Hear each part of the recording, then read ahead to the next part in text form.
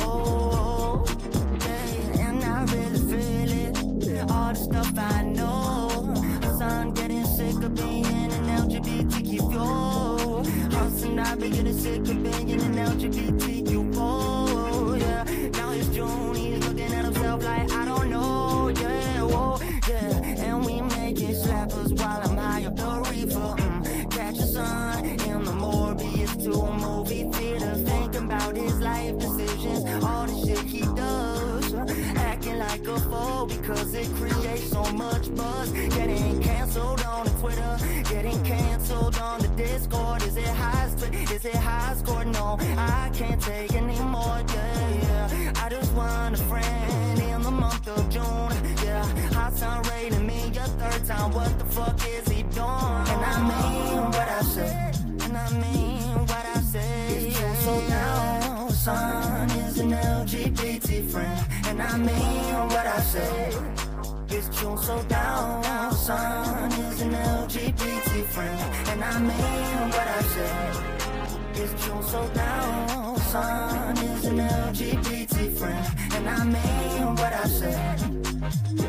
It's true, so down son is an LGBT friend, and I mean what I say. It's true, so down son is an LGBT friend, and I mean what I say. It's true, so down son is an LGBT friend, and I mean what I say. What's going on, everybody? I hope everyone's having a fantastic evening, fantastic afternoon, fantastic pre-noon, no matter where you are in the world. I'm Hassan Piker, and this is the Hassan broadcast coming to you live from gloomy California, Los Angeles, folks.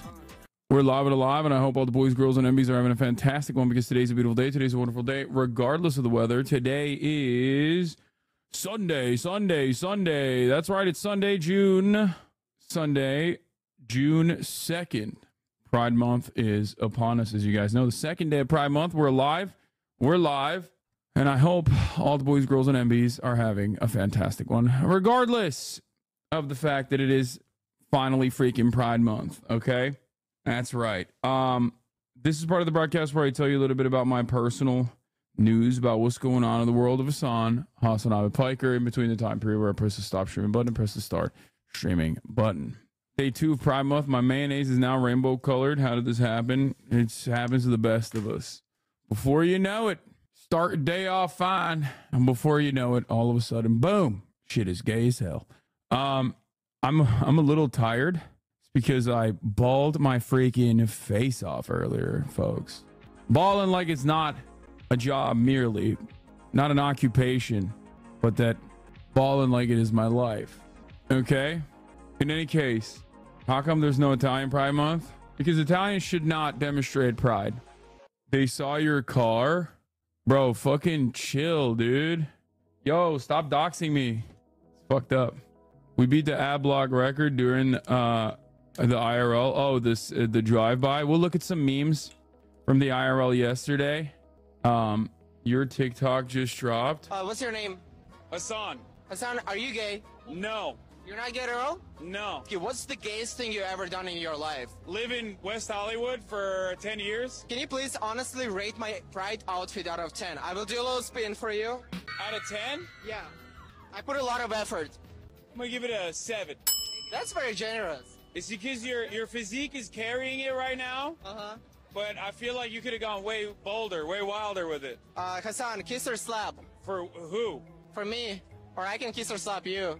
Oh, slap. You'll slap me. Yeah. But like, On the butt. be a good guy. Like, do a good job, okay? Ready? Is that good? That was good. Thank you, sir. Happy Pride. Yeah. Will we be covering the Indian election results on June 4th? No. So is Blue Lock queer coded? I mean, it's gay as fuck. It's BL, bro. They call it boy love for a reason. It's not a real sport like basketball either. It's a gay sport like soccer. Oh shit. Chill. Anyway, it was a fun stream yesterday. Oh yeah, I tried to slay a little bit. You know, I don't know if I did it or not. But yeah, yesterday we went to the gay pride in WeHo. They shut off Santa Monica Boulevard. The gays have That's right, folks. The gays have officially shut off Santa Monica Boulevard. What? Serious feedback? When you're sleeping, you should aim a little lower where the fat muscle is more concentrated? What? When I'm sleeping? What the fuck does that mean even? Come on, bro. Y'all ignored Hitler in the West and Nazi came to power, and now you're ignoring Indian Hitler? No, I'm not ignoring Indian Hitler. Oh, he meant slapping. Anyway, we're gonna do the gay as fuck memes, obviously, as always. What do you think about Claudia Scheinbaum? It's gotten anti-Semites real mad because she's Jewish. From what I understand, she's a spiritual successor of AMLO. Like, she's just AMLO, but a woman. I feel like Mexico is one of those places where femicide is a massive problem. What am I doing? It's Sunday Fun Day. Shut the fuck up. God damn it. I can't, dude, I literally cannot stop myself, bro. Fuck. I haven't even done my personal news yet. Anyway, we did the Pride Parade. It was fun. I hope you guys enjoyed it. Okay. We'll look at the Pride memes in a second. Beyond the Pride memes and whatnot, I ended the broadcast last night, and what did I do? I fucking went to ball. That's right. Personal news wise, of course, I went to go motherfucking ball, baby. I went to go motherfucking ball because I'm a freak, okay? And I'm cooking fools. I was cooking fools so hard. People were like, bro, did you play somewhere? Did you play in college? Like, what's up with this? Like, what's going on? Okay. I was like, nah, I'm just like this. I'm just built like this, built tough, built different. I have been firing a bunch of 3-point shots as well. I don't do them in game. Did you ball in those pants, Lamont? No, of course not. I went home, changed, and then went to play basketball. I've been kind of draining them a little bit. I'm not like, I've never been a good 3-point shooter. But I'm kind of getting better. Uncontested. Like, I'll probably never shoot in a game. I don't need to. I don't have to. I'm lethal from the key. What is this? This is me. I got baited by someone to post ass, and I did. But you're saying you're going after the Pride Parade, you're better at handling balls? Yes, exactly. Bro, you got to be an international threat, take the shots. Anyway, so we did that. We balled our faces off. Bro went around and shot around by himself, ball copium. No, I played fucking runs. Suck my dick. I play runs. And then I don't know. You guys know this already. Like, if you've been watching me for a long enough time, you probably know this, but like, I get in the habit of like really getting invested and really getting addicted to shit. And right now I'm on my ball game era. Okay. I'm on my basketball arc right now. It's legendary. It's like a basketball anime, dude. I'm fucking playing in the morning. I'm playing at night. Okay. Hassan, I dominate in the short roll. I'm Turkish Jokic, shaking my head. This guy's not humble anymore. Yeah. It's just like, I am completely what, bro? Check this out. Shout out for your dad and family. What? I'm not gonna fucking look at Fenerbahce news. But yeah, what is this? We know where you really went after the stream. Yo, chill. In any case, yeah, I've been winning some games too. It feels so fucking good, bro. The evangelists from yesterday were crazy and so entertaining. I agree. We love weird right wing. We love to fucking look at right-wing weirdos, you know what I'm saying? I know you're a foe and are the most homophobic dude ever, but really does help to have a big straight dude be so comfortable with the sexuality. So thanks for spanking that Ukrainian for the cause. Yeah, it was real funny that he thought he could get me uncomfortable doing gay shit. And it's like, you kidding me? You kidding me? I live in the gay environment, okay? I live in the gayest environment, dude. Anyway, we'll look at more tomorrow's teachings videos today. Unhinged Darman clone channel. Tomorrow's teachings. Fun reacts. Educational vids. Red pill reacts. TikToks. Memes. Pride related content and more. Later I will dive into Batman season 2. Get in now. Okay.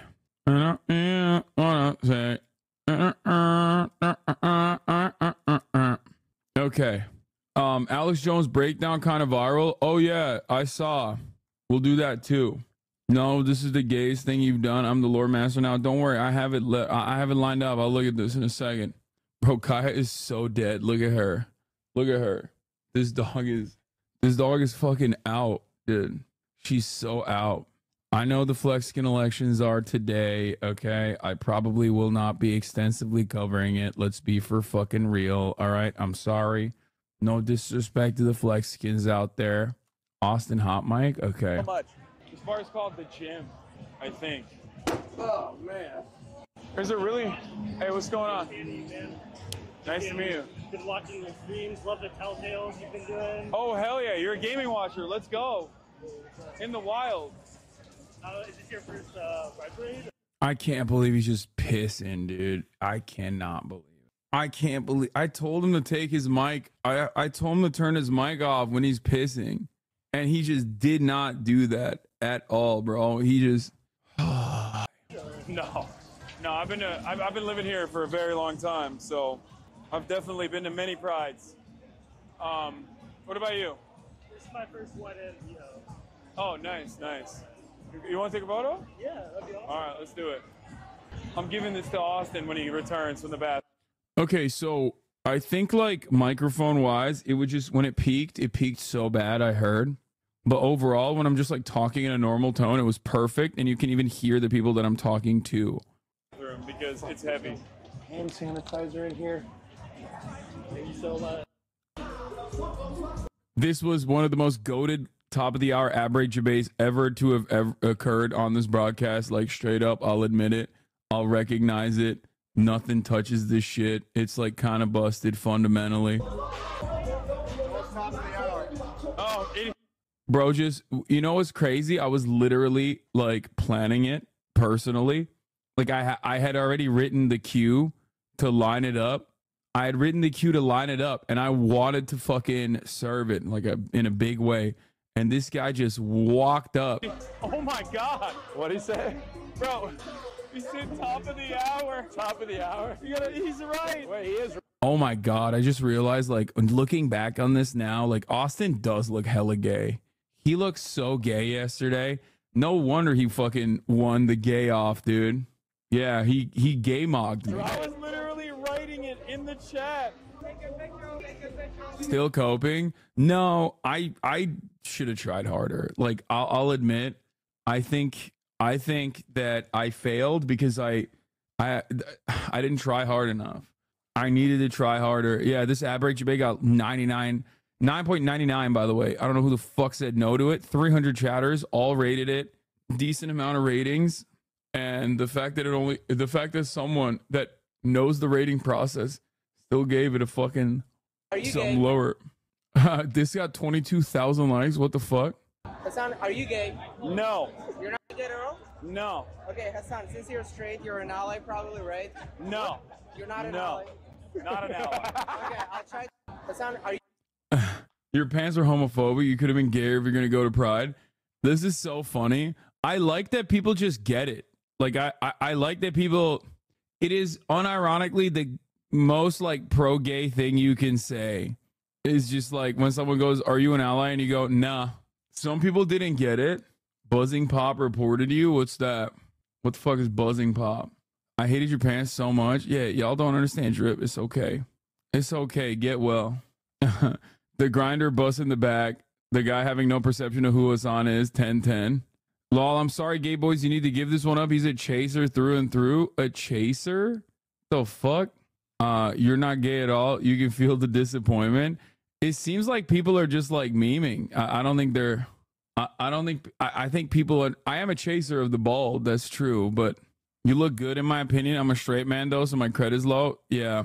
I'm a chaser of the bag, son. I'm a bald chaser. Number one bald chaser, as you guys know. And also a chaser of the fucking bag. Yeah.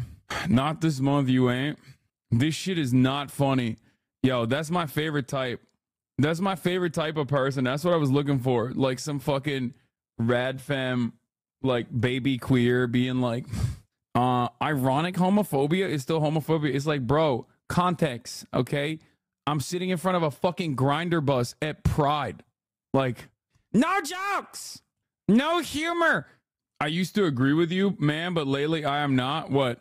Don't fucking try to hit me with a top of the hour ad break debate or anything like that, okay? Don't do that. We're not going to run it yet. It's only been 30 minutes. No fucking top of the hour ad break Jabase today. Anyway, it's only fucking 20 minutes in to the broadcast chat. Like, we don't even. This was funny as hell. This was actually funny as hell. Yeah, no, there's only a 1 minute ad break right now. Such an incredible way to just like make something fun out of this situation, out of this like otherwise very silly, very stupid situation. You know what I mean? Like, fuck that guy. Like, what are you doing over there? Like, you're there to fucking spread your hateful worldview. Like, the fuck? Like, you took your ass to Pride to hate. Like, that's crazy to me. You know what I mean? This is awesome. A lot of memes came out of this shit. A lot of good memes, I think, came out of this, which is like perfectly valid because, you know, that's why I did it. The gays would hate. I agree. What is this? Dear transphobes, this is my trans mask older brother. Does he pass as a man? Head to shoulder ratio, definitely a woman. Oh my God. Oh my God, that's so sick. Dude, they're saying I have like broad shoulders, but also, I mean, sorry, they're not saying I have broad shoulders. They're saying I have small shoulders, narrow like a woman's, and that my head, oh, fuck, oh, it's one of you guys. Stop. God damn it. I got so excited that the guy, I got so excited. Everyone in the chat called me bald. At least you didn't get hated on for being Italian for once. And you got only hated on for the other thing that I fucking despise. You've been transvestigated? Nah, these are, what are you talking about? These are fucking Hostwit staples calling me trans mask and like baiting transphobes to be like, hell, no, that's a woman and never and always will be. You know what I mean? Comments are guessing your ethnicity. 100% Iranian. Iran has the most attractive men in the world. Yes, Hassan is a bi. I have your fucking video from yesterday, okay? You love motherfucking cop videos so much. He's just like, he just loves cop videos, bro. He just has that shit locked, loaded, ready to go. This is the gayest thing I've done, you said? Fucking hard throbbing cock for the boys in the blue. Stand down and stand by, officer. I'm gonna get on my knees and suck your cock until you're dry. Because that's how you show the boys you're really a big, hard man with a big-ass cock. That's not gay. I don't think that's gay.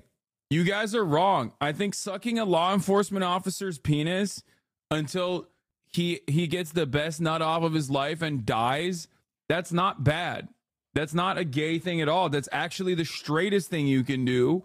You guys are wrong. That's just like literally being an American citizen who respects the law enforcement community. Like, yeah, you guys are wrong. It's called community service. Look it up. Of course, you queers wouldn't know anything about that. Yeah. It's actually really transphobic to assume it's not a trans femme cop with a gawk. Sure. It's just transcends beyond sexuality. I think you guys don't understand. Like, it's just, you're sucking and fucking the boys in the blue. Like, what do you mean? That is the duty of every American, unconditionally, okay? Many of you fail to recognize that. Are you allowed to say queer? Yes, because it is a umbrella term. What do you want me to do? Every time be like LGBT IA plus? Like every time I reference the queer community? What do you want me to go? LGBTQIA plus two spirit? Like, the fuck are we doing? No. It's a great umbrella term, and I'm going to keep using it because it's a great goddamn umbrella term. The only people that are not allowed to say queer are people from Boston, because the way they say it, it just always, it's like a German saying Jew, okay? In German, you're not allowed to say it, okay? You already did a lot of stuff, and because of that, you are no longer allowed, okay? Because when you say it, there's a oomph to it. Like, it just feels very, very threatening. I've heard this before. You know what I mean? I've heard a funny little guy with a weird mustache say it too many times. You know what I mean? And the same goes for people from Boston saying the term queer. Because if they say it, it just has a twang to it. You know what I mean? Like, queer! quiz. It's just, no. See, immediately I'm like, that's a hate crime. That's a hate crime. Don't do it. Don't ever do it. You could be a gay dude from Boston, and even in a self-referential manner, when you say queer, it's like, oh, dude, what the fuck? Whoa, chill, bro. We don't have any space for internalized homophobia like that. You know what I mean? Yeah. Bring your cack over here, you fucking queer. Let me suck it. See? Doesn't work. Come here. I'm here to suck your cummies, dude. Nobody's rooting for the Boston Celtics, right? I mean, I'm not. Hack your cack in my ass. Okay. Anyway, yeah, fuck this John Lennon meme shit. I don't really care about that. Here it is, Sunday Fun Day. What is this community's take on John Lennon? I don't fucking know. I have no take on John Lennon. Here it is, ladies and gentlemen. Sunday Fun Day Unhinged, Darmon Clone Channel. Tomorrow's teachings, fun reacts, educational viz, Red Pill reacts, TikToks, memes, private related content, more. Later, I will dive into Batman Season 2. Get in now. We got it all, baby. What is this? Exposed? Yeah. Bring your cack over here, you fucking queer. Let me suck it. Yeah. What? That's just, it's not exposed. That's just, you know, me being a Bostonian man. A Bostonian gay man. There's only one Lennon this chat likes, and he's a bald Russian. Oh, my goat. What is this? Did you see the homie Dead Blossom Jesse, who helped raise like 150 grand for Palestine last week as well, is doing one of the best streams ever right now? What the fuck is this? Wait, what the fuck is this? Walk in. This is rude. Oh my god, that one looks bad. What the fuck is he doing? Is this like Inception shit? What's happening? Is it just like flipping? He's in a box. He's in like a spinning box. He's locked in a rotating room he cannot control till the subathon ends. I don't know if that's safe. I mean, it's phenomenal. It's a phenomenal idea. I just think that it might not be very safe. He did the chain to a tree in a cornfield subathon too. Oh my God. Stop it with the Boston hate. I got a job offer there, and I'm seriously considering it. How bad is it for a brown man? I do have the good-looking past, though, dude. How hard is it for a brown man out there in Boston? Don't fucking worry, dude. Boston is extremely progressive. Yeah, I mean, we joke about it, but yeah, Boston is across the board pretty, I mean, it's a relatively progressive place. There are parts of it that are just not so progressive. And its sport fandom is historically notorious for not being progressive. But beyond that, it's I mean, it's just like just a lot of white people and like a specific type of white people, you know what I mean? WASPs. But most American cities at this stage are pretty urbanized. Like they're pretty diverse, you know what I mean? So you'll be fine. And Boston is also, I don't know. I mean, it's fine. There's too many fucking colleges for it to be like not gay and not woke. You know what I mean? Bill Burr famously called it the racist San Francisco. Türk Hasan, Türk İslamcı terörist Hasan. Rick Sanchez Paşa. Iy. Hem Türk hem aynı zamanda Türk olarak Rick and Morty fanısın yani. İnanamıyorum. Bana İslamcı diyor gerizekalı. Oğlum babanı götünden sikerim senin. İslamcı ne lan? Ne diyorsun oğlum İslamcı? I can't believe is a Hasan şaka yaptım lan. Ben şaka yapmadım. Vallahi sikerim götten babana ha. İslamcı deme. Vallahi sikerim. Hasan şaka gül diye. Bak duyuyor musun dediğimi? Pride Parade'e gideriz beraber sonra el ele tutuşup. Sikerim babanı götten ondan sonra Pride Parade'e gideriz beraber diyorum. İslamcı. Ya aga öylesine yazdım reis. Oh, he's backing away. He's just saying he was just kidding. I'm sorry. No, a lot of Turks will call me an Islamist, which is pretty funny because like many of them call me the F slur because I paint my fingernails and shit. So my immediate reaction is, what do you mean an Islamist? I will fuck your father in the ass and we'll go to the Pride Parade holding hands. I will take... What is this? Happy Pride Month. Anastasia, why are you not here? Why are you not here? I love you so much. Is that Matt Damon? I'm so proud of the show that I just saw. I need you to be here next time. Thank you. I'm here with Matt. Is this Matt Damon, dude? Yo! The fuck's he doing? Didn't he like voluntarily come out with a news article where he was like, I cannot stop saying the F slur. And like my daughter debated me so hard that I just stopped saying the F slur. I don't know if this is, I don't think this is Matt Damon, right? There's no way. Yeah, look. Here it is. One of the funniest articles. Throughout Hollywood history, there has been a couple moments where like celebrities have come out and voluntarily revealed that they're just fucking freaks, okay? This was one of those moments. It's like, it's such a phenomenal reminder that these guys are just like incredibly out of touch to just be like, oh, I want to do an article about how beautiful and smart and intelligent my perfect daughter is, right? Like that's that's how you're operating in that situation. And it's like, and you want to celebrate her. You want to talk about how woke she is. And that's fine. But like, you don't have to do it this way. And it's pretty funny, like where he was just voluntarily like, I love saying the F word. I love it. Okay. I love it. You can't stop me. And then my daughter wrote a treatise on how the word is dangerous. She debated me and I stood down. It's the same energy as Liam Neeson. Out of nowhere, if you guys recall, Liam Neeson was basically like, there was a time in my life where I was looking for any black man I can to kill. And it's just like, what? Yeah, I got my stick out. The black person beating stick out. And I was looking for him. I was looking for a hate crime.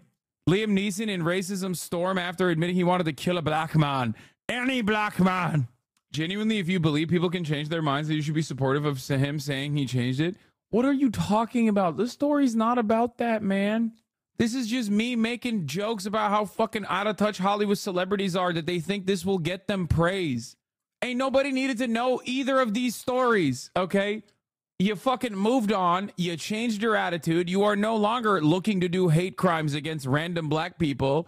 You don't need to fucking do a goddamn news bit about it. It's just a very odd thing. Trump telling Khabib at UFC he's going to stop the Palestine war.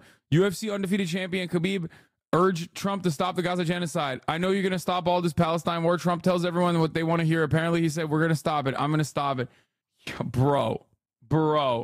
Oh, no. Biden is so cooked. It's so Jover. People are so desperately looking for anything to grab onto to be like, yeah, that's why I'm voting for Trump, because Brandon sucks. And people are so fucking stupid that they will eat this shit for days. Oh, my God. Oh my God, I really, oh God. It is going to be unimaginably broken, unimaginably busted. I cannot fucking, oh no. Oh, it was a major Trump suckfest at UFC last night. Yeah, of course, the UFC is always a Trump suckfest. People are so dumb. I think you're overthinking it. No, dude, there is a very large contingency of people who are understandably very frustrated with Joe Biden for the way that he has conducted himself, allowing Israel to do like unimaginable permanent ethnic cleansing, okay?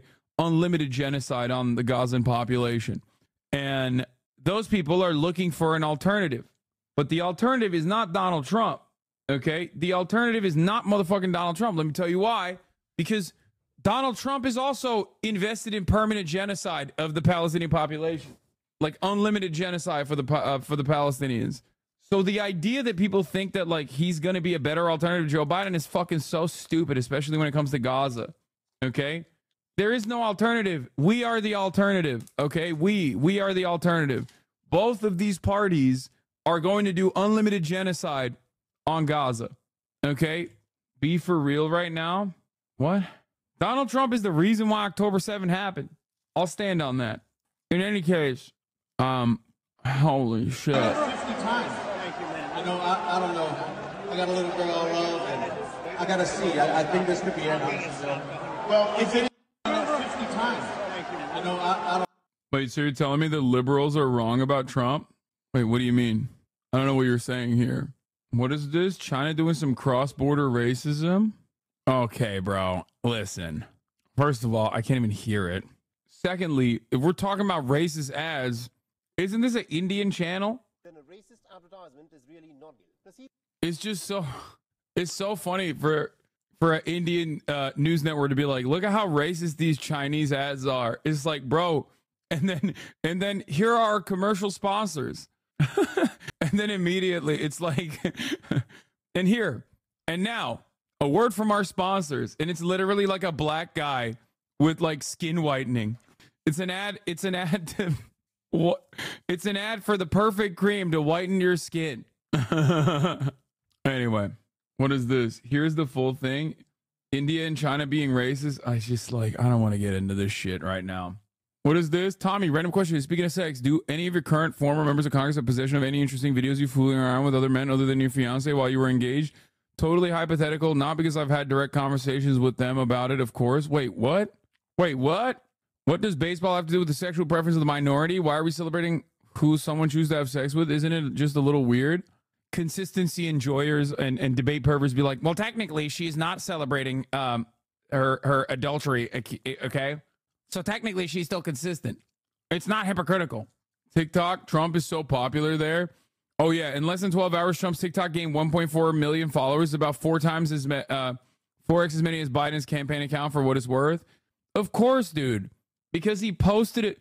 Because he posted his TikTok literally in the midst of a massively televised event. So of course his TikTok's gonna bang. Also, it's Trump. Who doesn't want to fucking see more Trump? Like, he's a content god. I don't want to see fucking Joe Brandon's content because I know it's like manufactured, it's manicured, it's not real. It sucks.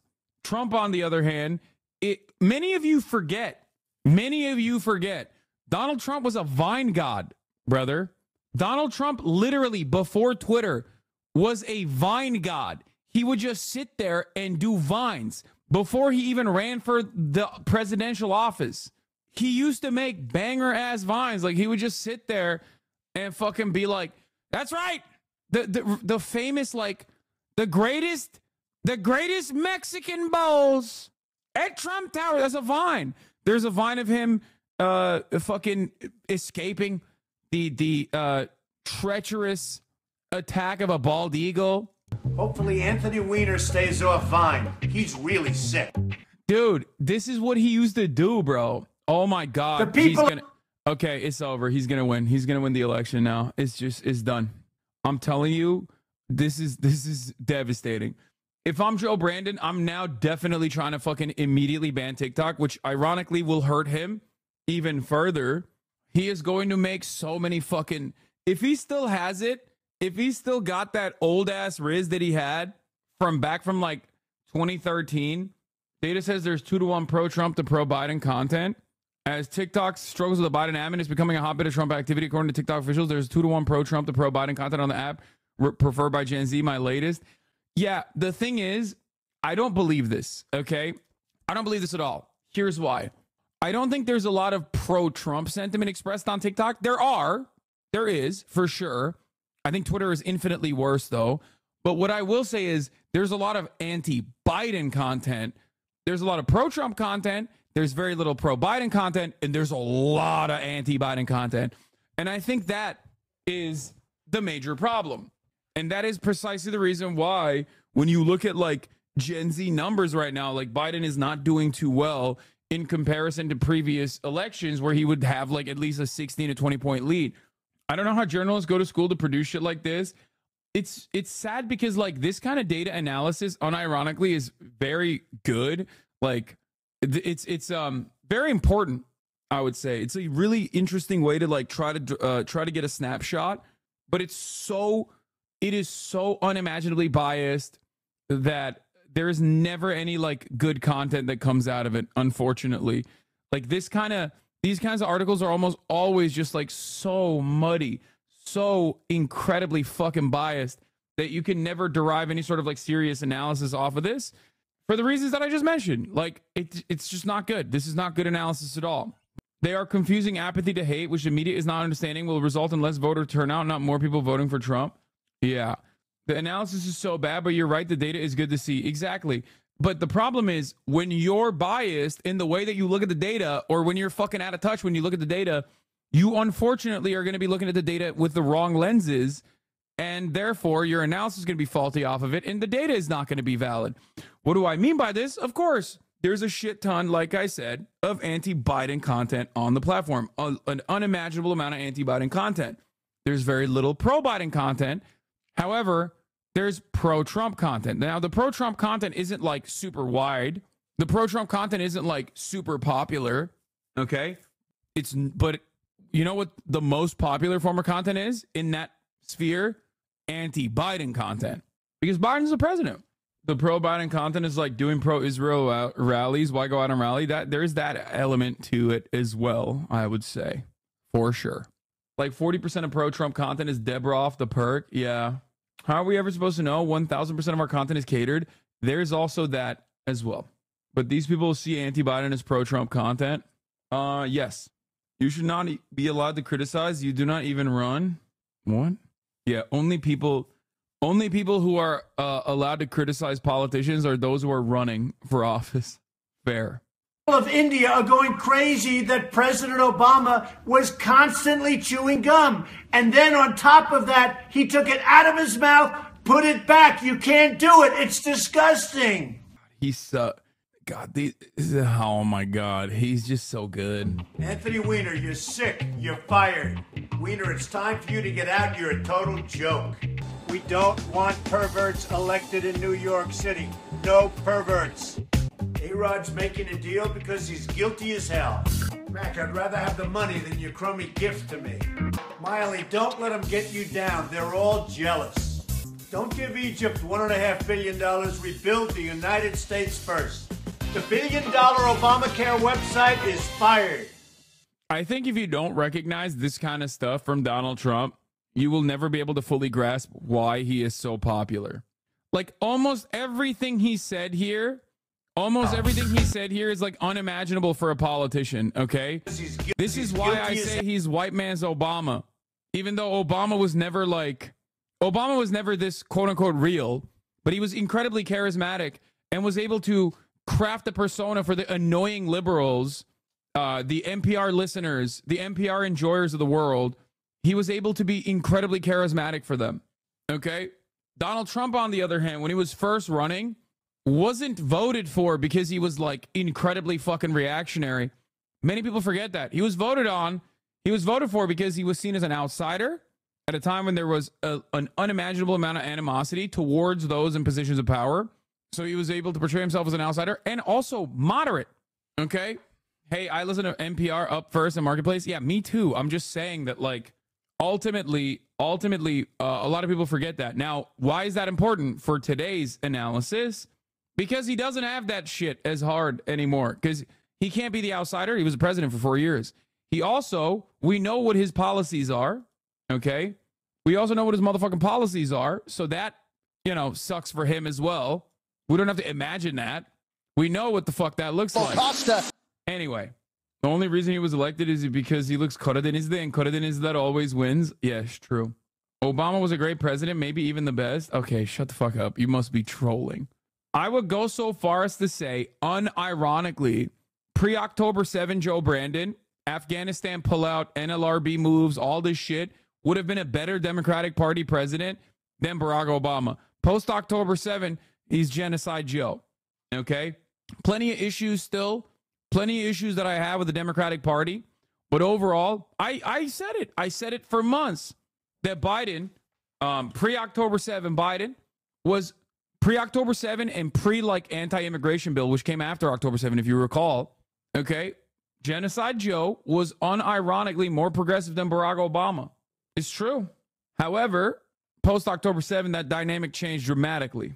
He was the best black president you've had? Okay, fair. He was even better to the Houthis back then?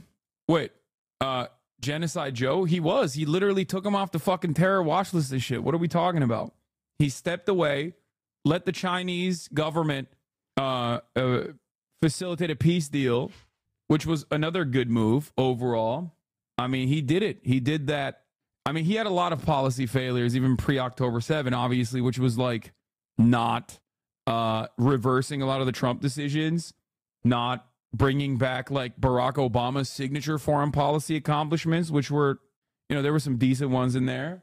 But yeah, In any case, Barack Obama was a once-in-a-lifetime candidate for the Democratic Party, with given how charismatic he was and how he was able to activate these bases in a way unlike any other Democratic Party candidate ever will. And Donald Trump, in that same way, is a once-in-a-lifetime candidate for the Republican Party. At least the first instance of Donald Trump. The second time, not so much, where he lost. And this time, he's basically stuck in that same loop as well. Barron Trump going to continue legacy? Dude, the right-wing obsession with Barron Trump is so weird. Like, I know it was a meme originally, but for some fucking weird reason, they've just like, they went from memes to like unironically having this like pathological obsession with Barron Trump. Maybe because he's like really tall. I don't know. He should be balling, bro. He's got like the Serb gene in him too. He's 6'7".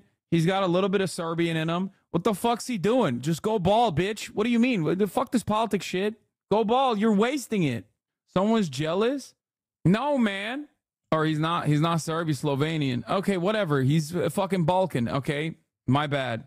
Okay, new Luka. You know what I mean? Any moment that boy is not picking up a basketball is a waste, okay? Be like Yao Ming. Be like Yao Ming.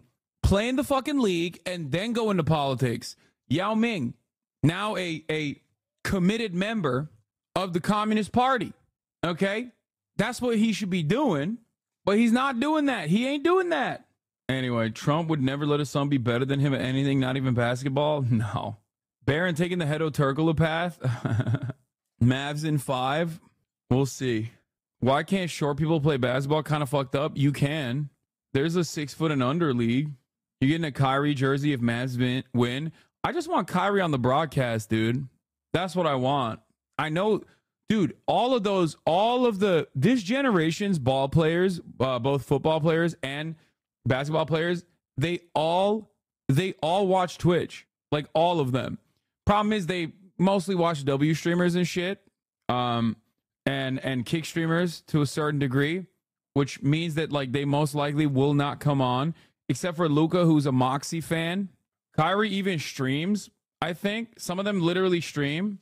He honestly kind of cooled down, maybe got a therapy or a gag order or something. No, bro, he's finally escaped. He's finally physically away from he's finally physically out of the proximity of Boston. That's what it is. Okay? That's what happened. He had to, going to New York wasn't enough, okay? You can't just go to New York and escape Boston. It's too close in proximity to Boston. He had to literally go far away. He had to go to Texas. That's why you can see he's like a much nicer person now. Yao Ming isn't in the CCP. Hassan lied to me. Wait. Is he not? Wait, what? No, he definitely is, bro. He sits in on the fucking... He attends the annual session of the National People's Congress in Beijing. I guess maybe he's not... What are you talking about? That's gotta be racist, big dog. Fuck you mean that's racist, bro? There he is. Oh, he's not a member? He received the Proletarian People's Award? Okay. People's Political Consultative Conference, not the People's Congress. They aren't always members. Oh, my mistake. Okay, man, fuck you. Boston has nothing to do with Kyrie being a dick. Okay, I'm shitting on Boston too much. Because he was a dick before Boston, too. Anyway. The fuck Taiwan gonna do if Yao Ming lands on the island? Yao Ming's gonna go and...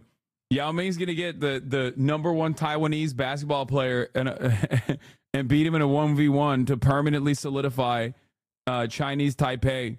That's how it works. Yao Ming will cross the strait alone. Yeah, he's just going to walk it. 100 miles of walking. Number 1 Taiwan player is Jeremy Lin. Oh, he's cooked. That's why Kyrie ain't coming. You yap too much about him. Yeah, but in a positive way. I used to yap about him in a negative way when it deserved criticism. And now his ball handles have won me over. It's just, dude, watching him hit angles that no one has ever even physically thought was possible off of parts of the backboard. Like, his fingers roll in a way that I did not even realize human being fingers could do. Okay? And the way he handles the ball.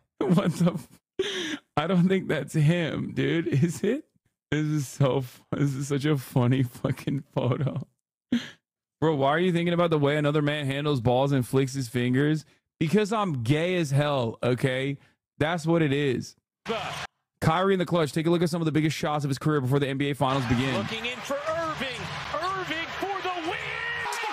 Left-handed, too. Crazy. Unforgettable ingenuity from Kyrie's naturally left-handed? No, he's ambidextrous, I thought. He's just full-blown ambidextrous. As we come up on a minute remaining, and they're putting Curry in the pick and roll, trying to get him on Irving. Bro. Irving and Curry, one-on-one. Curry Irving can't guard him. And the He even had the Palestine bracelet on the left hand from a fan. Fun fact. I can tell what you are looking at in your TikTok For You page because that came up on my TikTok For You page as well. I saw the one dude that was like, I gave him a Palestine bracelet that he still wears to this day. And I saw him like when he made the left-handed shot, he was looking at his hand with the Palestine bracelet on his hand. Cavaliers by 3. Simmons gets it into Irving. 2 seconds left. Irving stops. Buckets. Irving at the buzzer. Bringing the ball down. I saw the TikTok meme of an average Kyrie layup as well. I know. I saw that as well. Dude, listen. Anytime there's a viral Kyrie Irving TikTok, I've seen it. Okay? I promise you. My For You page is literally just him and Luka now. On the floor. 2 to tie. 3 to win. Now down to 5 seconds. He's got to go to work. Sizing up Anderson. Long 3. Got it again. 7 left. Timeout. Toronto. In the finals. That's just wrong. Here comes Irving. Drives on Thompson. Irving spins. Puts up the shot. It's good. 3.4 remaining. And the Warriors call timeout. Got Parker. Corey Joseph is in. Ginobili on the ball. And Leonard.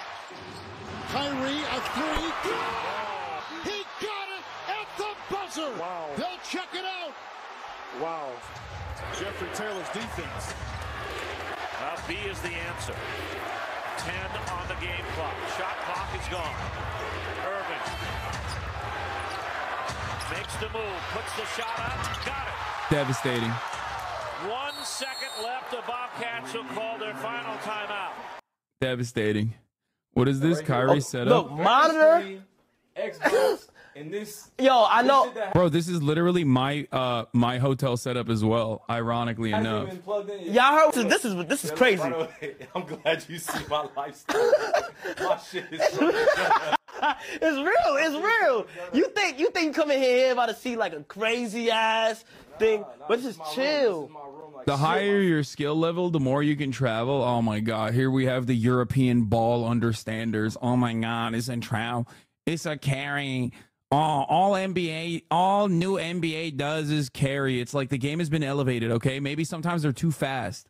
And yes, I know. I understand, okay? Kyrie Irving does not, though. That's crazy. Oh, I can't believe it. Oh my God. This is why I hate the new NBA, okay?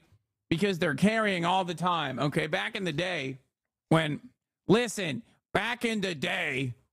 ball was real, when we had smart players like Larry Bird, okay, and white big men, back in my day, you had NBA players that you wouldn't mind if your daughter brought home, you know, real lunch pail guys, okay, real technical guys, and it was actually a better game back then, okay?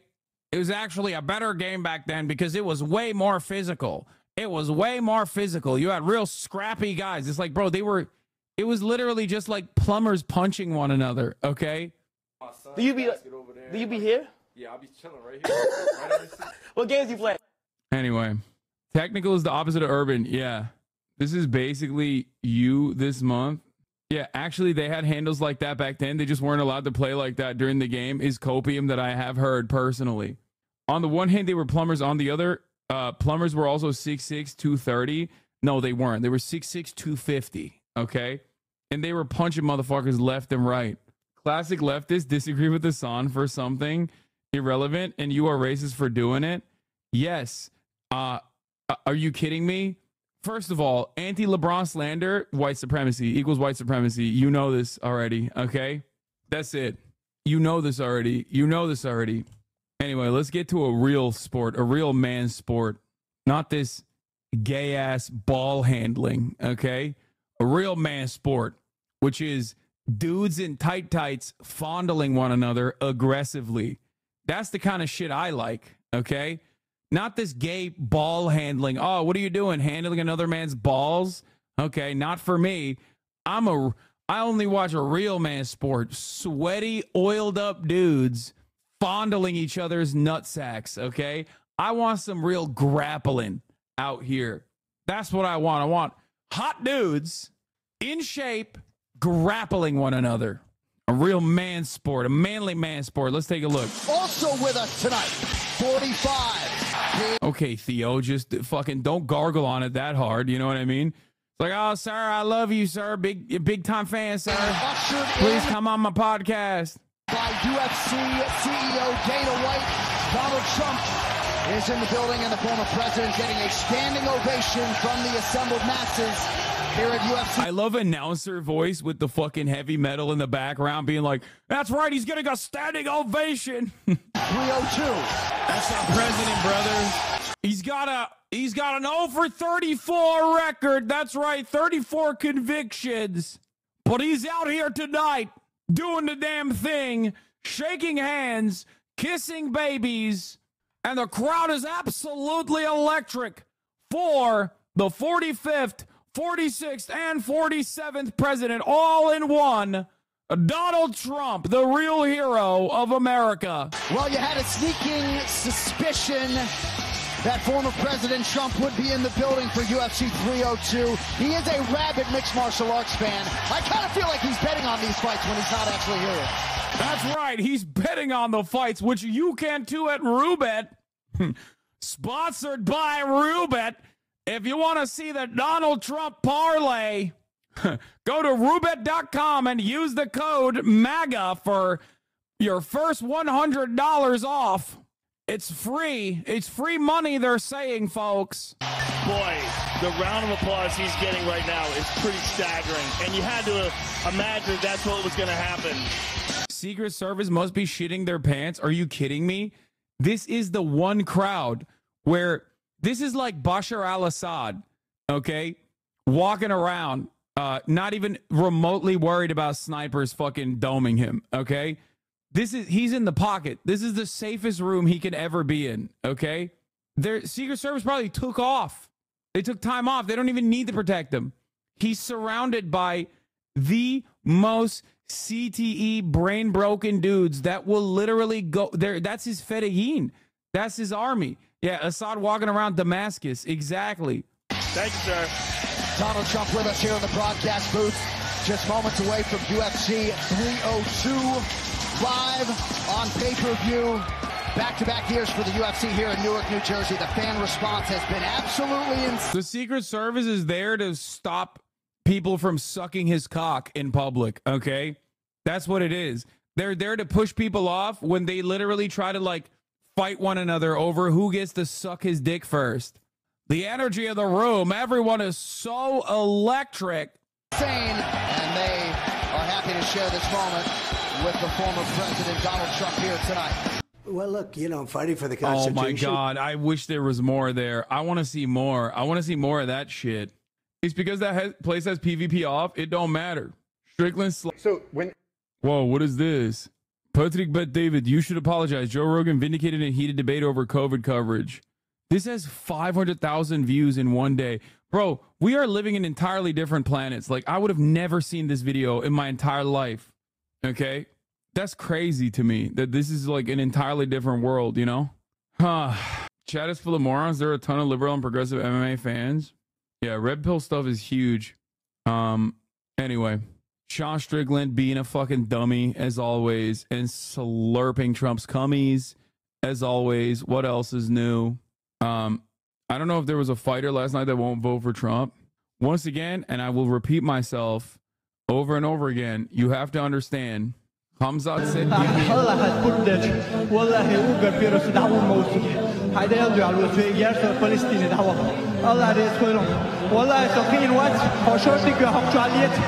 do you Chechens not know the heart we have in our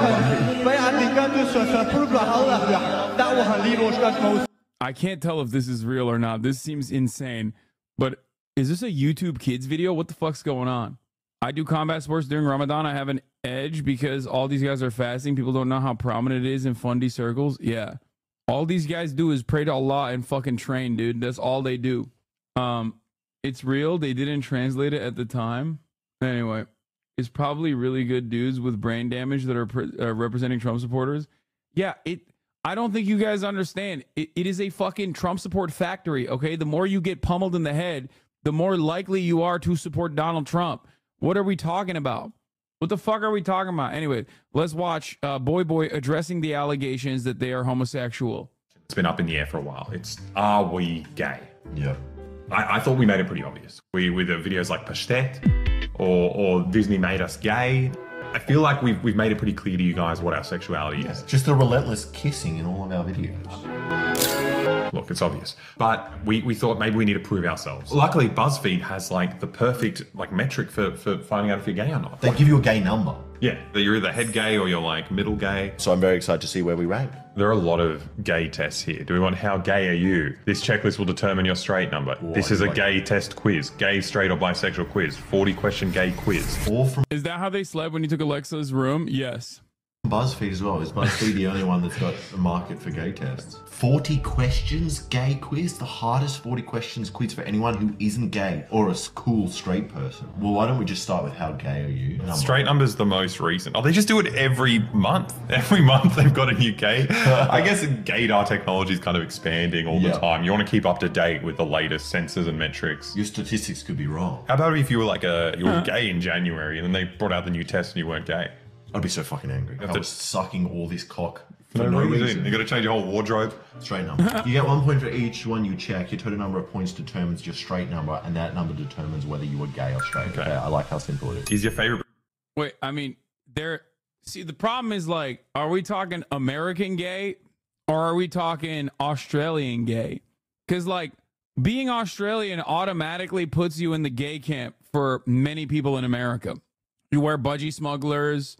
You're constantly comfortable with the bros to a degree where there's like a little bit of a platonic yet still sexual element. You know what I mean? You're wearing the shortest shorts. I think it's just, what is this? Grindr Ally of the Year? I'm a foe, man. I'm a foe. I'm serving looks and top of the hour ad breaks to all the gays at the top of the hour. My gaydar is broken for these dudes. Are they actually gay? No, dude. What the fuck? They're not. They're very similar to me in the sense that they are very comfortable with their sexuality and don't give a fuck. You sell American Bros too short? You've been in a frat, my boy? I mean, that's different. That's like super homophobic gay activity. I'm still so jealous. My sister met you and took a picture with you. It's all good. One day we'll do it as well. The guy you slapped, believe you weren't an ally for real, I think. Yeah, I think so too. Because that's precisely the reason why. And by the way, I'm serving the top of the hour ad break right now. If you no longer want to see those ads, all you need to do is subscribe for $5 or free with Twitch Prime, as I said. But that's precisely the reason why he was like, oh, I'm going to make you a little uncomfortable. And I was like, bro, you can try, but I doubt it. I don't know why you were called an ally. You literally assaulted a gay man. Yeah, that guy you spanked yesterday cut out the part. Oh, he cut it out? I'm not an ally, I'm a foe? Hassan, are you gay? No. You're not gay at all? No. Okay, what's the gayest thing you've ever done in your life? Live in West Hollywood for 10 years. Can you please honestly rate my Pride outfit out of 10? I will do a little... Oh, no, he did cut me out. He did cut that out. I mean, you knew Troye Sivan. He knew you weren't a foe. Bro, the problem here is there's a couple different avenues of attack. One could claim that Hassan is pushing Z. Look at the way he assaulted this Ukrainian twink. Okay. The other one is look at how homophobic Hassan is. Look at the way he assaulted this gay man with all the anger that he had trapped within him at Pride. Spin for you. Out of 10? Yeah. I put a lot of effort. I'm going to give it a 7. That's very generous. It's because your physique is carrying it right now. Uh-huh. But I feel like you could have gone way bolder, way wilder with it. Hassan, kiss or slap? For who? For me. Or I can kiss or slap you. Oh, slap. You'll slap me? Yeah. But like... on the butt. Be a good guy. Like, do a good job, okay? Ready? Is that good? That was good. Thank you, sir. Happy Pride. Haters like he hates America so much he slapped the gay just for wearing the flag. That hand on the shoulder was saucy. Yeah, I went real with it, dude. I bent him over a little bit too. Look at that. Yeah, no, I went in. I fucking went in, dude. What's your name? Hassan looking like a natural, the arm on the shoulder. God, I've seen what you've done for others. God, when will it be my turn? It's just, I did that specifically because he thought, he was like, oh, I will potentially make you uncomfortable here. And I was like, no, you won't. Longer clip. China, baby! There is no way this is real. What?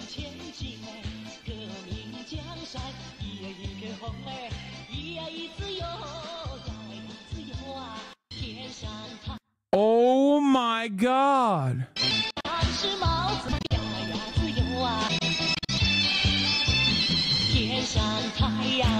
China, baby!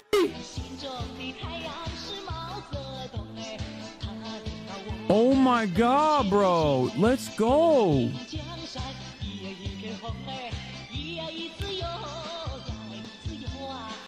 Oh my God, that's it. The spirit of Mao lives on. Let 1,000 flowers blossom and bloom. He is, oh my God. Oh my God. This is our worst win yet. No, bro, I'll take it. Full Maoist cultural victory. Is speed the hero we need for the youth? Yes, dude. Yes. Marxist, Leninist, protracted people's war. Maoism is back. We're not even talking about the revisionist. We're not even talking about the revisionist Dengist Chinese Communist Party. We're talking straight Maoist revolution. Give it one hand. All right hands will hold a copy of the Red Book. The youth will save us. Cultural revolution, permanent cultural revolution. I have a theory that Speed is actually a very well-read communist kid and is doing a psyop to slowly turn the kids communist. Yeah, I think that theory is not correct. He said no revisionism for me. Yo, did you check out the Chinese man singing Kendrick's Not Like Us in Shanghai? Yes, I did. But if you send me the link, we can watch it. But trigger warning, you are going to hear a lot of N-word coming out of one Chinese man who just lets it fly, dude. He just does not. He is not even remotely concerned at all about it. Why do you support a mass killer like Mao? Dude, we don't need that many people. That's why. We got too many people as is. You know what I'm saying? Oh, this is the one. He's in China. Any rap, nigga, he a freak, though. Man down, turn him freeze, bro. Now, nigga, put across, he walk around like T. So what's up with this bony ass nigga trying to see Compton? The industry can hate me fucking modern day, mama. How many options you really got? Too many options. What? I'm gonna pass on his body. I'm John Stockton. Spain is in China. Beat your eyes and hide the Bible. God watching. Sometimes we gotta pow and show, nigga. Certified boogeyman, I'm the owner of the swarm, huh? Walking down whole time, you know got some hold him, extort shit, believe that's wrong, huh? Say straight. This song is going too far, bro. You better ever go to Cell Block 1. To any bitch you talk to and they in love, just make sure you hide your little sister from. They tell me Chuck's the only one that get you hand-me-down. What is going on? Party playing with his nose now. In fact, I got a weird case why I see it. This man is literally in China. I'ma do my stuff. Why you sound like a bitch ain't you tired? Trying to circle core and it's probably a minor. I mean, dude, it's just it just goes too hard. What the fuck is this? KKK members reacting to life sentences? What the fuck is this? Fuck them up. Can we watch some more of that Wild Incest Baby channel from yesterday? Yes, we're gonna do that. Look at you in black people's business again. Okay, we were doing the Boy video and I forgot. Britney Spears song Toxic. Yours is. It is. What do you mean mine? Yours is too. Mine's You don't know any other Britney Spears songs, so I think that's true. Can't Get You Out of My Head by Britney Spears. No. What's the one? Hit Me Baby. You don't like Womanizer. That I like Womanizer. You don't like that more than Toxic. I like Womanizer more than Toxic. I think so. Okay. I think this is what a straight person would say, because gay people have a broader knowledge of Britney Spears. Yeah. Is your favourite Carly Rae Jepsen song "Call Me Maybe"? That's the only song I know. So yeah, tick that and tick the next one. We're going to be so straight. Do you? I don't lose my mind. I don't lose my mind. I've also never been at a wedding that plays "Shut Up and Dance." Shut up and marry me. Yeah, that doesn't sound very familiar. We don't tick it. We don't lose our We're mind. not ticking. Okay. No, we're not losing. It goes hard, bro. Shut up and dance. It goes hard. I haven't lost my mind for any wedding song apart from like maybe Gypsy Kings or something. That's a pretty good wedding song. Do you like Ed Sheeran? No. Absolutely not. I think he's the... My man said Gypsy Kings, bro. That's crazy. God, I love Alexis so much. He is such a fascinating man, dude. Like, that is not a point of reference for anyone under the motherfucking age of 50, okay? Absolutely zero people should know what Gypsy Kings is under the... It's my dad's favorite fucking band, okay? Bamboleo! Bamboleo! It's like, it haunts me. It fucking haunts me, dude. You're saying the Romani slur? Okay, bro, what are we talking about? You can't say the band's name? Guys, what the fuck are we doing right? Okay, G-Word Kings? Is that what you want me to say? The Romani Kings? Is that Traveler Kings? It's the name of the band, bro. Before you get it all fucking, oh, what about NWA? Like, no, of course, there's a limitation. Bro, they won't let you say Gypsy Rose Blanchard's name nowadays because of woke? Yeah. Wokeism has gone too far, man.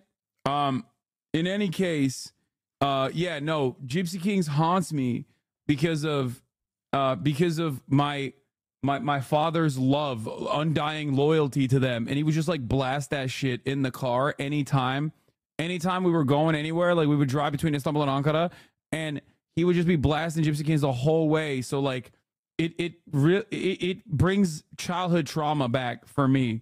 Biggest grifter in the world. It's like his music is just as boring as everyone else's, but because he's ugly, people assume that he's like you know, he's thinking about stuff and he's smart. He's like, no, he's like a bimbo, but he's also not nice to look at. I think this is making us gay. Do you have no idea? Do you have no idea who Little Mix is? I know Little Mix. I don't know Little Mix. Is it not that group, the group of the 5 girls who go, they gotta go to work? Is Little Mix a group of girls? Also, let's say no.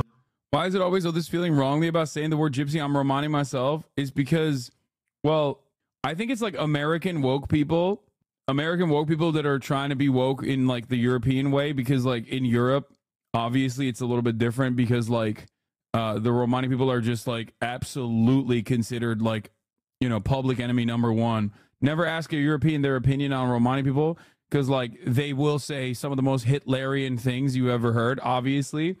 In America, there isn't like, in America, we've boosted our racism points against black people so much that we just don't have enough space up here for like the different kinds of racism for like traveler, Roma people, whatever.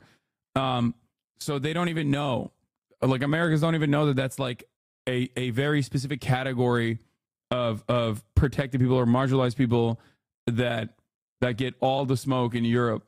It's the same with the P slur for brown people, right? Like Pakistani shortened. That's like not a thing that Americans know is like, not Canadians, but like Americans don't even know for the most part that that's like a slur, a big no-no word. But if you are from if you're from a country with like a lot of like a high population of Indian or Pakistani immigrants, then it's like a known slur. As an American in the Pakistani community, people use the shortened version all the time. Yeah, I didn't even know it was a fucking slur. Indian here, we say it all the time, is only a UK slur. I think it's a slur in Canada too. Different places have different slurs is what I'm trying to say. Okay. No, we don't know. I think I do. It's a group of girls and they do songs. Okay, let's look it up. You gotta go to work. We also have a P word for Polish. Wait, really? The fuck is that? I didn't even know that there was a word. Don't forget the Polish P word. What the fuck is the Polish P word? Pole? Is it Polak? Is that a slur? I think it's like, I thought it was like the energy you put into it, like the word Jew, right? Depending on the energy you have surrounding it, or the word queer, depending on the energy surrounding it, it's like, I didn't know it was like a slur. I thought it was like literally a thing like saying a person from Poland. Is literally Polish person in Polish language? Yeah, that's what I thought. Or potato eater. I mean, that's a broad one. That could be for anybody. Hassan, queer is a slur. It's just reclaimed as different. Yeah, but queer is also a broad categorization of all LGBTQ members as well. And it has been for a very long time. Like, it wasn't just reclaimed and people just like use it like black people using the N-word. It is also for quite some time now been considered a broad, the broad definitional umbrella term for gay. Descriptive terms are only slurs when you hate the group. Yeah. Work. Well, I gotta put in work. Yeah, it's them. Okay. Do you love Giant Jenga? Come on. I do. Gay people like it too. This is crazy. Is that a straight thing? It can't be. Surely gay people love not. Hassan, you should come out of the closet. This is such a funny fucking... Like, this chatter is saying this as a diss. Like, that I'm secretly gay. Brother, why would I fucking hide being gay if I was gay? Do you think I have any, like, fears surrounding my sexuality? Please, investigate this a little bit further. Okay? Double S. Investigate this a little bit further. If I had any sort of, like, repressed homosexual thoughts, would I be fucking running around? Bro, I'm just kidding. What is happening today? What's going on with all these jokesters? Queer was originally not a slur for gay, just meant different or abnormal. Yeah, and then it was used as a slur, and then it was a broad categorization. Anyway, let's continue. Things over. It's amazing. We played like extreme Jenga, naughty Jenga, trying to knock it out with your boner. That's a fun game. That was very straight. You can't do that with small Jenga. No. Because our dicks are too big. Exactly. Just 10 naked dudes playing giant Jenga with our dicks. Yeah. Do you have empty liquor bottles on your top of your cabinets? So we do have it, but the only reason is because I'm collecting them so I can have, because I make sour cabbage in the winter, and you need empty bottles full of water to like tamp it down and make sure they don't float over the surface. Yeah. Do you wear underwear under board shorts? You do, and I think it's disgusting. You've got some weird bias against... Well, it's because there are certain things that are used for water, right? And you're wearing outdoor clothes. It's like wearing a t-shirt in the water. No, I think it's valid to wear underwear under board shorts. I think this is ridiculous. It's valid. It's not? Yeah, it is. It doesn't dry like... No, like it's not, because a t-shirt and a rashi have very different... I wear a rashi. Yeah. Because I want sun protection. That's fine. Yes. A t-shirt does not offer sun protection. The only reason... It offers the same sun protection as a rash. No, it doesn't, because it gets wet and see-through. And it also moves around. It doesn't. No, it yes, doesn't. it does. If you're wearing a shit t-shirt. No. If you're wearing something like this. Oh, if you wear a black t-shirt, but also it doesn't hide your body. It moves and it causes rashes on your body. Sure. Rash shirts don't do that. Underpants. You're 30 and wear skirts and call the cops when you need help. You're a coward. What? Lung cancer. First of all, what is this fantasy, bro? This dude is like literally living in a fucking universe where he's fantasizing about what I do wearing skirts, and then also talking about a situation where like I need help and I'm just like calling a cop. You all right, dude? You good? What's going on? You good? Oh my God. Oh yes, we got the hogs back, baby. Let's go. Look at his PFP. Let's go. Don't ban this one. Don't ban this one. Moz, don't. We're keeping this one. Listen, in my house, we don't call 911, bitch. You understand me? Don't even fuck with me on it. We don't call 911 around these parts. Okay? Don't tread on me, brother. Pants. Yeah. If I'm wearing my little Speedo underpants under my thing, they're made of cloth. Yeah, but they take longer to dry than without them. The only difference is they take a bit longer to dry. And yes, I don't that's have the a main problem difference. where I get a rash like you every single time I enter the water. So for me, there is no difference. There is a difference. No, what? It's just there is a difference because you're wet for longer. Yeah, but it doesn't affect me. If so you were a normal person, you'd be getting thrushed with the amount of wet underpants you wear. But the reason I'm able to do it is because I'm not a normal person, and therefore it doesn't affect me. No, but I mean, it's the same as just wearing business pants in the water because it doesn't matter if they're wet. Why would I wear business pants? Well, that's why you're wearing normal underpants in the water. That's the same. You're thing. comparing exactly the same. You're comparing normal underpants to wearing suit pants. Yes. You think that's okay? Let's say shorts. Let's say normal cargo shorts in the water. They would get really heavy. Yeah, and these underpants are heavier than not having them. No, they're What's the science here? It's not heavier. No, Al, you just said it's not heavier. No, but it's heavier by such a small. It's not heavier. Let me talk. It's heavier by stupid things. It's heavier by such a small amount in my pants that when I have Speedos as well. So it is heavier. But I'm saying you can't notice that. Yeah, but difference. what addition does it give to you? What does it provide to you? What? Having wet underpants under your body. What do you mean? Why would it? It makes me more comfortable. That's it. I don't know why. I just feel more comfy wearing the underwear.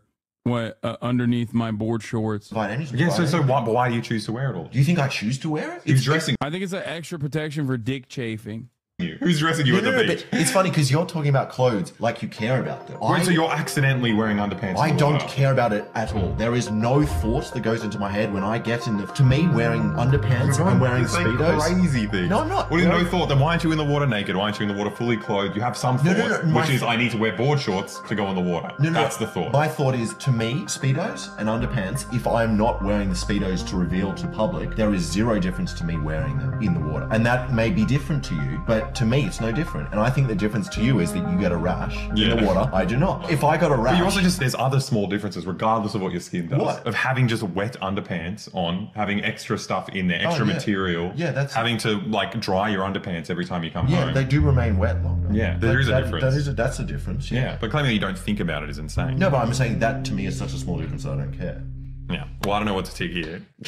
Well, let's ignore that question. Do you know anything with Grumpy Cat on it? No. No. Do you have inspirational quotes like "Live, Life, Love" in your house? No. No, but I'd like to. Do you call your friends boys? Yeah. As a joke. What do you mean as a joke? I'm saying you want to hang out with the boys. Yeah, or you we want to hang do. out with this other group. Yeah, we do. Do you use the word buddy? Nah, I use it to refer to my enemies. Is that different in America? I feel like you say buddy here, it's kind of like Yeah, that's like saying you want to fight someone. It's like saying chief or boss. Yeah. If you say okay, boss, that's like.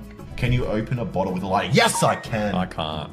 Oh, that's probably a straight thing though. Exactly. Obviously, one of us is obviously very gay, and one of us is obviously very straight. You should have told me before I had sex with you. Yes, you want to acoustic guitar. Well, gay people play guitar. This is fun. Gay people don't play instruments. There are no famous gay musicians. None. Name one. Jack Black? No, he's straight. Ed Sheeran? No, I think he's Harry straight. Styles? He doesn't play any instruments. Have you ever brought your acoustic guitar out at a party? Hell yeah. Do I love grilling? Fuck. Oh my god, dude. He does do all of these things. I do. Oh no. I don't like the act of doing it. I don't like. That's what grilling is. Okay. I thought I meant just eating delicious burgers. Yeah. See, I enjoy making it, but the actual grilling part, I hate. So tedious and hot. Have you ever referred to hot dogs as dogs? Grilling up. You don't grill a hot dog. This was written by an imbecile. This person doesn't know gay or straight people. You can grill a hot dog. Can you? Yes. You put it on a grill, it gets the charred mark sideways. It's quite nice. I've never seen that before. I thought hot dogs were always steamed. I mean, you can grill whatever you want, but it's a weird thing to do. Yeah, it's not that. When you go to a bar, you go to a bar, you can see someone. What do you mean? God, these guys are so un-American. It's like offensive. I think didn't we literally grill a hot dog at the 4th of July celebration that we threw for these boys? I thought we did that shit. Oh my god. Flipping some red frankfurters on a grill. It's not that weird. Would you grill a chorizo? Yes. It's not that different to a hot dog. It's a smoked meat. I agree, frankfurt's is weird. So we have not. No. Do you own a vest? This is where we get own gay a lot of points. vests. No, but maybe gay people don't own vests. Oh, fuck. No, I think there's nothing gayer than a vest. Do you think Grindr is a dating app? Oh, is your hand down your pants right now? What is that, wet underpants? Yeah, wet underpants. Do you love karaoke? Yes. Yeah, I don't mind it. Have you ever sung Mr. Brightside? No. I've sung it when other people have sung it. What's out? My go-to song is Never Can Say Goodbye by Candy Station. That's very gay. Yeah, mine's Do you have Muslim chatters? I thought majority of your chatters are Muslims, so do they feel about your promoting homosexuality? Bro hit like the bigotry bingo here. First of all, he automatically suspects the majority of this community is Muslim, which true. They did all say the Shahada, so technically they are all Muslim. But how do they feel about your promoting homosexuality? Again, the notion that especially in the Western world or anywhere else that you can't be like Muslim and gay, really funny. That's cool, man. I wish lung cancer would say more. Barbra Streisand, Woman in Love. Yeah, okay. That's not gay at all. I feel like if the test knew what we just said, we would ace it. We would be the gayest people out there. Do you not even drink iced coffee at all? I drink iced coffee. Hell yeah, I do. I think it's insane that suddenly, people turned like 19 and suddenly drinking milk was like the craziest. Oh, lung cancer got banned? That's so sad, bro. We're going to unban him. Let's keep him. We need it. We need some of these fucking losers in here still. Go box Sam Hyde. Oh my God. Why don't you go box my favorite pedophile Nazi? It's a wild thing to just openly be like, no, my favorite content creator is a washed up comedian who dropped the bag because he loved Nazism that much. This thing you could do was just It's fucking weird. It's not weird. It's weird. It's delicious. You have a big, rich chocolate cake, dark chocolate. You gotta take the edge off. You a little bit of cake, a little sip of milk. It's like instead of eating a steak by itself, you might have like a little bed of rice. No, milk's just so... I understand, like, let's say you're doing a shot of milk, and you sip it. But the way you drink milk, and I see you holding a whole glass and just making this noise... I do not drink it that fast. That's how you drink. I think people are just like so scared of being adults, and they're just like, I have to prove myself. I just have to get rid of everything I ever did as a kid. And then this just arbitrarily got caught in the crossfire. Like, they're like sucking on my mum's teeth. I'm not a baby. I don't drink milk. When you think the word poppers, do you think of the food? I do not. No. But also poppers is a very American food thing. When we Yeah. say poppers, we mean amyl nitrate, putting our dicks in each other's bums. In our bums. But we should also explain that the reason we know it as not gay men is because it's very common.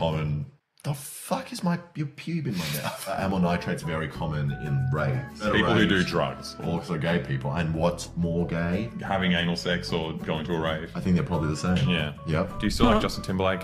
I mean, I think I do. I don't know. He has some really nice songs, and then also he was amazing in Love Guru. Yeah. His songs are quite nice. So you know that song about Ukraine that he did? No. It's like Cry Me a River. You know? That was pretty good. Yeah. Respect it up right there. Yeah. Did you just find out Lady Gaga could sing in the past 2 years? She could always sing.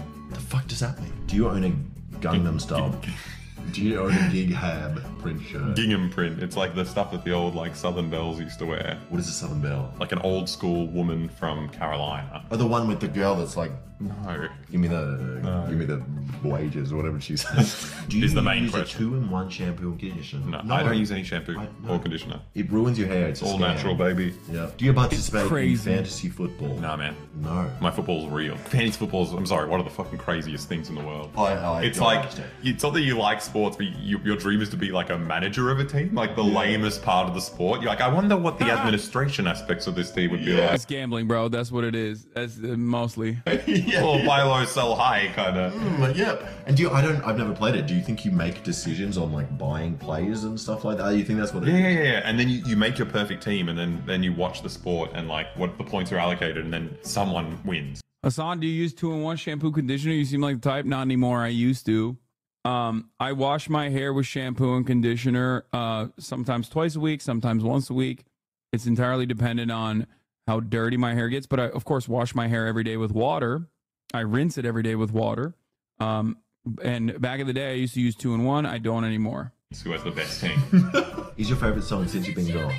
No. Yeah, Kelly Clarkson song. Oh, that's my favorite Kelly Clarkson song, not just like Yeah, her favorite my song. favorite song. That is my favorite. What other? It is. What's the other one? She's got so many. Because of you, I never stray too far from the sidewalk. Not as good as Instant Beyond. Have you ever participated in a gender reveal? No. I've revealed my own gender to like random people in a public bathroom, and Yeah. I don't think that counts. Named Cheese. You've got a friend named Slime. I feel like it's a very similar. I understand what vibe they're going for. Well, I want to know who has a friend named Cheese. Every straight person. We obviously don't know because we're gay. Have you taken the pictures with the fish? Yes. Oh yeah. You've taken a lot of photos with fish. Oh yeah. What's the next fish montage, please?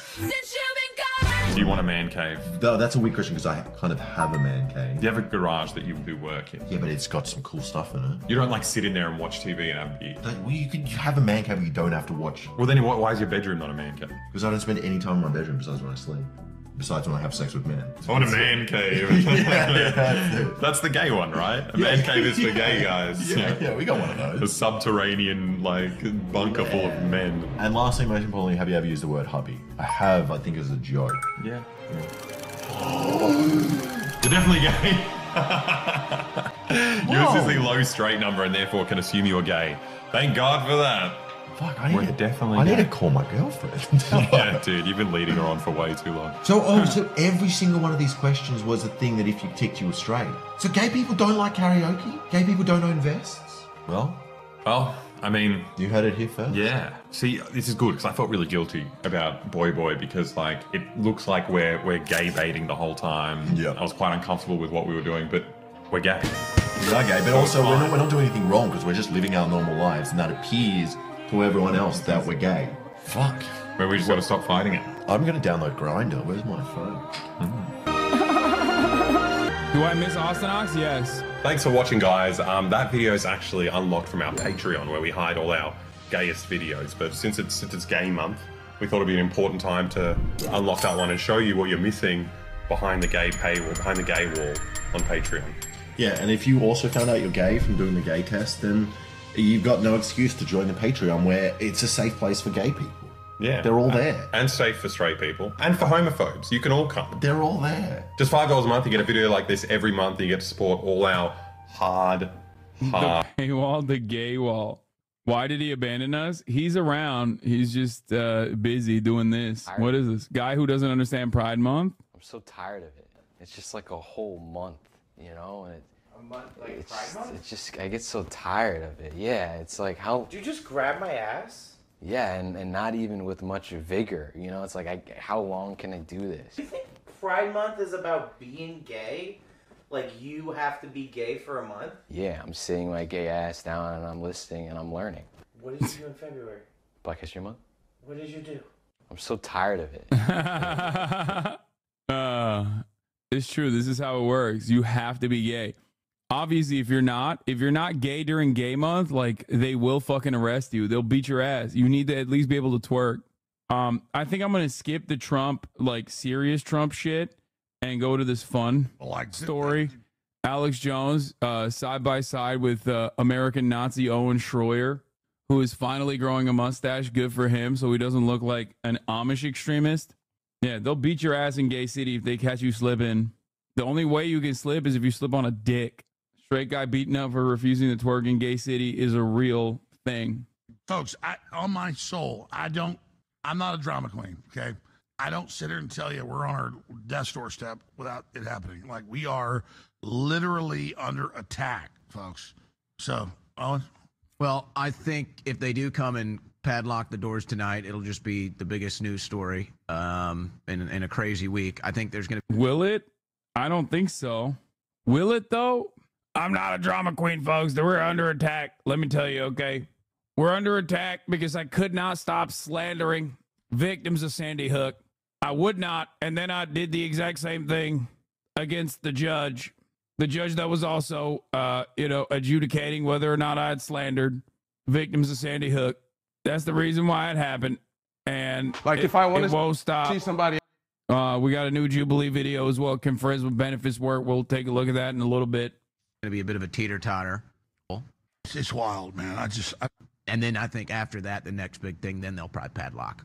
That's kind of how I feel the shift is going to happen. Yeah, it's wild, man. I love the crew. And I don't just say that. Like, I think of the crew as like me. Like, that's my arm. It's like, well, this guy, I love this guy. I love this girl. Like decommissioning the Millennium Falcon. Yeah, it's like, it's mine. That's mine. But they get the Millennium Falcon back eventually, Alex. I'm so pissed off. I'm trying to cry as a fake thing, man. I'm so sick of these people. All we're trying to do is save America, and they're fucking us over and over again. And it's just so sick. It's sick. It's sick. And I don't want to leave. I don't want to leave because it's going to be over, folks. And I'll come back bigger than ever, but it's like my baby, and I'm watching them rape it because they're fucking assholes. You fucking pussies, man. So I'm going to release a fucking video. I'm going to release a fucking audio on you. I'll get you, motherfucker. You better fucking be sorry about that. Go ahead. I don't know how you follow that. I'm just telling you, man. I am not taking it lying down. I don't know how to do it. I'm not built to suck your dick. I'm not built to... I'm built for war, motherfucker. I'm not kidding when I say he has to be aware, right? Like, he knows he's getting clipped. Because he is a content machine. This is supposed to be his weakest moment, and there's like 8 different clips in here that are just like perfect sound bites. From, it's like, this is my baby, and they're raping it because they're assholes, to like, I'm not sucking your dick. You fucking pussies, man. So I'm going to release a fucking video. I'm going to release a fucking audio on you. I'll get you, motherfucker. You better fucking be sorry about that. Go ahead. I don't know how you follow that. I'm just telling you, man. I am not taking it lying down. don't know how to do it. I'm not built to suck your dick. I'm not built to suck your dick. That's perfect soundbite, dude. I'm not built to I'm built for war, motherfucker. And I'm built for war, motherfucker. Down. I don't know how to do it. I'm not built to suck your dick. I'm not built to I'm built for war, motherfucker. And I will not fucking bow to you. I will God damn you fucking assholes, man. I'm a fucking son of a bitches. Fucking ass. I thought this was a family-friendly show. That's what he said when he very famously was like talking about how I'm a terrorist with the audience of pedophile vampires. Who's up next? All right, folks, let's go to Dan Ball. Dan Ball, go ahead and unmute yourself and say what you got to say. Alex Dan Ball from One America News. Brother, I hear you. I'm just as... Thank God it's Dan Ball. Oh, beautiful. That's me pleading in Gay City during Pride Month. Oh, is this is what you're doing? Lying down. I don't know how to do it. I'm not built to suck your dick. I will not be going to Gay City. I will not be twerking. And you will not beat my ass. Let's run it back. Come on. It lying down. I don't know how to do it. I'm not built to suck your dick. It's perfect. Man, what a glorious occasion. Hassan, I've been trying to explain why he isn't gay even though he was at Pride. Alex Jones on Husuni. His name is Hassan. He's funded by Gulf dictators, hundreds of millions. George Soros and Google. He wears jackets that say bash fascist. Wait, is this real? What the fuck? When is this from, dude? How did you find this, dude? And has a club in his hand. He's a young Turk. They tasted the blood of 1.5 million Christian Armenians, and they'll taste man flesh again. If they have their way, I'll submit. Turn your weapons in. To the nephew of Turd Breath, Sink Turd Breath, Hassan. Oh my God. This is so cool. Oh my God. This is probably a career high, honestly. Like that was a career high for me. The Alex Jones Noti was like, it was, oh God, it was so good. I don't know if I'll ever get this level of like excitement. I don't know if I'll ever be this excited ever again in my career. You know what I mean? It's like maybe a Trump notice. God damn, dude. When Senpai notices you, didn't Alex have very reasonable politics back in the day? No, he never had like reasonable politics.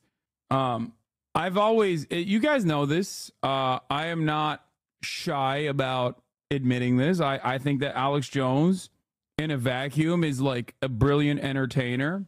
Real, recognize real.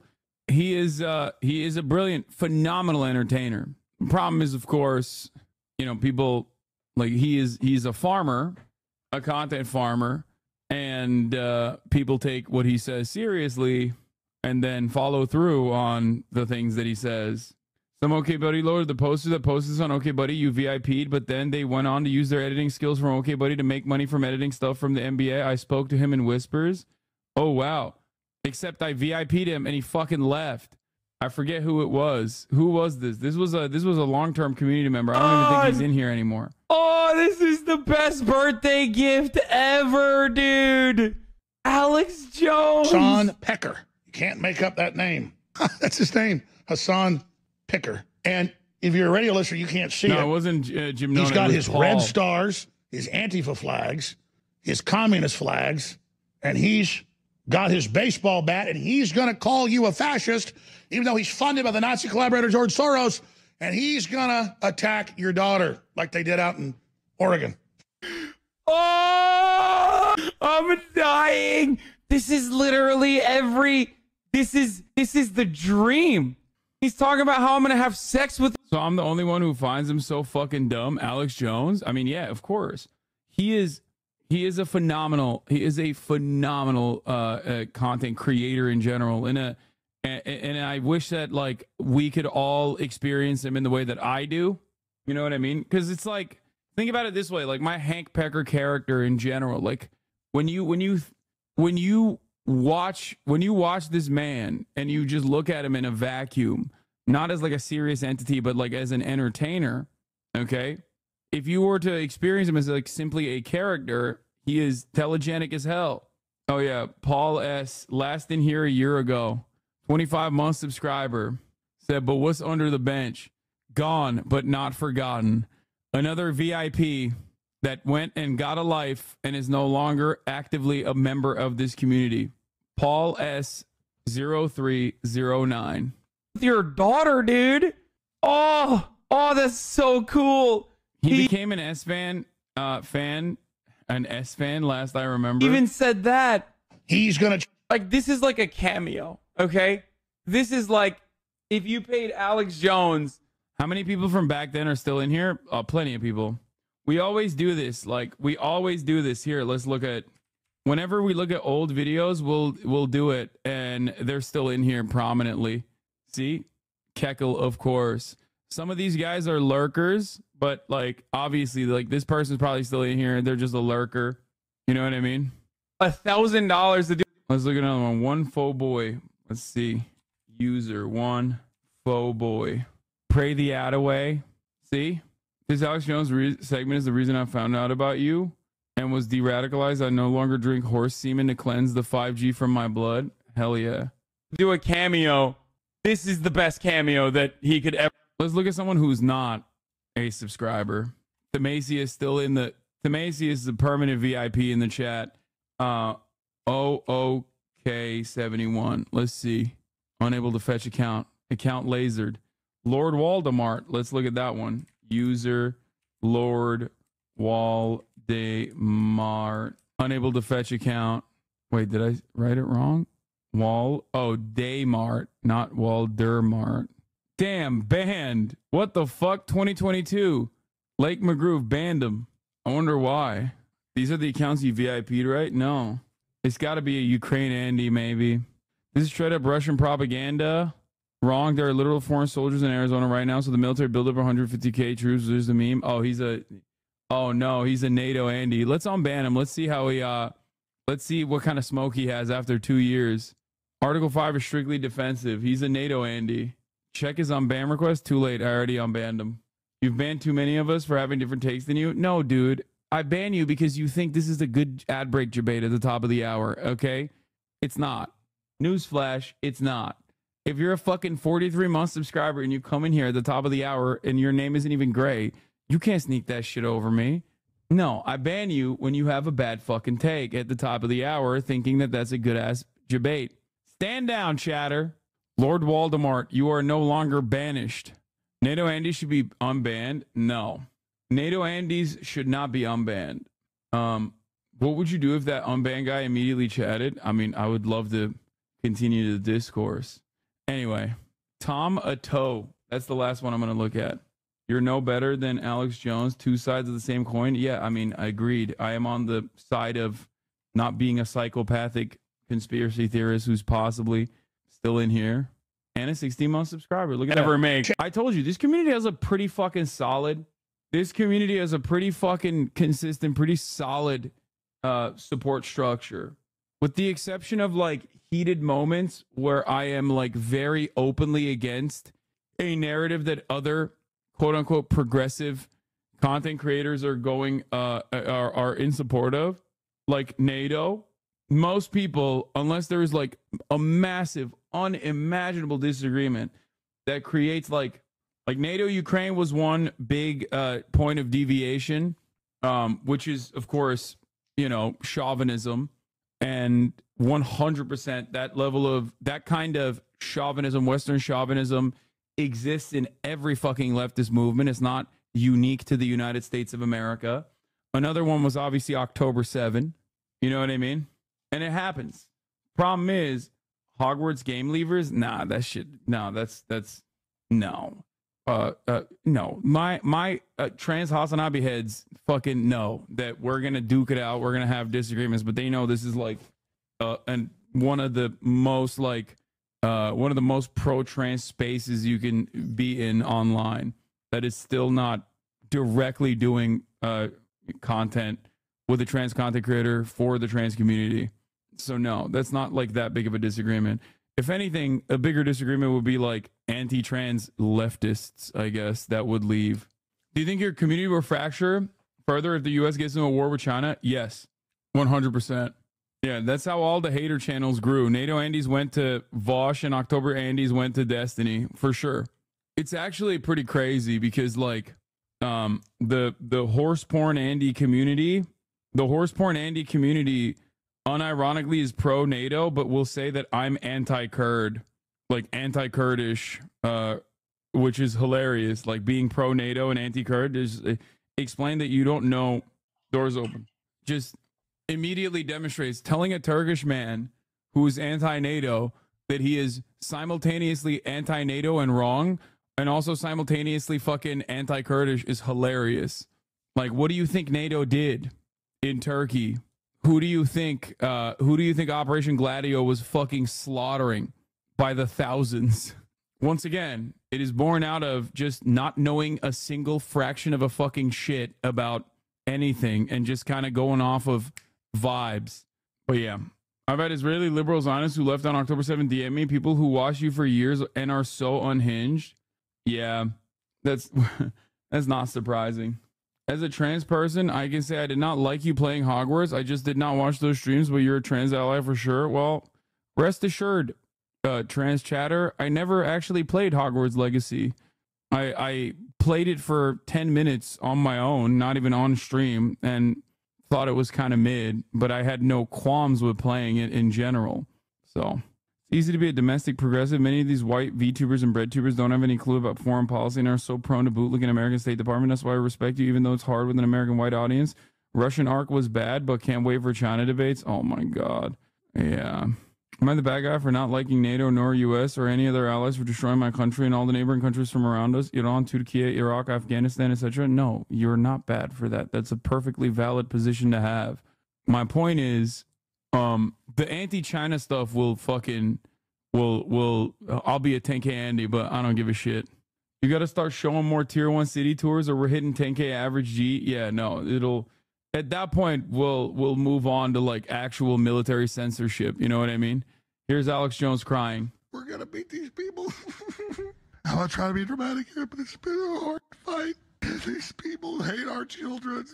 We're gonna beat these people. When you have these rifts that cause a lot of people to leave, do you think it makes the community better or no?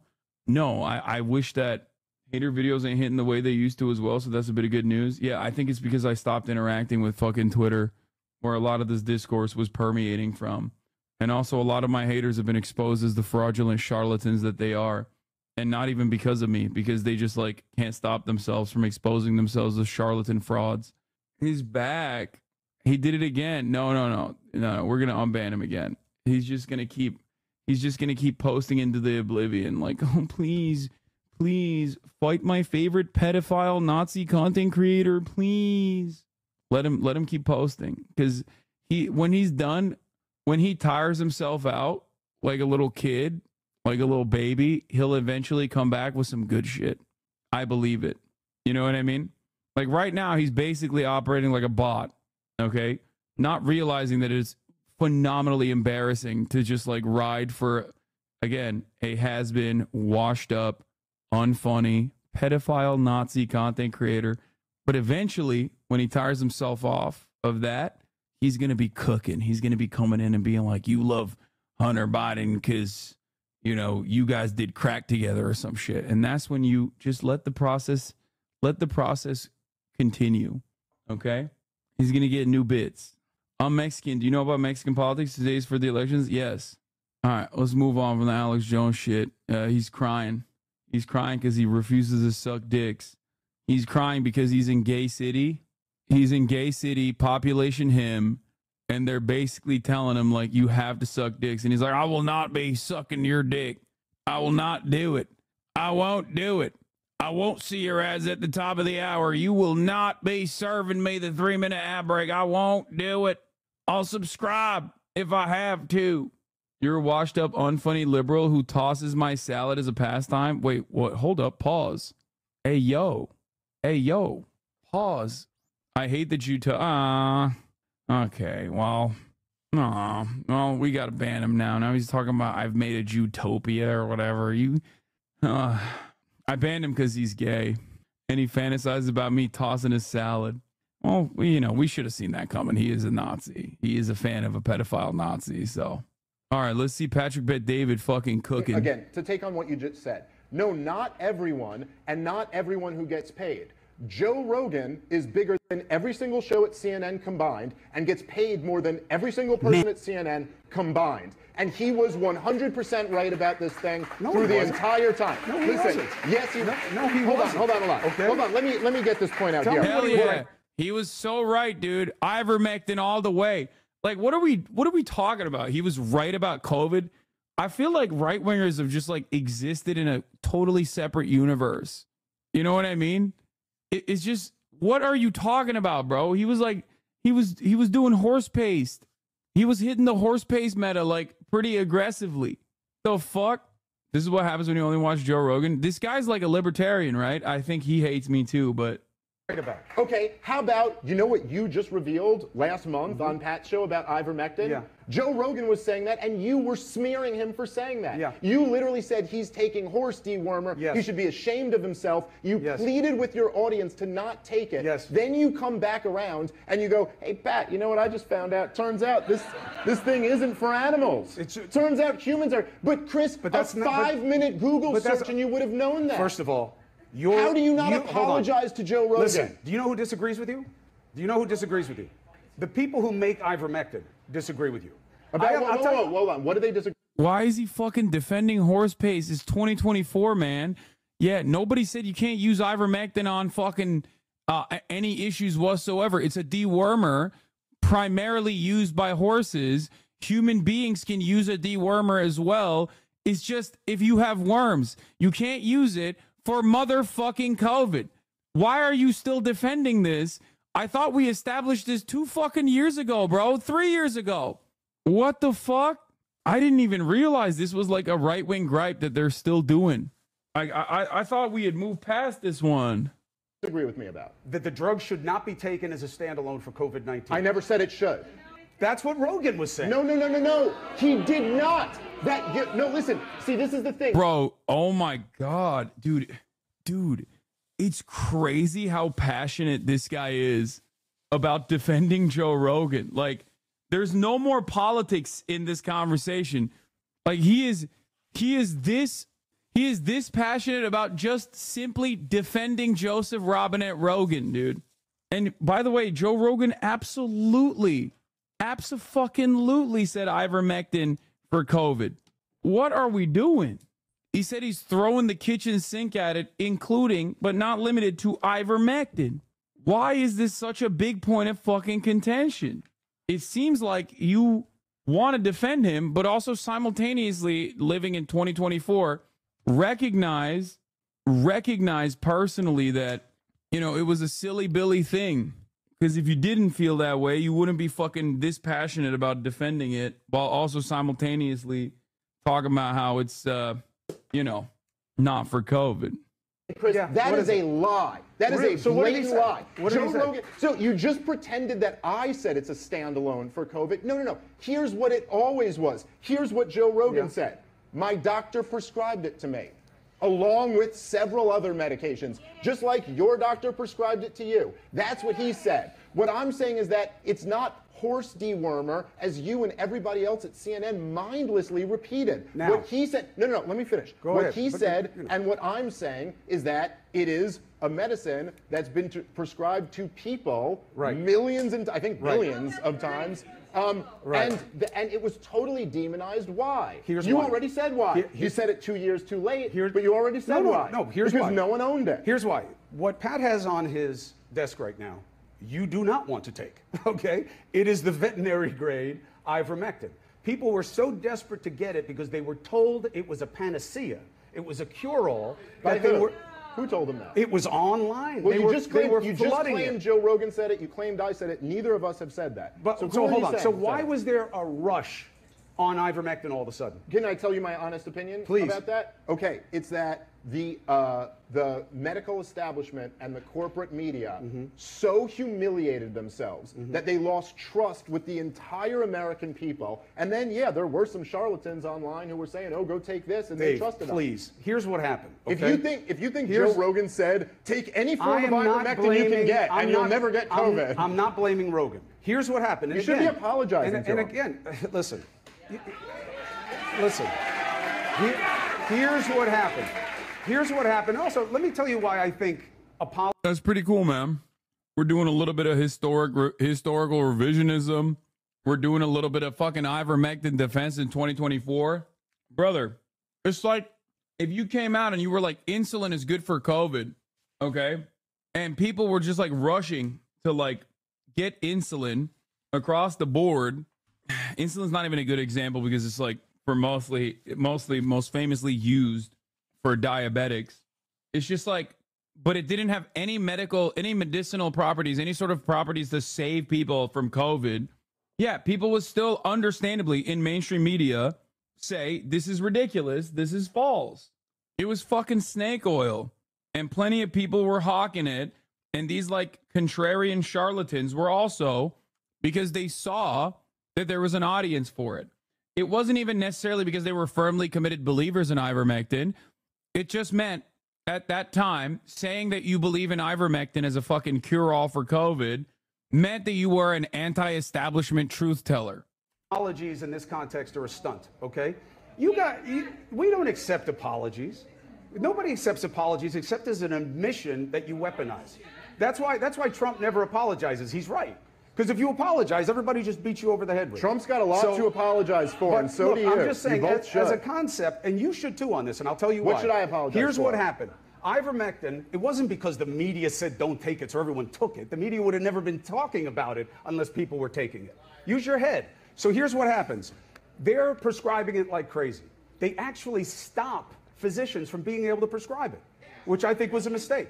They then start giving out veterinary grade ivermectin, which, as the word would suggest, you shouldn't take, right? Doctors were prescribing veterinary? No, people were desperately trying to get it online. They couldn't find it. Okay. Ivermectin is the most studied potential treatment for COVID of all of them, which was a complete waste of money. And it was all done just to play on the politics of this. Merck, that made ivermectin, put out a statement during this saying, we do not advise it to be used for COVID-19. You can't find research that is seen as impressive by the research community that proves that ivermectin is effective in treating COVID-19. Rob can find you 100 studies, right? Listen, you're wrong on this. No, I'm not. And I'll tell you why. I'll tell you why, because they're mad at me too, by the way. You think you guys are alone? So, but No. why are you taking it Here's then? why. My doctor, I didn't take it during COVID-19. And I didn't take hydroxychloroquine when I was sick with COVID-19, even though a lot of people thought they were being nice by sending it to me. Why? Because the research isn't there. That's why. With long COVID, okay? Not long vax, that's a different thing. If it's going to get recognized as such. What? I don't know. They won't say that yet. What? Long COVID. Is Chris Cuomo a fucking anti-vaxxer? He's saying long vax? What the fuck is long vax? Bro, they're using different language? Long vax? What the fuck is a long vax? It's the PC term for a vaccine injury? What the fuck? COVID, they're now saying exists. There is research. Is it dispositive? No. Do the people on the government levels and the research communities like that I said that I'm taking it? No. Do they think I'm setting myself up for lawsuits? Yes. But my doctor, I believe, is in the vanguard of people who are figuring out long COVID. And she has a lot of the same problems, by the way, with me and with the pandemic that you do. And she has found research, and she has had her own experience in using it in a combination with many other things where she believes. Wait, he should apologize to Joe Rogan. He should. This is damn near verbatim identical to what fucking Joe Rogan was saying. Yeah, you found a fucking quack doctor who is basically Joe Rogan's doctor. My girlfriend has some sort of reaction to the vaccine along with long COVID or something. No idea what caused it, but that's the angle. There's evidence that mRNA vax spike protein can cause similar symptoms to long COVID. Is niche, though. I love how both of these brilliant scientists are talking about you know, the latest and greatest in medical research. It may be able to help. Now, I've been taking it. I don't feel any better. Does that mean it doesn't work? No. But it's that's safe. why I'm it's taking safe it. and it's not horse It is paste. definitely So what safe, is it, but it's not what- horse paste because it's not Right, horse right. paste. But, yeah, but that none of is you horse guys- paste. By the way, no one ever at CNN during this time, when they were all saying it's horse dewormer, everyone was repeating. No one ever said we're talking about the veterinarian ivermectin. That's because- we're not talking about the ivermectin that doctors prescribe. Right. No one ever said that. But listen, you told me I should apologize. So what do you think I should apologize for? And then I'll tell you what I think you should apologize for. I know what you think I should apologize. Obviously, there was so much talk that they don't want you to take ivermectin. Ivermectin is the way to go. Take it. Joe Rogan got better from ivermectin. And by the way, I don't like what people did to Joe Rogan about ivermectin. I don't like You it. did it. No. Okay, Yes, good. you did. Find the clips. Dude, find the clips. You shamed Joe Rogan. Find the you clips. said he's taking horse dewormer. You and Don Lemon were chuckling at each So- other about it. no. I'll go find First the of all, clip. you just saw the clips. I watched I'm it. not chuckling. I'm listening to Don. But No. The here's clip point. I'm talking about wasn't on there, and Here- it's absolutely look, we there. were Here, do we have it? Hold on. Let's play the clip. Injecting drugs for animals and horse. And people telling them to. What person? You know, you talk about cancel culture and who to shame. Ivermectin, a dewormer, really? They are shaming themselves. That's No one what it has is. to shame them. They're shaming themselves. So you're taking a dewormer right now. This Chris. is Chris, the you can't dewormer. apologize for that. You weren't being clear that it was All this, right. and you know that, dude. You're being so dishonest right now, man. I'm not You being were dishonest. talking about ivermectin, the drug. You were not talking about I this was- version of ivermectin. Get his ass, bro. I'm on board. Holy shit. You look gay as fuck right now. Look at this man. I love how gay people Is that a real cat? Urban Outfitters. It was Urban Outfitters, but he cut the sleeves off, he's saying. All right, well, all right, have fun. Be safe. Don't get too drunk. Come on. I man. was responding to a situation where we were told that this is what people were searching out. Bro, he cooked them. This guy, Dave Smith, right? That's his name? He fucking cooked his ass, bro. Respect. He fucking cooked his ass, bro. Yeah, he made pasta up in this bitch. He did. He's like, dude, you literally straight up verbatim made fun of Joe Rogan and now you're doing that thing. You should apologize to him. This isn't even like hypocrisy baiting or whatever.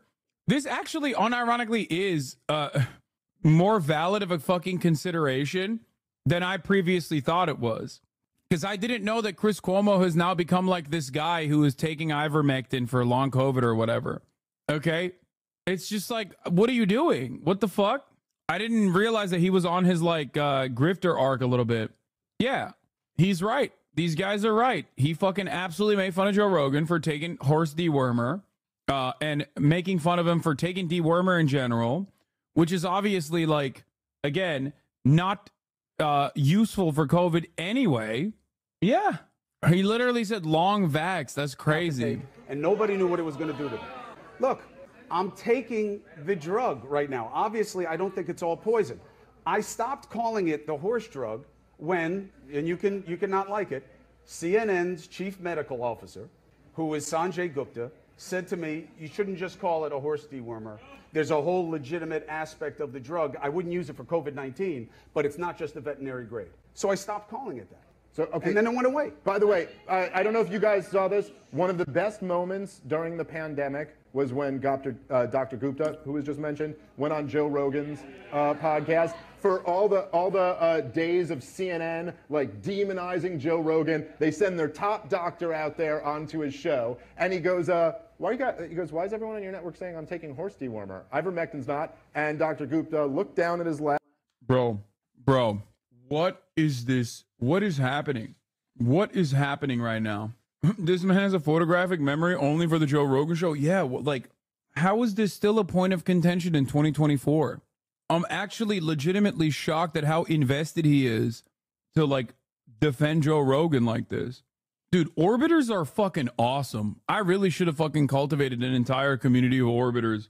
They just go out there, they have photographic knowledge of every single thing that you've said and everyone who's wronged you, and they fight your battles for you like this. That's crazy. No, he has been on Joe Rogan's show a bunch. He's a libertarian who's actually he's pretty outspoken about Palestine, right? If I'm not mistaken. That's what someone was saying in the chat. I feel like I've seen some clips here and there. Joe Rogan is the alpha. We must protect him. I just have never been this passionate about defending Bro, I wouldn't defend Karl Marx this fucking hard. You know what I mean? Like, that's kind of sad for me. I mean, App and went, yeah, no, they shouldn't be saying that. Well, Sanjay was the one who corrected there was us. a better, Sanjay was the one who corrected us. No, actually, after that, he went back and laughed as Don Lemon called it horse dewormer again, and then I guess later corrected you guys. But then there was a moment. This was the best moment, and you got to remember the context of this. This was during. Bro, they're playing Joe Rogan clips. How are these adult men not embarrassed about this? You with LeBron? Okay, I love LeBron. He's a generational talent. But, like, you're insane if you think I'm going to sit there and yell at LeBron haters, like, on an entire broadcast like this. Like, my dick riding for LeBron is mostly memes, okay? Everybody, like, I need to have one thing that I'm, like, really invested in. This is crazy. I would never fucking defend LeBron to this degree. Jesus Christ. Unless he balled with me, in which case I probably would. The vaccine passports. Okay, the point when the people like me, and I'm sure a lot of you, were basically turned into second-class citizens, weren't allowed to go into restaurants, weren't allowed to go to sporting events, weren't allowed to go into a lot of different office buildings, things like that, and you, personally, along with everyone at CNN, cheered that on. You mused and joked around when you were interviewing Dr. Fauci about what rights the unvaccinated should have. So Dr. Gupta goes to Joe Rogan and says, it is in the middle of all this. He goes, so you're going to get the vaccine? And Joe goes, no, I just had COVID. Why would I get it? I got natural immunity. It's stronger than the vaccine. And Dr. Gupta went, yeah, that's a good point. He had nothing for him. He had no response. It's just like when you were, listen. That's not even close to accurate. Okay? Yeah, well, remember last time we played the clip and I was right? Remember last time? You weren't right about that either. You weren't right about that Chris, either. dude, you're in denial here, man. It's so clear. He's getting owned. Just He's admit getting it, fucking owned. This dude is absolutely cooking him. Holy shit. It's just so dumb, though. Like, why is this a debate? Like, what? Oh, dude, people have wronged Joe Rogan. Let's debate. Like, what? Can we just, like, remove ourselves for a brief moment from, like, the immediate point of contention here and just try to look at this with, like a broader, with a, you know, without the horse blinders on, get an accurate snapshot. It's the year 2024. Okay. It's June 2nd, 2024. We are having a debate. We're watching two people debate about being sufficiently pro Joe Rogan, not being sufficiently pro Joe Rogan, and how one party must apologize to Joe Rogan. What an insane fucking conversation. Like, this is two grown ass men, bro. Again, here's the main difference. You may not say it this way, but this is what I think you're suggesting. You believe that you were demonized for not taking the vaccine, and that was wrong because it was right to not take the vaccine. Okay. No. I don't, first of all, I don't believe I was demonized for taking the vaccine. We just played video proof of it. Me, and it's not me, it's me and tens of millions of Americans were demonized to take the vaccine. Now, when you say it was wrong because you weren't supposed to take the vaccine, I think, and this is summing up a lot in a short period of time, I think there was a strong argument in the initial wave of COVID, if you were old and sick and had never had COVID, it might have been a good idea. What if you lived with someone who was old and sick? That probably wouldn't have done anything. Literally, it's not going to stop. You don't know what you're talking about.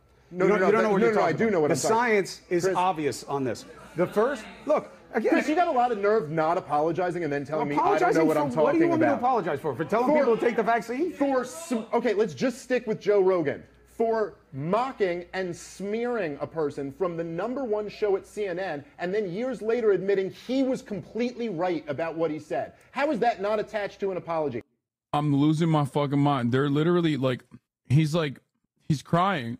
Bro, they trust these nobodies with scientific facts, but not actual scientists or doctors. What world we live in? I'm losing my fucking mind a little bit. I never really thought that, like, this would be a point of contention in 2024, bro. It's like, oh my God, dude, getting vaccinated is good. Okay? It's good. I don't know what else to tell you. Like, rich people literally skipped the line to get vaccinated. Rupert Murdoch, vaccinated. While his entire fucking media network was telling people not to get vaccinated, his ass was vaccinated to the gills. Okay? You guys are so fucking stupid. The real reason why capital owners wanted you to get vaccinated is because you're cattle.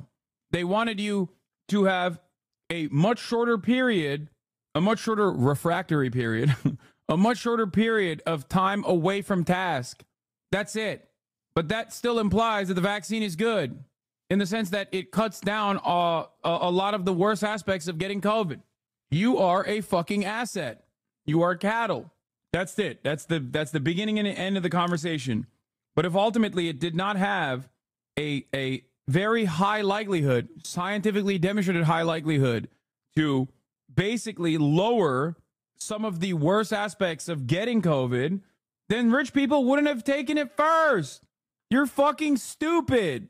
If it actually, like, I don't know, changed your change your gene structure, or, caused everyone to is causing everyone to die, even though they haven't died yet, but they will any day now, myself included. If that was the case, rich people wouldn't have taken it. Hassan is on the wrong side of history when it comes to COVID. Wait, what? I'm confused. Is Hassan an anti or pro-COVID vaccine, and maybe Rich took fake COVID vaccine to tick the masses? What are you saying? Bro, they didn't take it in broad daylight. They were fucking skipping. They were skipping the line. Okay, you have to remember, at a certain point, like, we are now dealing with, like, undiagnosed schizophrenia, or maybe diagnosed schizophrenia. I don't think this argument would be convincing to someone who already doesn't trust people. Half of the fucking conspiracy theorists are literally analyzing a problem of capitalism, but have a genuine inability to understand the world through materialist terms, and therefore substituting dialectical materialism or materialist thinking with literally just like idealistic, silly nonsense like, oh, there's evil people out there, lizard people, in many instances Jews. So no, those guys also don't trust the rich, but they just don't understand it. Their trust is not within the structures that bind us, but instead is like about certain rich people. If I ever smeared someone aggressively and then 2 years later I had to admit that I come out and just say what you said to Pat on his podcast was exactly what Joe Rogan was saying this whole time. You go, first of all, it's not horse dewormer, it's used on people, it's very safe, and my doctor prescribed it to me. That's why I'm taking it. Yes, if I ever did that to someone, I would apologize for that. But it's not the right context. And first of all, it's both, right? It's veterinary grade and human grade. I was not making a market. Which one do you think Rogan was taking? I hope he was taking the human grade if he was prescribed it. Which one do you think Joe Rogan, who just signed his second $200 million deal, was taking? Do you think he was stealing it out of... I think it's pretty impressive that he's able to take Joe Rogan's dick in his mouth and still be able to talk like this. You know what I mean? Like, a lot of people don't realize how impressive a feat that is, honestly. Like, his mouth is fucking full, and he's still able to fucking communicate. Like, that's wild. The cat bowl, or do you think he had a doctor... I'm sure they prescribed it. So then you guys were all wrong for demonizing him. I think that it was wrong. Look, you guys want simple answers. You guys want simple answers to this, and it's not simple. No, this is simple. This one is simple. It's not simple. The vaccine question might be more difficult. This is really simple, man. The maker of the drug. You want me to apologize when the maker of the drug says don't use it for COVID, when all of the research says it is not effective for COVID. Well, okay, first of all, I should say Joe Rogan was right to say take it. Chris, you're on it. What are we even arguing about here? You're on the drug. Long COVID is different. Long COVID is different. So first of all, just to be clear, and this is essentially the truth, right? There were some studies that seem to indicate that if you take ivermectin early in a COVID infection, there seem to be some positive benefits. Then there were other studies that basically said, no, we're not seeing that. Now, I've heard a lot of experts, and this goes beyond my pay grade, argue that those other studies weren't properly done. Whatever it is, the reason why doctors were prescribing it to people like Joe Rogan and millions of other Americans was they were like, look, it's a mixed bag with the study. Some of them seem to indicate it might help. Some indicate it doesn't. But we know the drug. It's a people drug, and it's safe. So why not take this in your regimen along with a bunch of other things? That's the point. And you guys demonized him I think for that's that. fair. Yeah, I think that's fair. Okay. That's why they were prescribing it. I don't think they were prescribing it to be reckless. No, that's right. I think that's why they're prescribing it. But here's the problem with what you guys want, okay? It is not some research says take it, some research says don't, okay? It's just not that way, all right? And it's not even close. I'm telling you, I have not spoken with anyone in preparation for coming here tonight who said you can say ivermectin works with COVID.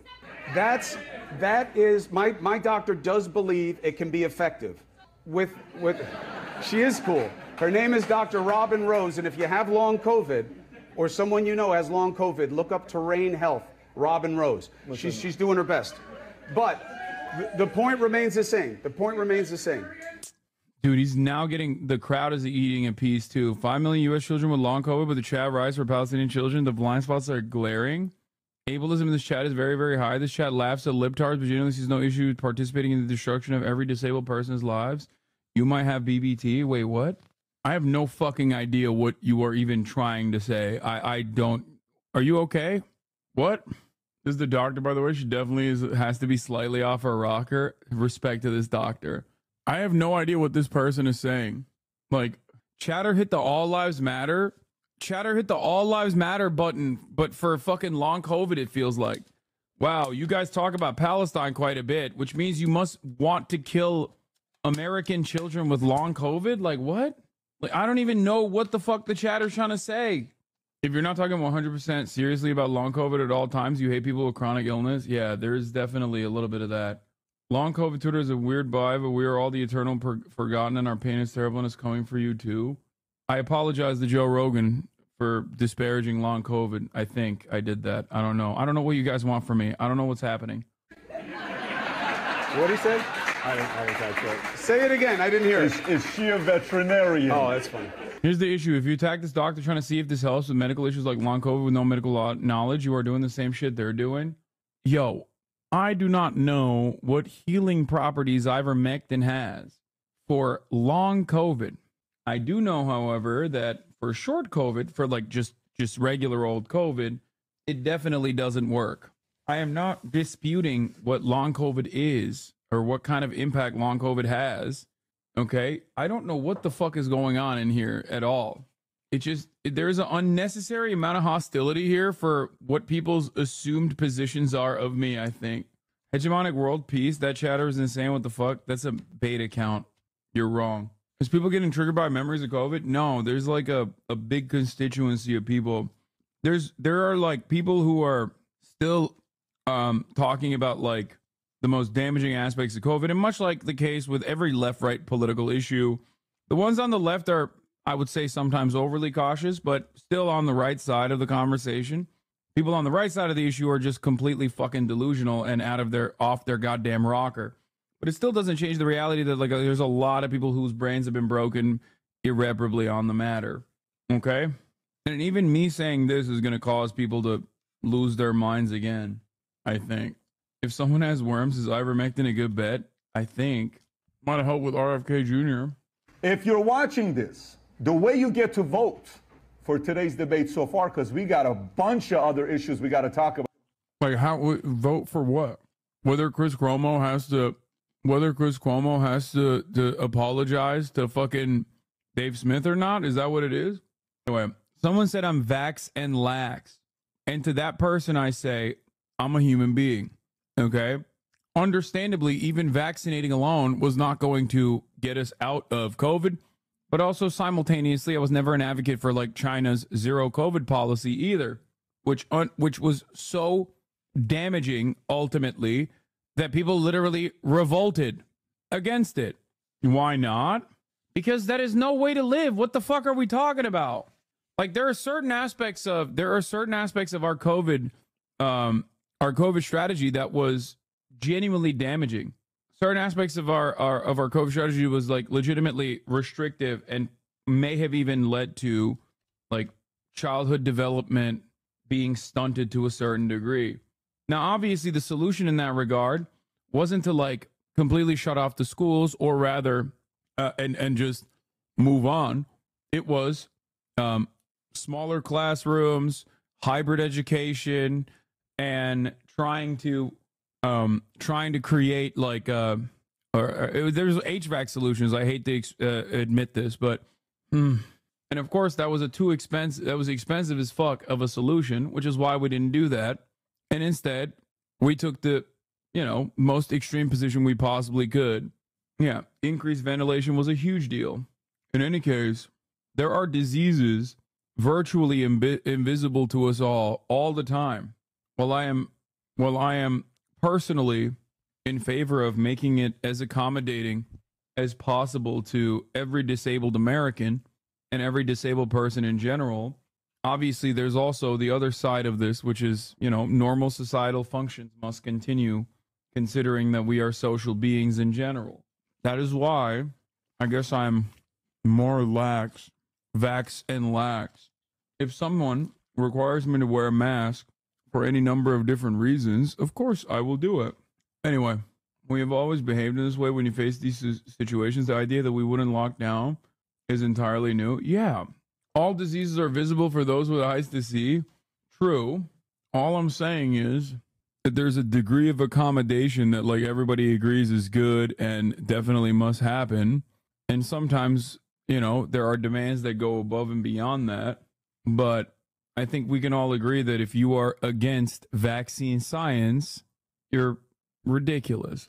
Like, people can get mad at me and say, Hassan, you're too vax and lax, but like, that's the fucking purpose of vaccines, man. What are we doing here? Like, the entire reason as to why we have vaccines, and we didn't just do zero COVID policies like fucking China, even though we did not have the political power to do so regardless. But like, the entire reason why we have vaccines is so that we can have some kind of societal return to normalcy. Like, that's the point of the vaccine. Anyway, maybe I'm too simple of a man or too privileged in this regard. I just don't see why you trust Big Pharma. Do you really think they have our best interests in mind? I already explained it, brother. I already explained it to you. I don't know why you don't fucking understand it. We are cattle. The vaccines work. Therefore, rich people want everyone to take it. Why? Because they work. Why? Because they don't want you to fucking be in a hospital bed for weeks on end. And the vaccines did just that. They limited the amount of hospital time that you would have. They basically eradicated some of the worst aspects of getting COVID. It didn't stop it from spreading, okay? It did have the capacity to reduce the spread, but it didn't completely stop it. But all of that was 100% at the behest of corporations. This is the issue here. Sometimes mega corporations can be aligned with the interests of the citizens, even when they're not. I just think it was more about the dollars. Yeah, well, that's because you're wrong. I don't know how else to describe it to you. If that wasn't the fucking case, there are places where the vaccine is free. Where there are places where like Cuba made the vaccines. They're a socialist country. They weren't fucking selling it. Why the fuck did they do that then? Like, this argument can be used against literally just medicine in general. I am not an advocate for capitalist medicine in general. These are all the same people who fed us opioids. Now you're moving the needle, okay?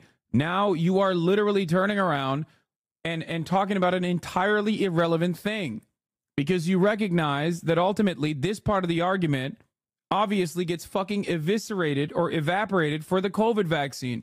So you have to move to other issues. I never said doctors are always right 100%, okay?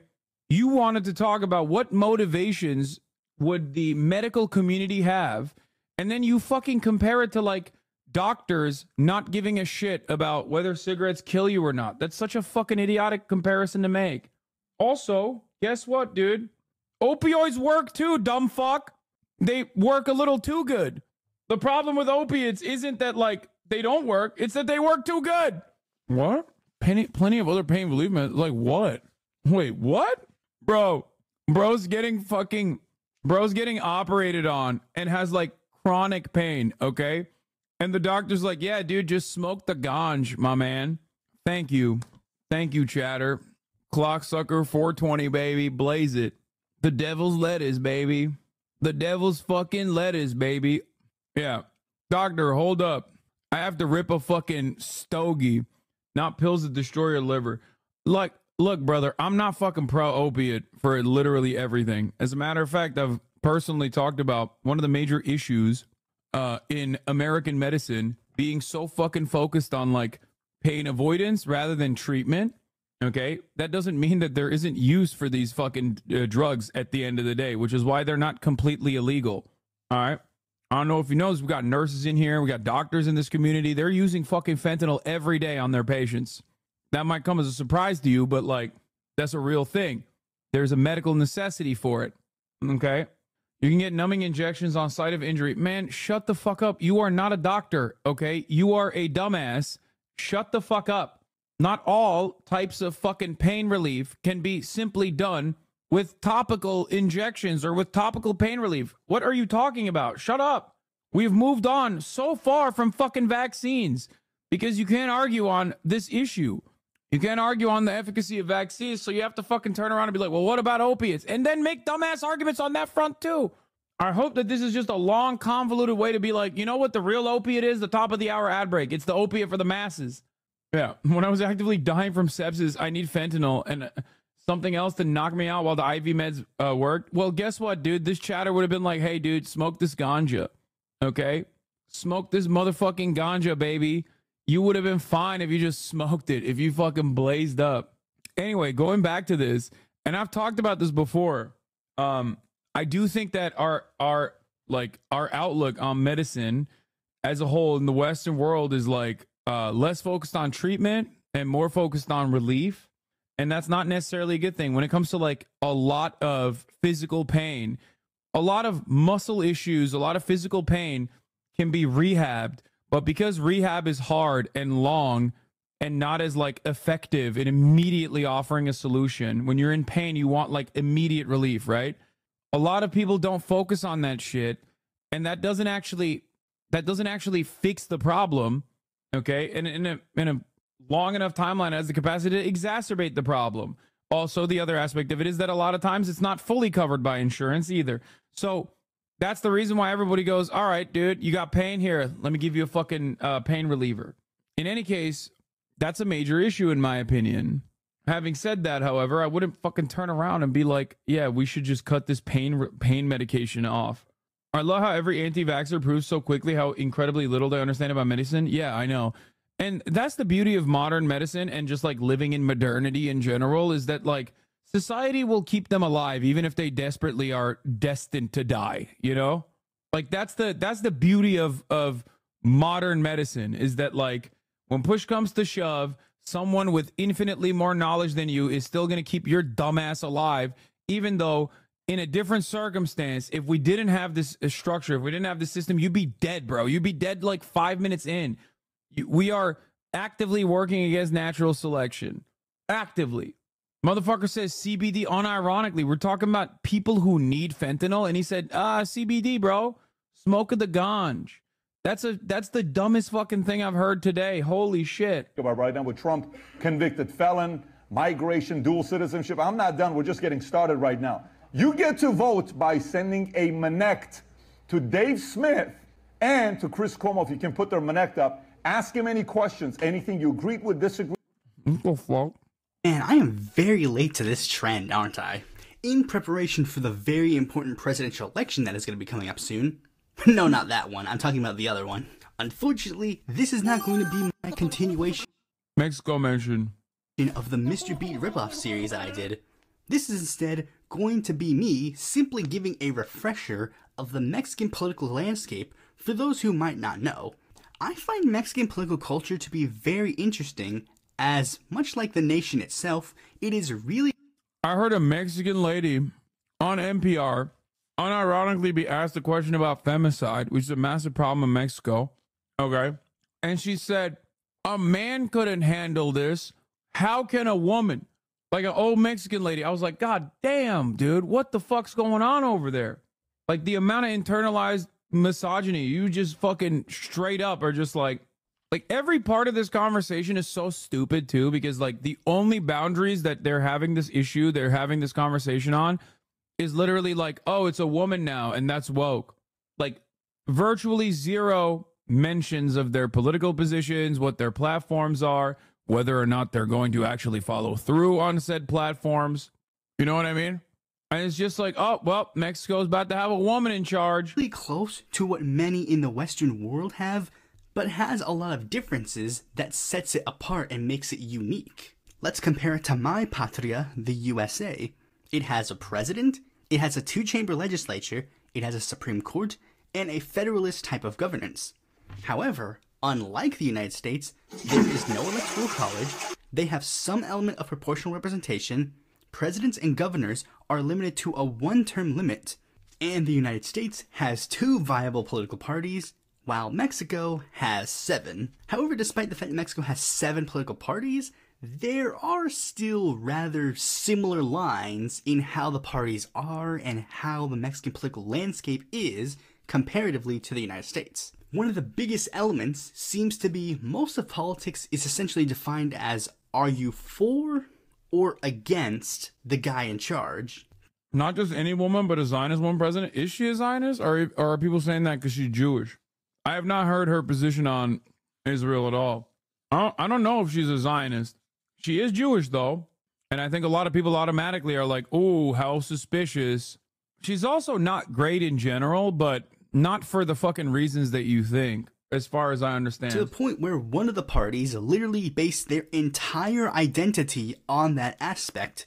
Considering that she is, as far as I understand, basically AMLO, there's no way she's going to deviate from AMLO's position on Israel, which is pretty fucking critical of Israel in general. And I think the only reason why people are saying she's a Zionist is because she's Jewish. That's all I'm saying. You can criticize her for being AMLO but a woman, okay? But I don't think that's a valid fucking take. Which we'll get to in a bit. But this also gets a little bit complicated because the divides between the parties are not necessarily partisan or ideological as they are in most Western nations. It can be based on a multitude of factors, which we'll again get into in a bit. I guess I should avoid dilly-dallying and just actually get into the political parties in Mexico. The first party we'll discuss is the Institutional Revolutionary Party, or Partido Revolucionario Institucional, or the PRI. Founded in the year 1929 by Mexican President Plutarco Elias Calles. Calles was the leader of a liberal faction in the Mexican Revolution and was elected under the Social Democratic Laborist Party to succeed his fellow general Álvaro Obregón. However, the two were shifting rightward during their tenures and seemingly were heading down a path of authoritarianism and autocracy, which was very odd considering that was literally what was just gotten rid of after the revolution via Porfirio Diaz.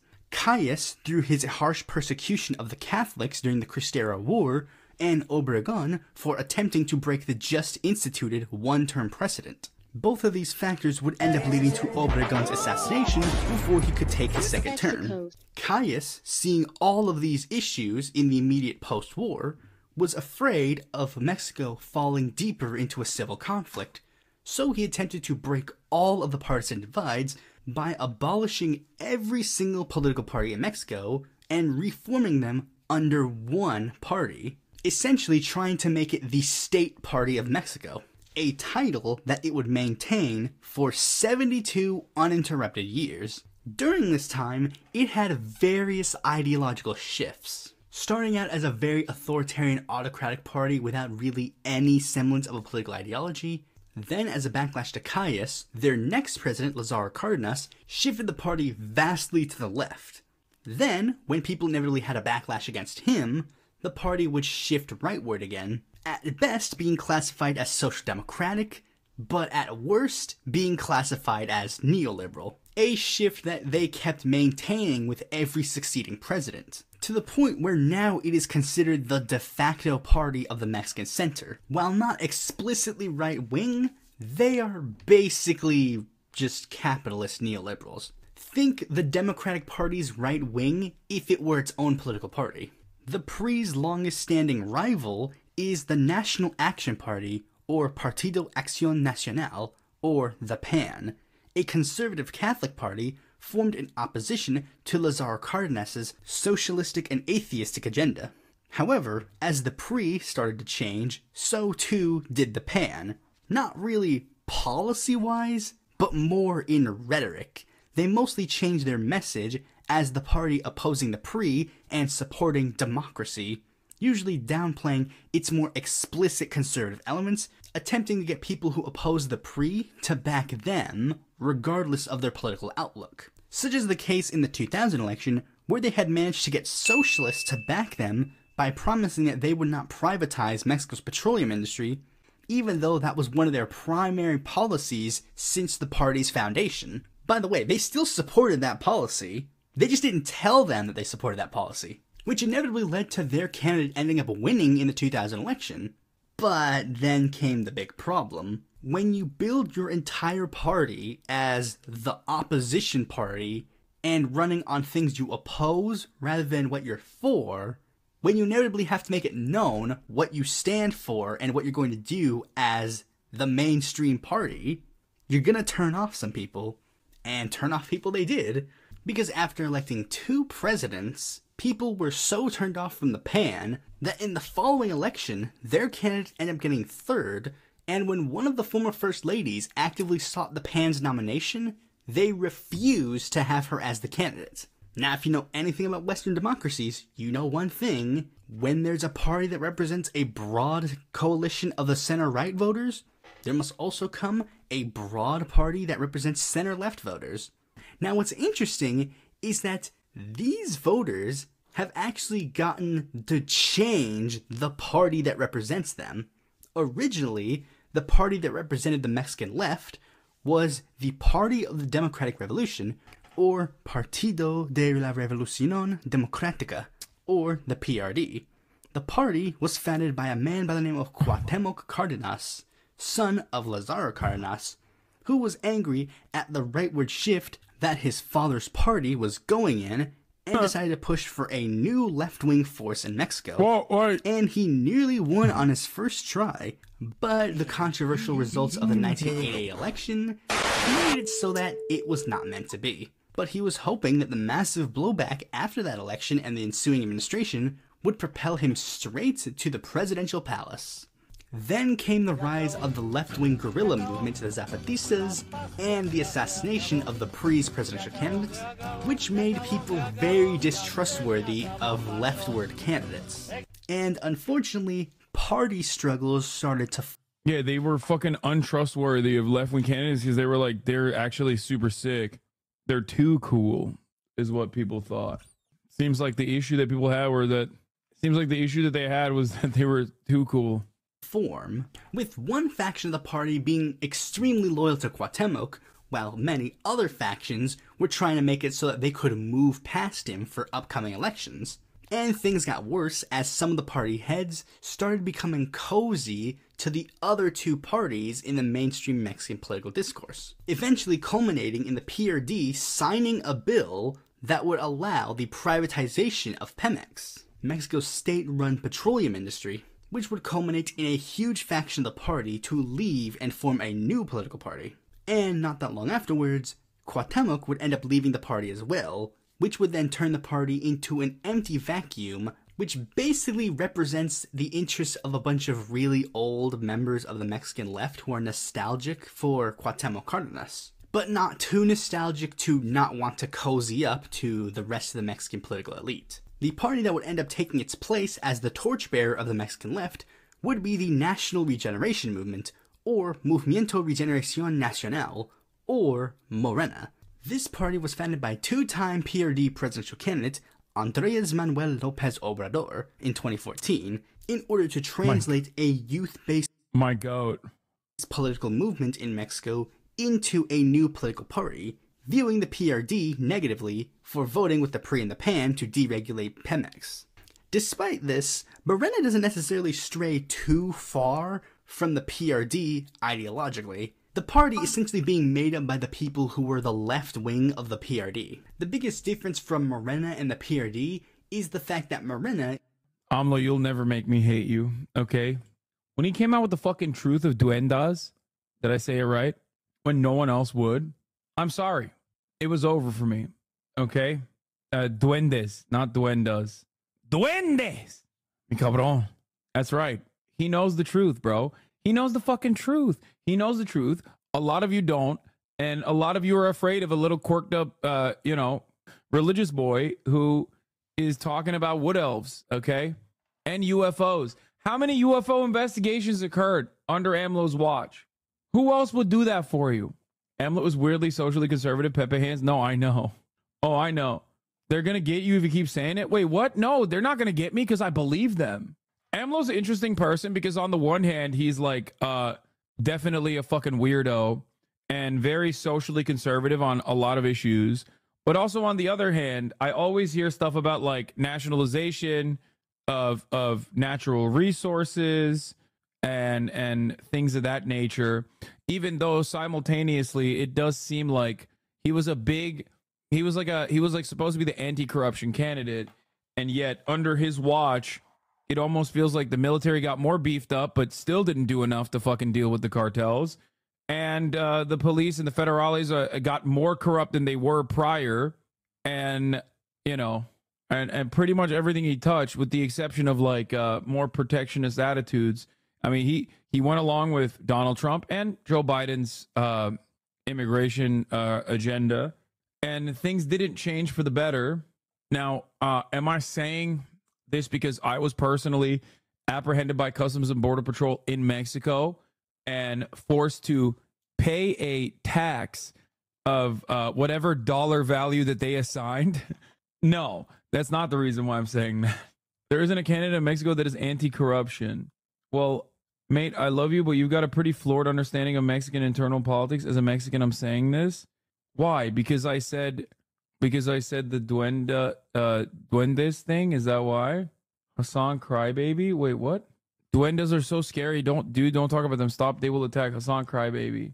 I think that given yes, that chatter is right. Your Mexico politics info is wrong. Sorry, man. Yeah, no, I think that the reason he does great shit, Hassan. I don't know if you hang out with some Mexican American pro West weirdos.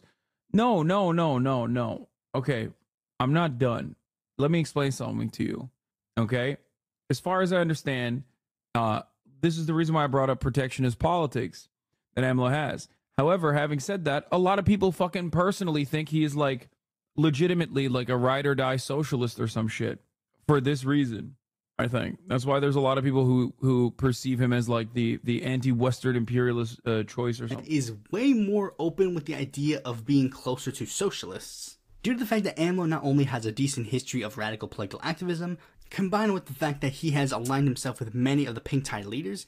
Even this stuff is good, like all day, every day, and I will openly recognize that. The ones that a lot of social democrats would consider a little too far. However, despite the fact that of what is considered the mainstream of Mexican politics, they would be considered the most radical, the message seems to be resonating really well, as not only did he win by a large margin in the most recent presidential election, Morena has also quickly become the new big political force in Mexico, which puts him in the exact same position that the PAN found themselves in before, when the people who run as outsiders become insiders. What happens next? Hassan gets his Mexico information from American news and papers, like getting your point of view of Palestine from U.S. media. How is Maduro too far? Just the corruption stuff? His actual policies are pretty mid. Maduro is the #1 villain in American politics for as long as people pay attention to Venezuela. That is yet to be determined. However, despite the fact that most of Mexican political history for a long... When people talk about Maduro, they're not actually fucking talking about like currency mismanagement or repression, like political repression. They think he's like out there fucking slaughtering every business owner that has more than $10 in their pocket for sport. Like whatever the fucking incredibly right-wing Venezuelan like agricultural producer and fucking grocery chain owning billionaires in Venezuela that own all the fucking media out there that isn't state media, whatever the fuck they say to the Americans, it goes. This doesn't mean that he's great. He's certainly no Chavez. And he's not great in general, but like, I think he's been portrayed as the perfect villain. Time has been focused on these 4 political parties. Mexico also has 3 more political parties that, while not as prominent as these guys, still hold a very decent amount of power. And to begin this section, we will talk about the Ecologist Green Party of Mexico, or Partido Verde Ecologista de Mexico, or PVEM. As the name implies, this is the Mexican Green Party. However, unlike most Green parties around the world that are usually placed on the left side of the political spectrum, PVEM, for a long period of time, has been placed ideologically on the right side of the political spectrum. Before anyone goes to the comments, I am fully aware if you look up PVEM nowadays the party is described as center-left, but you will see in this section why I do not believe that that political label is genuine for them. Being considered a green conservative political party. One of the most notable things to show its contrast with other green parties was the fact that in 2008, they were the leading force in Mexico to try and reintroduce the death penalty, which made many international Greens sever their relationship. That's pretty funny. Dude, that's awesome. That's such a funny fucking... That is such a funny policy for a Green Party to advocate for. That's awesome. I'm sorry. That's hilarious. Dude, what the fuck? Imagine Jill Stein in America being like, listen, guys, I care about the environment a lot, okay? Which is why we have to execute prisoners, okay? Their farts are causing too many emissions. Our prison industrial complex is it's taking up too much space. I am pro-labor. I'm pro-left. I'm pro-reducing carbon emissions. And that is why we have to kill everyone. With PVEM. However, if you thought my description of the PRD as an empty vessel was a little bit lax, well, I would have to argue that the PVEM party is way more of an empty vessel than the rest of the parties, with them facing many accusations that they are not really a legitimate party in any sense of the word. For starters, I should mention this. Given the fact that their name has ecologist in it, you would think that the party is very environmentally conscious. Well, in a 2000 interview with the party's leader, Jorge Gonzalez Martinez, he was asked how serious he was about environmentalism, to which he responded with, "To me, ecology is the least important thing to me. I represent interests." Very odd thing for what is allegedly the environmentalist party in Mexico to say, right? I should also mention the fact that the party's leader is the son of the party's founder, which has led to many accusations that the party is just a tight-knit group of friends and family to form a small political cult in the country. But the biggest thing to show how empty of a vessel that PVEM actually is the fact that PVEM, in order to remain politically relevant, has essentially formed a symbiotic relationship with whatever party is in charge at the time. During the early years of the party's existence, the PRI was the party in charge, so they aligned with the PRI. Then when the PAN was in charge, they aligned with the PAN. And now that Morena is in charge, they are aligned with Morena. And if I were to hedge my bets, I would say that no matter what party is in charge, they're going to endorse and back and form a coalition with them. Don't believe me? Well, come back to this video in like 10 years and see which party they're in alliance with. Speaking of alliances, there is one more political party that makes a big use of political alliances to stay afloat, being the Labor Party, or Partido del Trabajo, or PT. Mexico's such a weird place. Cartel has so much power over everyday lives, and people in my family, for example, are either pro-cartel or pro-capital punishment for all cartel members. They don't consider economic reforms to change the tide all that often. I mean, that makes sense. It's the elephant in the room. It's understandable to have the major problem not get addressed for so many years in either direction, no matter what your opinion is. And then all of the economic reforms, one, take too long to implement, and two, oftentimes don't get implemented at all. Mexico's openly socialist political party, the party of people who thought the Cardenas family was too moderate. PVEM and PT have a lot of very odd parallels. They were both founded around the same time, they mostly focus on electoral alliances, and they represent a tight-knit niche in Mexican politics. The main difference being that PT is more consistent in using this to spread their left-wing message. After losing their first solo candidate, they have consistently endorsed the mainstream left-wing option in the election, leading to it basically being almost as if it were a satellite party, with them very rarely going in opposition to whoever is the mainstream left-wing option.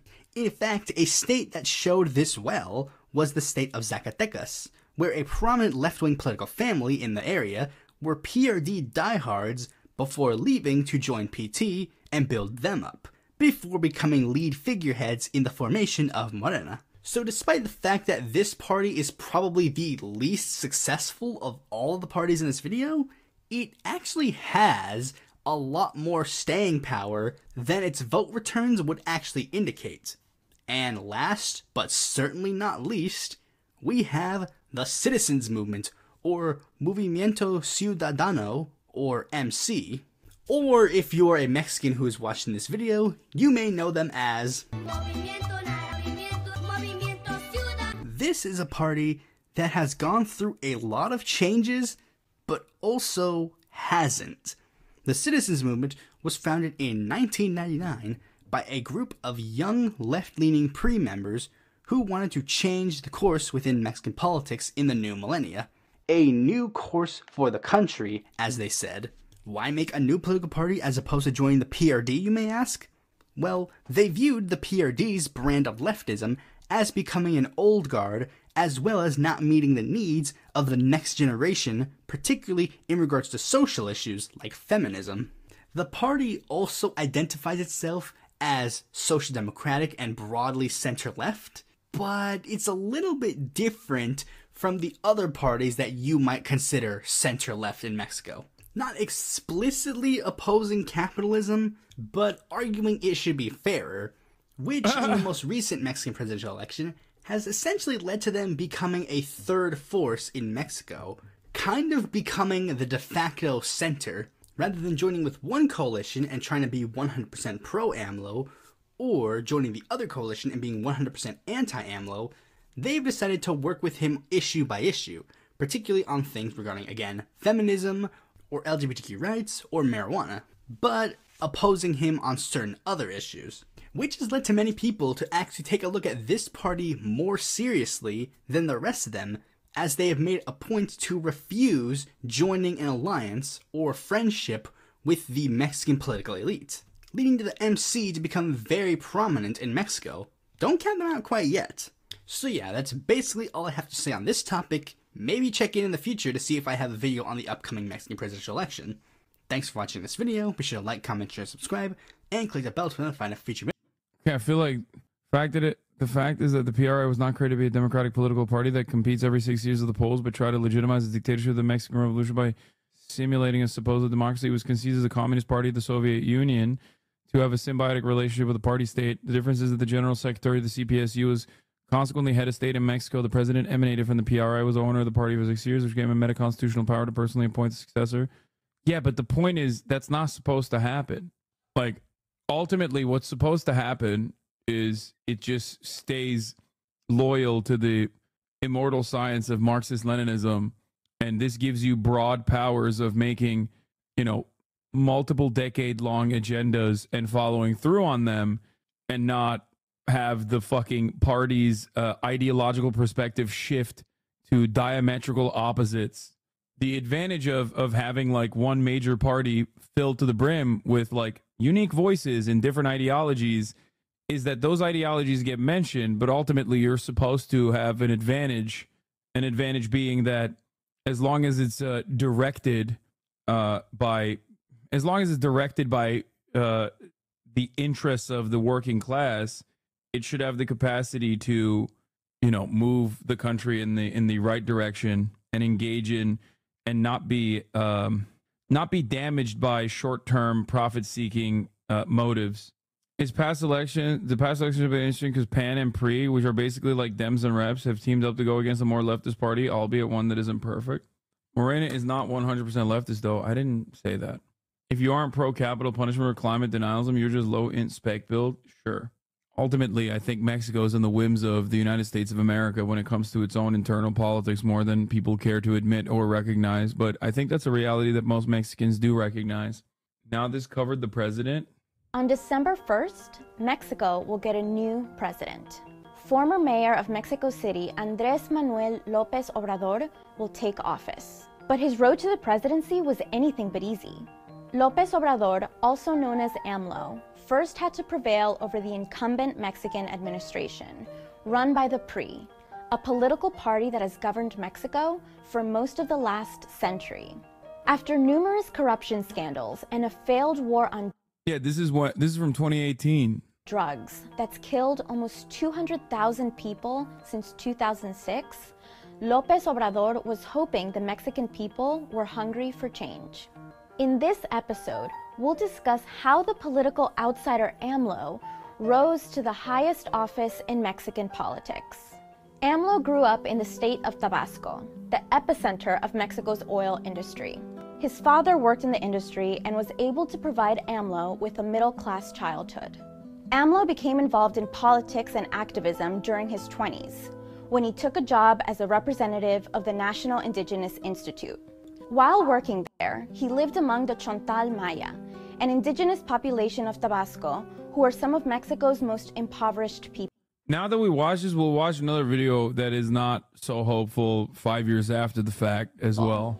AMLO lived and worked with them for 6 years, building the foundation for his political career while sleeping on a hammock in a dirt floor shack with his first wife, Rocio Beltran Medina. Eventually, AMLO continued his political work within the PRI's progressive wing. The party was pretty much Mexico's only game in town for ambitious young people looking to make a political impact. During his time in the PRI, AMLO represented the state of Tabasco in negotiations with state-run oil company Pemex, organizing local oil workers to demand higher wages and benefits from the company. In 1983, AMLO left the PRI, frustrated with the difficulty of making change from within Mexico's dominant political party. 5 years later, he joined the left-wing party of the Democratic Revolution. He ran for governor of Tabasco in 1988 and 1994. Both times ended in failure, but he persisted. In the 1990s, he organized actions like a 6-week march from Tabasco to Mexico City, which was meant to show support for free and fair elections, and blockades of oil facilities, which was to protest the industry's negative environmental impact on local farmers and fishermen. All this work on the front lines of activism raised AMLO's public profile in Mexico, and it eventually paid off. In 2000, AMLO finally won his first election, becoming mayor of Mexico City. During his tenure, AMLO's administration started providing stipends to senior citizens, built low-cost housing, subsidized subway fares, and opened new schools, including Mexico City's first state university. AMLO became overwhelmingly popular. He maintained an approval rating of over 70% throughout much of his 5-year term in office. This high approval rating made AMLO the frontrunner ahead of Mexico's 2006 presidential election. His platform during his 2006 run pledged to cut government salaries, as well as raise taxes on corporations and the wealthy, in order to pay for social programs that would help the Mexican people. AMLO ultimately lost the 2006 election by less than 0.6% of the vote. Nevertheless, he claimed victory on election night and demanded a recount. AMLO also accused winning candidate Felipe Calderón of orchestrating election fraud. Les propongo que aquí nos quedemos, que permanezcamos aquí día y noche hasta que se cuenten los votos y tengamos un presidente electo con la legalidad mínima que nos merecemos los mexicanos. Mexico has a long history of election fraud, but the country instituted several reforms starting in the 1990s that eventually allowed for the PRI to be dislodged from power for the first time in 2000. After an election tribunal upheld the 2006 vote, AMLO still positioned himself as the, quote, legitimate president, and was inaugurated to a parallel government in Mexico City's Zócalo Square. Se desconoce el cómputo oficial dado a conocer el día de hoy por el Tribunal Electoral del Poder Judicial de la Federación, que pretende... The hand thing is apparently saluting the flag. It's a different... It's not... I personally also was like surprised by it, but what do you mean, sure, bro? I mean, that's what the fucking Mexican chatters are saying. What do you want me to say to you? Also, I think the Hitler salute, like, it is a version of the Roman salute, but the Hitler salute is done with the left hand. Legalizar el fraude cometido el 2 de julio de 2006. AMLO went on to name a resistance cabinet to run his parallel government that proposed legislation, issued statements, and even held its own elections.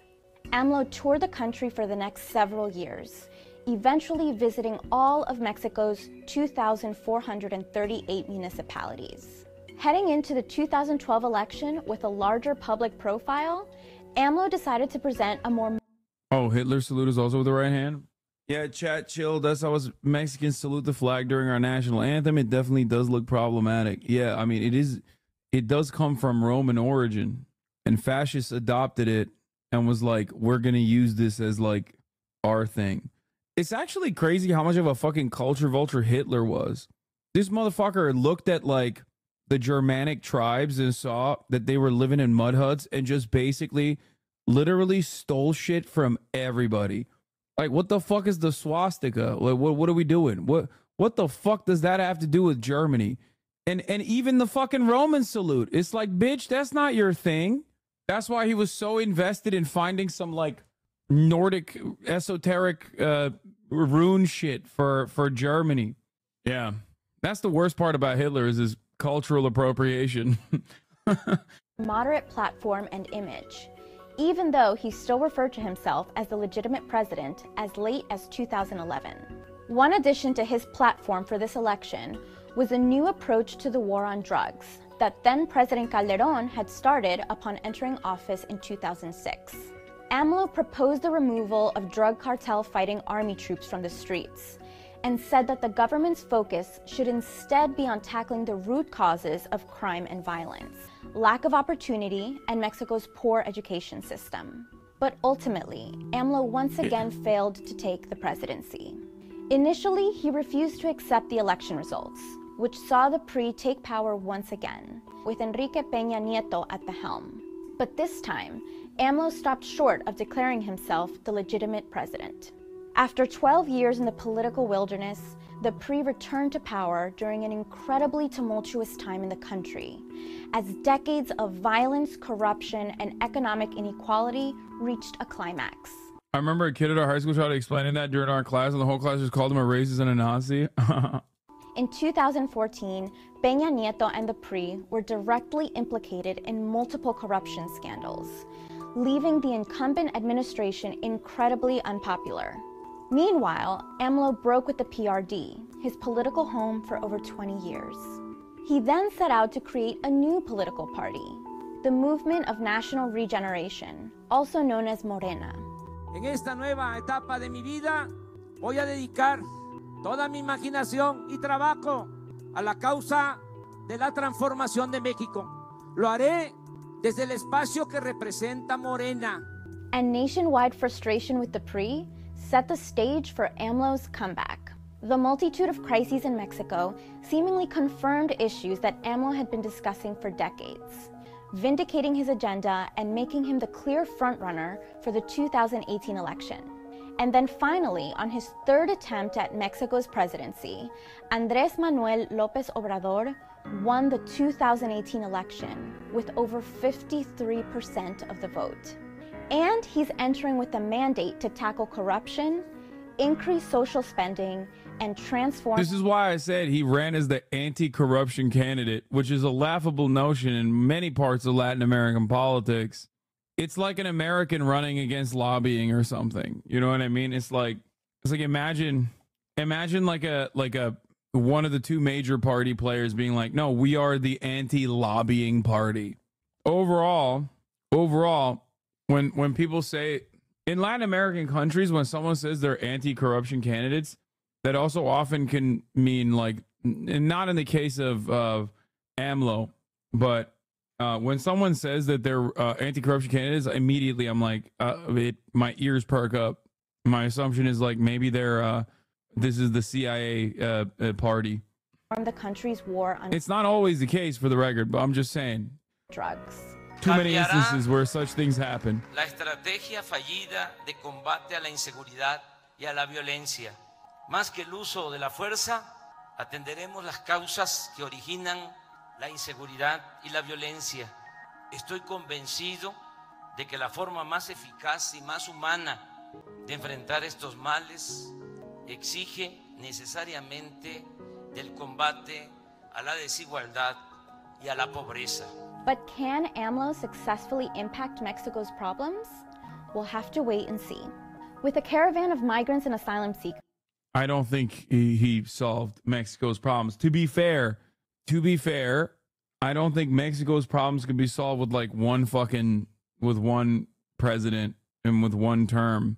I think its problems are pretty much embedded. It's also the hat that Mexico wears, the United States of America, or I guess the underwear of the United States of America, depending on how you look at it. That is a major issue.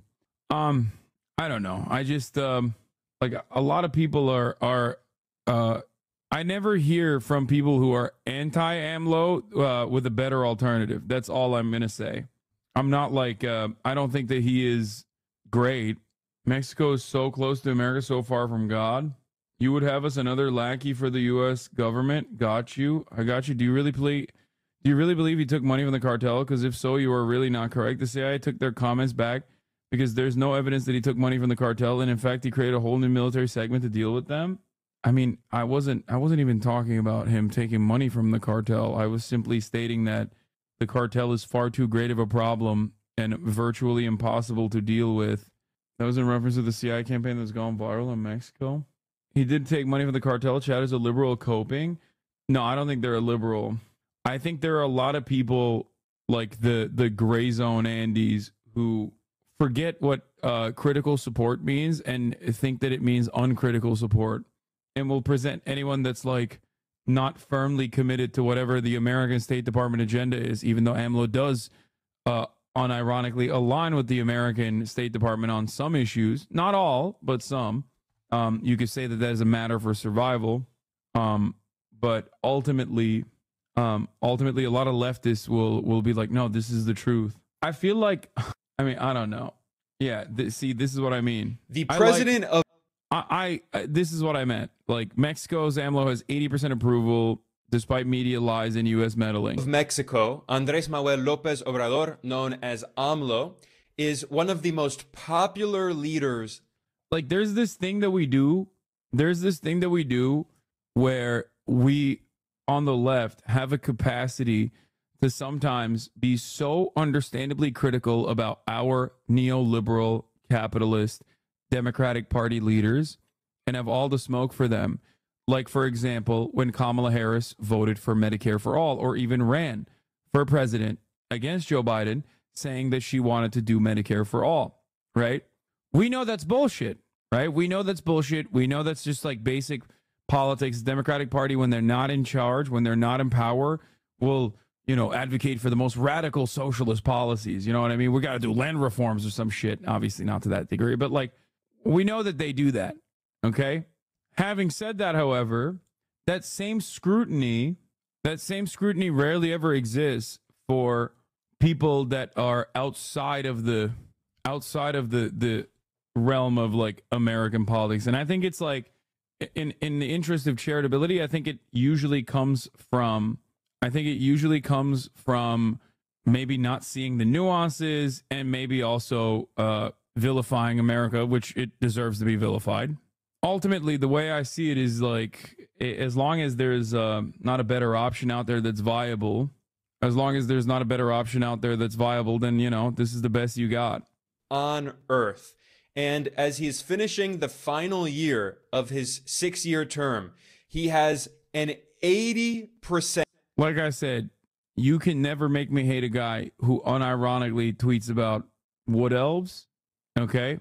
That's it. It's not going to happen. Okay? You got a president that's done multiple investigations into UFOs and the elves that very much exist in the woods. It's over for me. Approval rating. This is despite the fact that the corporate media has spent years lying about him, viciously attacking him, and the U.S. government. Like, for the record, I don't think he's like I don't know if he's like a very competent guy. I don't think he's like the most competent guy. And also, Mexico's problems are far too great for like one person to fix, especially throughout one term, regardless. Has constantly meddled in Mexico's internal affairs. The U.S. government has funded opposition groups and has funded media outlets, which have constantly attacked AMLO, lying about him. And despite all of this, AMLO remains one of the most popular leaders on earth. This was revealed in a poll that was published this May by a U.S. polling firm called Gallup. The polling firm surveyed Mexicans and found that 80% support AMLO. This is an increase from 67% in 2022. Gallup pointed out that this makes AMLO one of the most well-liked leaders in the world. And ever since Gallup began surveying Mexicans in 2006, no other Mexican politician has ever been as popular as López Obrador or AMLO. This is deeply ironic because the US government and the media outlets and opposition groups that it funds have claimed for years that AMLO is supposedly threatening Mexico's democracy. The National Endowment for Democracy, the NED, is a US government organization. It's basically a cutout of the CIA that was created supposedly to promote democracy in scare quotes, but in reality, it is used by Washington in order to meddle in the internal affairs of other countries. In the name of promoting democracy, it actually undermines democracy in order to support the interests of the US government and US corporations. And the NED published an article back in 2023 claiming how AMLO's Strongman Act is weakening Mexico. The media in Mexico has been spreading this ridiculous lie as well for years. Damn, bro. This guy is the fucking... Okay, I perceive him as a threat now because honestly, he's fucking cooking everybody else. Okay? He's the #1 streamer. He's the #1 Mexican streamer. Okay, this changes everything. Right-wing media outlets have said that AMLO is trying to install an authoritarian system. Right-wing elites in Mexico have been publishing articles in Spanish in the Washington Post and other US media outlets, claiming that Mexico is returning to the authoritarian era of the PRI. In 2020, the editorial board of the Financial Times, the major British newspaper, published an article titled "López Obrador becomes Latin America's new strongman. The Mexican leader is revealing himself as an authoritarian populist." When they published this article, AMLO had about 67% support. Since then, it has increased to 80%. And why is AMLO so popular? It's very easy to explain. He is the first left-wing leader in decades in Mexico. He has significantly raised the minimum wage. Oh my God, he's actually top 10. He cooked you differently. Bro, yo, chill. He literally slotted me out. Like, I would probably be number 10 if it wasn't for this piece of shit. Yo, what the fuck? Okay, it's over. I'm done. I'm done. Cut it out. We need to get back to work, dude. The fuck are you doing? The fuck are you doing, bro? He literally fucking took me out of the top slot. Call me the National Endowment for Democracy the way I'm trying to get him fucking cooed, okay? Make a collab with him. This is from his stream. A ver, vámonos con la cumbia. Desde el Estado de México.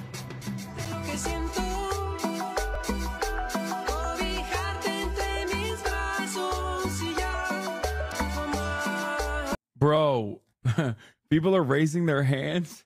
They're like, yo, excuse me, sir. What the fuck is going on here? You don't understand how much old heads love this man in Mexico? How is S-Fan so high? He only streams GTA and I see him at 10K viewers. Yeah, because he doesn't stop streaming. I can't match this content, dude. What the fuck? It's Jover. This guy's the top political streamer in NA. I was wrong. He has reduced poverty. The economy has been growing significantly, and there are a lot of good industrial jobs coming to Mexico. Furthermore, he has been completely independent. He's basically the first Mexican leader in decades who's not a puppet of the United States. He has repeatedly criticized the U.S. for meddling in Mexico's internal affairs, for violating Mexican sovereignty. He has given powerful speeches telling the U.S., we are not a colony. We are not a protectorate of the U.S. Here is a clip of he is not as firmly up America's ass as like prior Mexican leadership, but that doesn't mean that he's still not lodged in there. Like, that's what I'm saying. Like, people take everything that people take things that politicians say in other countries, as long as they're like ostensibly left, for granted, unconditionally. That's my, anyway. Incredible speech that AMLO gave in 2023 when he held a huge rally condemning the U.S. because many Republican politicians, including Donald Trump and his allies, have been threatening to invade Mexico. This was his powerful response, saying we are not a colony. Pero lo más importante es que desde aquí, desde este Zócalo, corazón político y cultural de México, le recordamos a esos políticos hipócritas e irresponsables que México es un país independiente y libre. No una colonia ni un protectorado de Estados Unidos. Does it bother you you've been dethroned, or are you happy there are more popular lefty political commentators? Nagash is genuinely curious about how you feel about it. AMLO could never do a 3-minute ad break at the top of the hour the way that I can. Can you imagine if he said, La hora, at the top of the hour? If he just popped off like that, if he segued right here in front of this crowd, they would go crazy. Es la cima de la hora! Dude, this crowd would go nutty mode. They would lose their fucking minds, dude. They'd be like, what? Well, I'm paying extra taxes this year. That's it. That's the truth. That's the fucking scary truth that many of y'all don't want to see. But he can't do that because he's a coward. Okay? Brave enough to talk about wood elves, not brave enough to serve the top of the hour ad break. Me, on the other hand, I serve that shit. Now, if you no longer want to see those ads, all you need to do is subscribe for $5 or for free with the Twitch Prime. What's your stance on wood elves? Whatever you want it to be. Here's the 3-minute ad break now. AMLO has also reasserted sovereign control over Mexico's natural resources. Oil in Mexico had been nationalized as part of the Mexican Revolution going back to 1910 and the progressive constitution that was created. But the neoliberal right-wing U.S.-backed leaders who governed Mexico in recent years before AMLO, they were gradually trying to privatize the oil in Mexico. When AMLO came back, he promised that he was going to undo the neoliberal free market fundamentalist policies. He renationalized oil, and under AMLO, Mexico nationalized its lithium, the new white gold that is needed for the green energy transition. Y recientemente se nacionalizó el litio, mineral estratégico utilizado en la construcción de baterías para autos eléctricos y sistema de almacenamiento para las energías limpias. Me llena de orgullo poder recordar justicia social, igualdad, soberanía. ¡Viva la expropiación petrolera! Los trabajadores y técnicos de antes y de ahora de la industria petrolera nacional. So he's a left. Dude, his interpreter was going nutty mode. He was fucking feeling it. This video seems a little bit biased. No, it's incredibly biased. Even though the natural resource sovereignty part is real, actually. That is a real thing that he did, which is insane that there was any other question that it would not have happened. That it would be privatized to begin with was ridiculous. But that part is actually the reason why I said from the jump that, you know, he's done some good shit. Left-wing nationalist who has been reasserting control over Mexico's natural resources, defending Mexico's sovereignty, and the minimum wage has increased, living standards have increased, social programs have increased. It's very easy to explain why he's popular, but precisely because he is independent. He is not a U.S.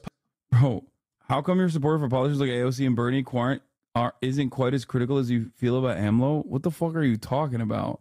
I do legitimately disagree with AOC and Bernie all the time, especially Bernie when it comes to Israel, for example. Like, what the fuck are you talking about? Brother, this video is not going to show you some of the more negative aspects of AMLO because it's, you know, understandably biased. Like, a lot of the shit that you would never even... If AOC personally did half the fucking shit that AMLO did when it comes to his, like, social... When it comes to his social policies...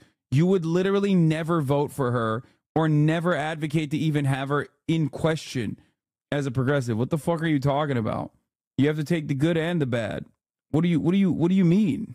Like, he is very old, and I think ultimately his age and his like social conservatism plays a big role in possibly his popularity amongst older people in general. But also beyond that, he is like pretty socially conservative across the board.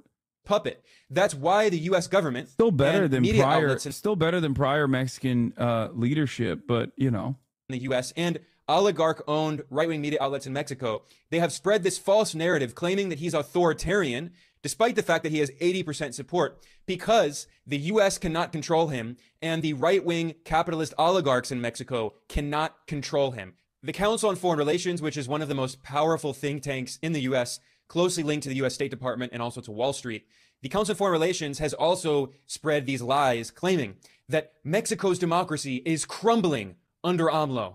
The media arm of the Council on Foreign Relations is Foreign Affairs Magazine. This is one of the most well-respected media outlets in the U.S., and it has repeatedly published articles by right-wing oligarchs, elites in Mexico who hate AMLO, like, for instance, Denise Dresser, and she published an article in Foreign Affairs claiming that Mexico's democracy is dying because of the authoritarian populism of AMLO. In an article this May, she published another article in Foreign Affairs claiming that people in Mexico are voting for autocracy because AMLO has undermined democracy and brought back party dominance. What these U.S. media outlets and oligarchs are trying to do is blatantly meddle in Mexico's internal affairs in the lead up to the election, which is on the 2nd of June. And every single poll has shown that AMLO's political ally, Claudia Sheinbaum, who is the former governor of Mexico City, and she is from the same left-wing party of President López Obrador, which is called Morena. And all of the polls show that Claudia Sheinbaum will easily win the election in a massive landslide. Every poll shows her at 53% support, or some even more, whereas the second place candidate, who represents the oligarchy, the right wing in Mexico, all of the different neoliberal parties combined together, including the PAN. It's crazy America has more fire for AMLO than Modi. That's not crazy at all. What are you talking about? Modi's a fucking fascist. Also, cleaning up the Muslim influence in his country, and is also aligned with the Western, interests, and not very fond of China. He's perfect for America. Why the fuck would they ever criticize Modi? Modi does literally all the things that our media says. Whoever the fuck is like ostensibly not even like full-blown leftist, but like even marginally leftist is doing. On the PRI, even the former Social Democratic Party, the PRD, that became a right-wing party, all of the right-wing combined together behind the candidate Xochitl Gálvez, and she still only has 30% support, despite the fact that all of the major media outlets support her, which all are owned by the oligarchs. All of the major right-wing parties are behind her. The U.S. government is behind her, and yet clearly the Mexican people support the left-wing Morena party of AMLO and the candidate Claudia Sheinbaum, who, by the way, is a scientist with a... Bro, I don't like India, but they're not aligned with the West. What? Why? Because they're a mediator for like Russian oil and gas? Is that what it is? Is that why they're not aligned with the West entirely? Because they get to make a pretty penny? The PhD in energy engineering. She's an expert on climate change and sustainable development. Again, she was the governor of Mexico City. So this is what actual democracy looks like. But instead, the U.S. government has been spreading this false narrative that supposedly AMLO is threatening democracy. In fact, just a few days before the election, on the 31st of May, the Washington think tank CSIS, the Center for Strategic and International Studies, which is a neoconservative think tank funded by the U.S. government, funded by U.S. allies, funded by the weapons industry, the military-industrial complex. CSIS published this ridiculous report titled An Uncertain Future, Democratic Backsliding Through Executive... Chatters be like, how can you say India's aligned with the West? They executed people on Canadian soil, which would mean that Saudi Arabia is not aligned with the West, or Israel's not aligned with the West either. If that's your metric for being not aligned with the West, even Israel, Israel's another great country that is a great, has a lot of parallels here with India in terms of like their allegiance with Russia, for example. Would you ever say Israel is not aligned with the West? You're adding Aruna, no. Aggrandizement under AMLO. So the U.S. government and the media outlets it funds and the think tanks it funds have been spreading this narrative that AMLO is supposedly threatening democracy. But in reality, polls of actual people in Mexico show the exact opposite. AMLO is the most popular leader in modern history in Mexico with 80% approval. And I want to go back briefly to this poll that was published by Gallup, because it showed that under President AMLO, who entered office in 2018, the presidential terms in Mexico are 6 years. What we've seen is the exact opposite of democratic backsliding. Instead, Mexico has become more democratic. Under President AMLO, we've seen that Mexicans now 53% approve of their leadership, and 61% have confidence in their national government. When López Obrador came to power in 2018, only 29% had faith in their national government. That is to say that confidence in the government of Mexico has doubled under President AMLO. And you know what confidence in the U.S. government is? 30%. And yet the US government claims to be the beacon of democracy and claims that Mexico supposedly is undergoing democratic backsliding. But quite literally, it is the exact opposite. Mexico is becoming more democratic under AMLO and the left-wing Morena party, whereas the US is becoming less democratic. According to the latest polls, what is Joe Biden's approval? 39%. Only Mexico is really interesting in the Israel conversation, which he's not bringing up, and Motorface wants me to fucking talk about AMLO, but like AMLO's personal position on Israel is different than the Mexican administration's position, it seems. Here's a Al Jazeera article on it. Mexico's election puts López Obrador's stance on Israel under microscope. As President López Obrador's tenure ends, advocates reflect on his reticence to speak out against Israel's war in Gaza. On Tuesday, the International Court of Justice announced that Mexico had requested to join South Africa's case accusing the Israeli government of committing genocide against the Palestinian people in Gaza. But the very next day, Mexican President Andrés Manuel López Obrador, known as AMLO, refused to define Israel's actions as genocide. We don't want to put ourselves into a definition of this type that, instead of resolving a conflict, aggravates it. Now, I wonder why he would say that. Perhaps it might have something to do with the one export of Israel that, as far as I understand, the Mexican government has used. And I'm not talking about motherfucking ways, nor am I talking about shitty techno music. He's Jewish? What? No, what are you guys saying? What is happening here? And no, I'm not talking about motherfucking hummus either, bro. What? No, it's surveillance. It's Pegasus. It was the latest evidence that López Obrador's ambiguous, somewhat contradictory stance towards Israel and its war in Gaza, which is nearing its 8th month. Yeah, 22% of weapons dealer to the Mexican army and most of the intelligence tech. Chowder said he's Jewish. Is insane. Yeah. Claudia, that's running, is Jewish, which is why a lot of people are saying that, I think, maybe, because they're stupid and they listen to like these engagement farming Twitter accounts that will literally be like, the next Mexican president is Jewish. And it's like, I don't know what her stance is on Israel, but I'm not immediately going to fucking be like, well, because she's Jewish, she must be a fucking unconditional dick rider of Israel, because I'm not a dumb fuck, especially considering that her grandfather was a literal fucking communist and half of the Mexican right are literally calling her Stalin, like woman Stalin. And that doesn't mean she actually is, by the way. The one thing she is a major AMLO dick rider, from what I understand. This Sunday, Mexico holds its largest election in history with every seat in Congress and the presidency at stake. The vote is considered a referendum on López Obrador's outgoing administration, which enjoyed high popularity during his 6 years in office. Where critics have questioned what the legacy of his foreign policy will be and whether his likely successor, Morena Party candidate Claudia Sheinbaum, will carry on his ambivalent relationship towards Israel. Bucking the pink tide, the left-leaning López Obrador was elected in 2018 amid a tide of discontent. Voters rejected the governing Institutional Revolutionary Party in a landslide, leading to a historic margin of victory for López Obrador and his Morena Party. His election heralded a period of equally historic wins for left-leaning leaders across Latin America. In the years that followed, Chile elected progressive Gabriel Boric, Mr.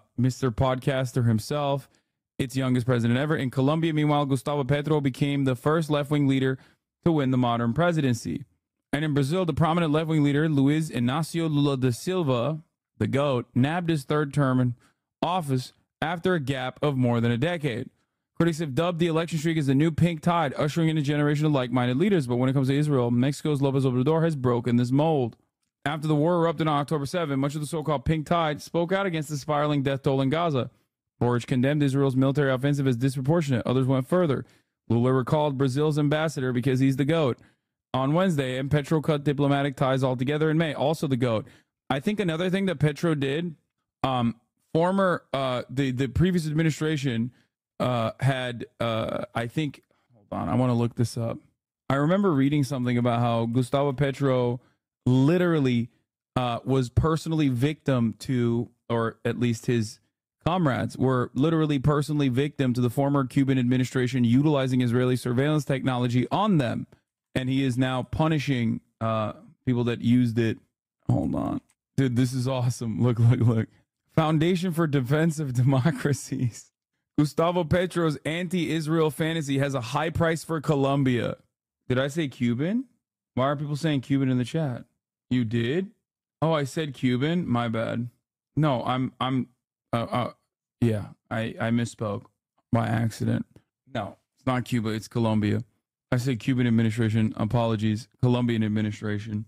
Revolutionary rhetoric feels good. Just asking Kamen activists across U.S. college campuses whose righteous rage turned revolutionary rhetoric feels good. College squads into mini Woodstocks, but governing a country requires more sober-minded calculations.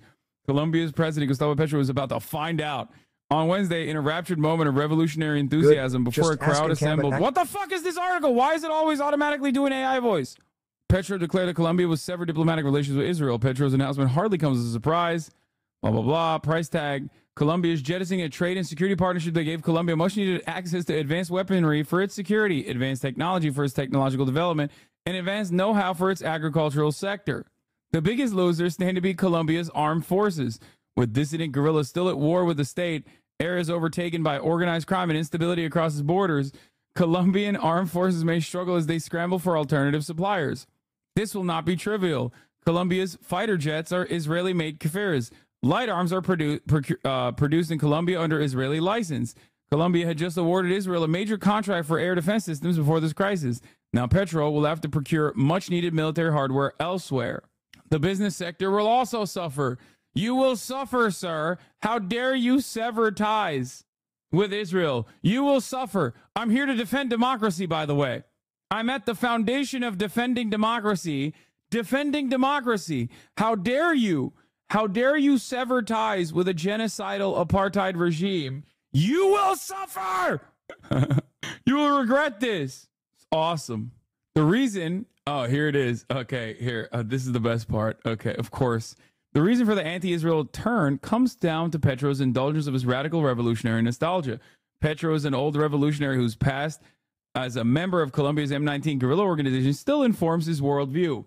He recently took pride in the fact that M19 guerrillas trained in the Libyan desert shoulder to shoulder with PLO and Polisario rebels back in the day when Libya's strongman, the late Colonel Gaddafi, financed and trained anti-Western armed revolutionaries in his own hosted terrorist training camps. In his own hosted terrorist training camps, bitch, suck my dick. Petro, who said, listen, Gaddafi, very interesting guy, but, you know, the notion that, like, it was bad that he was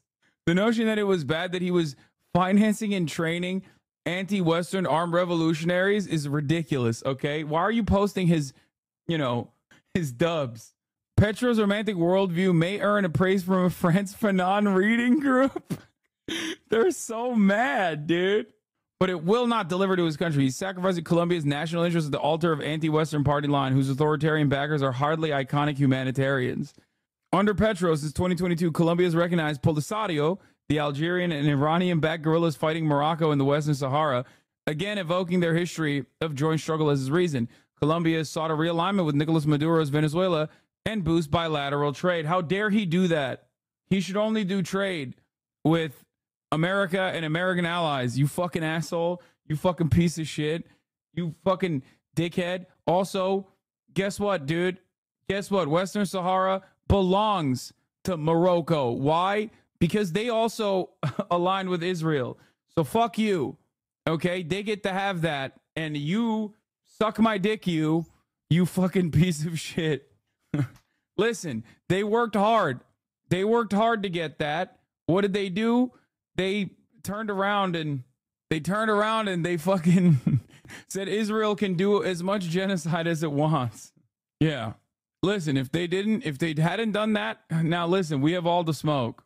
If they hadn't done the Abraham Accords, we would have all the smoke. But they did, so we don't have the smoke at all. I don't know, man.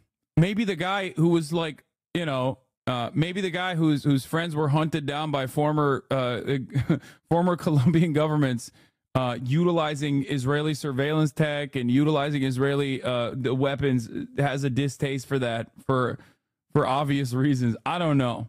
That kind of happens. I don't know if you know this, Mr. Foundation for Defending Democracy, but that's kind of how democracy happens. Sometimes people that you don't like, people that you want to relegate to the jungles, and engaging in like a protracted people's war can be charismatic enough to win elections after decades of corruption and incompetence from the people that are aligned with your government. Okay, All I'm saying is, in that circumstance, it sucks to kind of suck, but that's just democracy. And that's just Colombia. We're not talking about Colombia. We're talking about Mexico. The reason why I brought up Colombia is because, well, that's a leader in the pink tide that actually did take a pretty fucking hard stance against Israel. AMLO, on the other hand, did not. It might have something to do with the surveillance technology and the weapons that they get from Israel. That's all I'm saying. Do you see what I mean? If you're wondering what AMLO's position is or what the Mexican government's position is, because I don't think Mexicans across the board are fucking pro-Israel at all. They literally tried to burn down the Israeli embassy last week. Okay? So I would suspect that many Mexicans don't give a shit about Israel-Palestine, but the ones that do give a shit don't give a shit in the direction of defending Israel and have an intense hatred for Israel in general. Just saw a German documentary which says that the left has an anti-Semitism problem and all university protesters in Germany and the U.S. are pro-Hamas and anti-Semitic. Brother man, Colombian mercenaries are being used by the U.S. in Iraq, Afghanistan, Libya, and now Ukraine. Colombia is in deep with the U.S. too. Yes. But this is a massive change of pace from prior Colombian foreign policy is what I'm saying. Anyway, Los Angeles trying to stop Morena votes, dumb United States. Yeah. How Mexico became the biggest user of the world's most notorious spy tool. A Times investigation reveals the story behind how Mexico became the first and most prolific user of Pegasus. It's still using it despite promising to stop. This is what I was talking about. However, their ally Mexico has now followed suit in the full-throated criticism. Observers have said López Obrador has instead sought to strike a middle ground, a stance that has failed to please both Israeli officials and Palestinian rights supporters. On October 9, for instance, the Mexican president offered his support to Israel, but refused to condone the violence unfolding against Palestinians in Gaza. We respect the Israeli government and even more the Israeli people, he said. Mexico does not want war. We are pacifists, and we do not want anyone to lose their lives, whether they be Israeli or Palestinian. That equivocation earned a furious response from Israel's ambassador to Mexico. I remember this. Einat Kranz-Niger, who retorted in a media interview, not taking sides is supporting terror. López Obrador also faced pressure from the Palestinian advocates. Still, a few weeks later, he doubled down, ruling out any possibility of taking a firm stance. We, and I want to be very clear when I say this, are not going to break relations with Israel or take a position beyond calling for peace. It's fascinating that AMLO is still using Pegasus since it was literally used against him and his wife. Yeah, well, I didn't know about that, but I will tell you this much. Okay? He knows it works really fucking well. So if he was victim to it, then he's like, damn, this shit is awesome. We should use this ourselves. He probably uses it now. No, he definitely uses it now, like very openly. That's not a question. A response rooted in contradiction. Timoris Greco, a journalist covering the war in Gaza, has spent 2 decades reporting on the Middle East for the Mexican newspaper Milenio and other publications. He has to notice the more muted reaction for the normally outspoken López Obrador. The pace has been really slow. I wonder why. Greco was on the ground in West Bank. Israel's month-long counteroffensive, however, has killed more than 36,000 Palestinians. In Greco's opinion, Mexico's reticence to join the other left-leaning governments in condemning Israel hints at the weight of the military and commercial contracts between the two countries. There you go. Always the public position of Mexico has been in favor of Palestine, but there's a contradiction, Greco said, pointing out to Mexico's economic and military interests. Hey, maybe he used the Pegasus to find the elves. That's not what Pegasus does. Unless the elves are using iPhones. I don't know if Pegasus is going to be able to fucking... What the fuck are we doing? Okay. That's why I said the position of the Mexican government is different than like AMLO's wishy-washy approach to it. AMLO expanded the military's role significantly, and that includes spying. His party blocked investigations into abuses too, yes. And also there are massive social issues in Mexico, like femicide, okay? That shit is crazy. Obviously, there's cartel violence. I don't know how to solve any of that other than like America legalizing drugs and also illegalizing weapon shipments as payment for drugs. That would be a pretty good solution. Femicide. Femicide is genocide of women. Here, let's give you some facts about femicide in Mexico. Mexico officially began documenting the amount of femicide occurrences in 2012. The country's femicide rate exceeded more than 1,000 femicides in the year 2021. Out of 3,400 women victims and out of 34,000 overall victims, so roughly 3% of the victims. The intentional killing with a gender-related motivation is what femicide is. Femicide may be driven by stereotype gender roles, discrimination towards women and girls, unequal power relationships between women and men, and harmful societal norms. Also, violence against journalists is a big problem. Oh, yeah. I mean, but that's like, it's not genocide, it's homicide version with a feminine now. Sorry. Instead of homicide is so homicide is the genocide, homicide. Yeah, it's gay.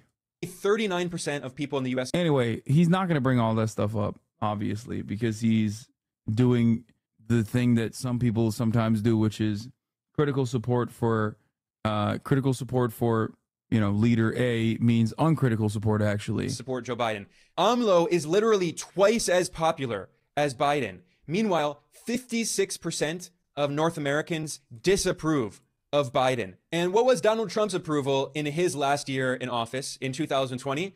Right now, it's June 2024. Well, 4 years ago, in June 2020, Donald Trump's approval rating was 38%. His disapproval rating was 57%. Basically, exactly the same. He looks like if David Pakman was a priest. Listen, I'm not going to talk shit about Ben Norton because, wait, he's the one who is now in China, right? Like, he went to China. He's living the dream, okay? He's not in the gray zone anymore. He left gray zone. There was a lot of drama. Him and Max Blumenthal broke up. Now, Max also was going down this, like, insane route, to be fair. I think Ben left because of, in a lot of instances, Max Blumenthal going down insane pipelines. The Israel-Palestine stuff is, like brought back Max Blumenthal in a big way. As long as he's not talking about fucking, yeah, just only listen to him about Palestine. He does good reporting there. But beyond that, it's leaves much to be desired. As Biden. So AMLO is twice as popular as Trump was at this point in his presidency and as Biden is. And yet U.S. government funded think tanks in Washington, like the Wilson Center, another one of these neoconservative groups, they have also published these articles. Yes, this is also true. There's a really funny video of this. I think I watched this on stream. Max Blumenthal literally tracked Ben Norton down in South America and yelled at him on a bus.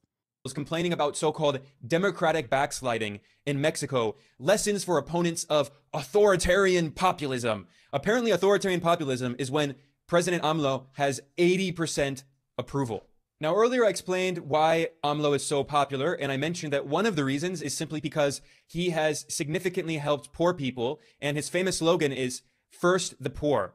Primero los pobres. He's always tried to raise the living standards of working class people in Mexico. I want to look at some of the data here because it speaks for itself. The change in the real minimum wage in Mexico under President AMLO, it has increased by 84%.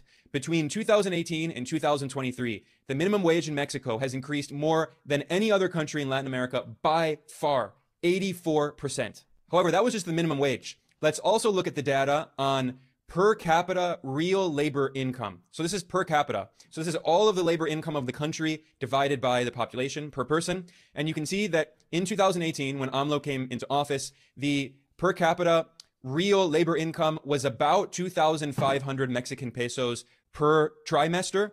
And that has massively increased. It had been stagnant for a decade. In fact, some years it decreased, especially in the neoliberal right-wing governments. And then when AMLO came in, it significantly started increasing. It did fall during the pandemic, but after 2020, it increased. And then significantly after recovering, it significantly increased further and is now at around 3,150, 3,200 Mexican pesos per trimester. So this is a significant increase for the average worker in Mexico. And by the way, this is the real increase. It takes into account inflation. So it's not that all of this is because inflation has been high in recent years. These are real increases in per capita labor income. At the same time, there has also been a significant decrease in poverty in Mexico. Now, for decades, poverty has been a very serious systemic problem in Mexico. So the numbers are still high, but they've dropped dramatically. In 2018, when AMLO came in, the poverty rate was 50%, half the population. And then because of the pandemic, that figure increased to 53%. Thoughts on Nayib Bukele? No. Just no. That's all I'm going to say. No. Okay? All you need to know about Nayib Bukele is he's like talking at fucking CPAC and shit, okay? 3%. But from the end of the pandemic until 2022, it fell by 10 points and is now at 44%. And the extreme poverty rate has fallen from 17% during the pandemic to 12% as of 2022. And this is data from 2 years ago. We're talking about Latin American rights, not Latin American wrongs, okay? We're talking about pink tide shit. We're not talking about psychos today. The number has continued decreasing since then. So obviously poverty is still a very real concern in Mexico, and this is why in the election it is basically guaranteed that the left-wing candidate Claudia Sheinbaum will win. All of the polls show her with 53% support. She is from the same left-wing party as AMLO, Morena, and she has pledged to continue AMLO's campaign of fighting poverty and reducing inequality. And going back to the Gallup poll with which I began this analysis today, it also asked Mexicans what they feel about the future of their economy. And for the first time ever since Gallup started studying Mexico's economy and interviewing Mexicans, for the first time, a majority of people in Mexico are optimistic about the future of their economy. 73% say that their living standards are getting better. 3/4 of Mexicans say their living standards are getting better.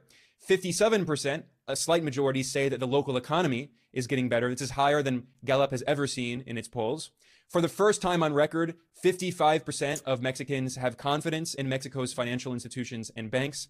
And the poll noted that in Mexico, people feel more positive about their economic future in 2023 than almost any other advanced economy, including the US, where people are rightfully very pessimistic about their economic future. In fact, in the US, it's the polar inversion of what's happening in Mexico. According to Gallup, 70% of people in the US say the economy is getting worse.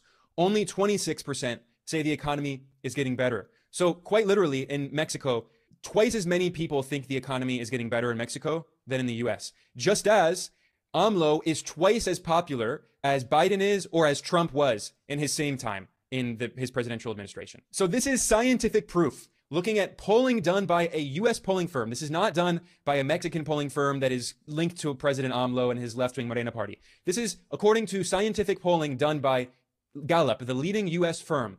And they acknowledge that Mexico is twice as democratic as the U.S. and twice as many people in Mexico are optimistic about their economy as in the U.S. So the conclusion here is that Mexico, its system, despite the many problems that do exist, the violence, the poverty that still exists, despite all of that, Mexico's system is working better for the people of Mexico than it is for the U.S. And it's genuinely more democratic, despite the fact that the U.S. government has spent years and millions of dollars trying to convince people that Mexico is supposedly becoming authoritarian. When you say in America, Hispanics love social programs, Mexico only proves your point even more. I mean, yeah, there's a lot of poverty in Latin American countries, and you either have most of the Latin American population that stays behind in their respective nations that like absolutely are ride or die for the government fixing the situation, or the ones that do come oftentimes to the United States of America that are escaping either some kind of repression from the government or the violence in general, that still firmly believe that the government could solve issues. The ones that don't feel that way are oftentimes political asylum seekers. Under the, like, you know, from Venezuela, from Cuba. The left-wing socialist populist AMLO, who's going to be the new Venezuela, and he's going to be the next Hugo Chavez. In fact, ironically, President AMLO himself has called out the U.S. for this double standard. The U.S. Aren't a lot of pro-America Latin countries improving rapidly? What? What does this even mean? What kind of What about Javier Milei? He seems very popular and pro-America. Yeah. When I think of countries that are rapidly improving, that are pro-America in Latin America, I think of Argentina and El Salvador. Okay, this chatter is probably just asking, you know, in a not in like an annoying way. I hope. You just hate brave Argentinian men doing good for their country. It's true. State Department has repeatedly meddled in Mexico's internal affairs, claiming that AMLO is supposedly undermining democracy. And AMLO responded by condemning the U.S. and saying that Mexico is more democratic than the U.S. and saying the U.S. is an oligarchy. And of course, the polling shows that he's correct. In fact, when the Biden administration held a so-called Summit for Democracy last year, AMLO called out the U.S. directly to its face, saying that it's an oligarchy posing as a democracy. Repeatedly during his term, AMLO has sent letters to the U.S. criticizing it for funding right-wing opposition groups who have been protesting Mexico's elected government and trying to destabilize it. AMLO has also been very outspoken in support of Julian Assange, the journalist and political prisoner, whom the U.S. is trying to throw in prison for the rest of his life for the so-called crime of doing journalism. AMLO referred to Julian Assange as a prisoner of conscience and, quote, the best journalist of our time. And as I mentioned earlier, one of the... Okay, this is just padding. This is just padding. Like, that's what it is. This is leftist padding. Main reasons that the U.S. government and corporate media outlets have spread these lies claiming that AMLO is authoritarian and undermining democracy is because he's not a U.S. puppet. On the contrary, AMLO has had an independent foreign policy, and he has been supportive of Cuba, condemning... I can't trust anyone living in China, bro. What the fuck do you mean? That's why you should trust him more, in my opinion. The man's living the fucking dream, dude. I mean, he is glazing, though, for sure. This is glaze. This is like Krispy Kreme glazed donut type shit. The illegal U.S. blockade of Cuba and condemning neoliberal orthodoxy that right-wing economists have tried to force down the throats of developing countries for decades. Back in 2022, AMLO denounced the illegal U.S. blockade of Cuba as, quote, a tremendous violation of human rights. He has been very outspoken on this issue, which has angered the imperial overlords in Washington. So this is the reality of what's happening in Mexico. AMLO is one of the most popular leaders in the world. Do not believe this nonsense propaganda you see in the Western media. And now you can understand why the U.S. government and right-wing oligarchs in Mexico have been spreading this narrative. And you can understand why Claudia Sheinbaum is going to win the election and be the first ever female president in Mexico and a left-wing president who will continue many of these policies of nationalizing the natural resources, increasing the minimum wage, raising living standards, and resisting the oligarchy in Mexico, whose loyalties are not to the Mexican people, certainly not to the Mexican working class. Their loyalties are to the U.S. empire, and Wall Street. Yeah, AMLO's definitely operating alongside U.S. interests, but many people in the chat will say, oh, well, what is he supposed to do? He'll get destroyed if he doesn't. When it comes to American immigration policy. Bro,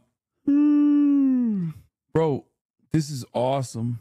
Michael Rappaport is just getting more. Is this actually a real tweet? Don't get into it, Hassan. You're not equipped for Mexican politics. She does sucks less than the rest, though. Why the fuck are you literally agreeing with me, but also simultaneously saying, don't get into it, you're not equipped for Mexican politics? I would kill to have your platform. Your immoral stance that favors human supremacy. I don't think you understand logically what you're saying. I want to be annoying. Can I annoy you for a while? No, stop. Bro's gatekeeping. Oh, it's real? Bro, this guy's like allowed to post like this? The fuck? He's getting increasingly more unhinged. Incredibly normal tweet from the director of a documentary about A Tribe Called Quest and frequent Spike Lee actor. I'm reminded of how Spike Lee cut ties with him because Rappaport genuinely believed he understood racism better than him. Are the gorillas supposed to be the good guys or the bad guys? No, I don't know what's happening. Like, I think he's saying that they're trying to fucking, like, Hamas, Hezbollah, and the Houthis are like gorillas holding watermelons that are trying to destroy Israel. I don't think he's saying the Zionists are the gorillas. Also, I thought AI art was more advanced than this. What in the Mid-Journey version 1 is this shit, bro? The gorilla's not even holding the flag. I don't even know why the gorilla's supposed to be holding the Israeli flag. Look at this double watermelon. Like, I don't know what the fuck's happening there. He's simply brave enough to say out loud what any average European thinks about Arab people. Yeah, and there will, of course, be no social repercussions for this because you can just be as racist as you want towards Arabs and Muslims as a whole. Okay? That's it. No amount of Islamophobia will ever cause any fraction of scrutiny for you. If anything, it will actually be better for your career to be like hyper Islamophobic. Anyway, we were supposed to do fun shit. I know. Y'all fucking suck for complaining. We did a little bit of Mexico politics. Chatter's Gate kept it. They said don't talk about Mexican politics. You know, you have no business. Here, let's watch this Deadpool Wolverine PSA, So I heard, which apparently has some cracker discourse in it. we're only going to introduce. You get reception down here? I don't have a phone. It's coming from out there. Hey, Pub, you're in a movie theater, not the off room in your mom's nursing home. So turn your phone to silent or I'll shove it so far up your you'll have to answer it through your No, easy now. Easy now. So much testosterone. How would you yell like that? It makes my vibrate. At least I think it's not. What? I think they filmed this in the movie theater. I don't know. Listen, just turn your phones off or put them on silent. You know, whatever you prefer. I'm gonna take his neck veins for a walk now. Enjoy the film. Nice fourth wall break back there. I didn't think you had it in you. Shut your f***ing mouth. No. They do not like that word in America or Canada or the Netherlands. I think he calls them crackers. No. Wall break back there. I didn't think you had it in you. Shut your f***ing mouth. No. They do not like. Is that what it is? Different C word? Oh, he says the other C word. Okay, why the fuck did somebody send me this then? Oh, you guys said I thought you meant he said the actual C word, the worst C word. Not see you next Tuesday. Bro, I don't care. Yeah, he said cunt. Okay. Y'all suck for that. TikTok F-boy final boss. Hey, we added a 6th show due to overwhelming demand. It's gonna be the best weekend ever, so make sure you get your tickets before they sell out. Okay, enjoy the video. Folks, I've talked about many men in my career, whether it's e-boys or soft boys or alpha males. I feel like they all sort of fall under the same F-boy umbrella.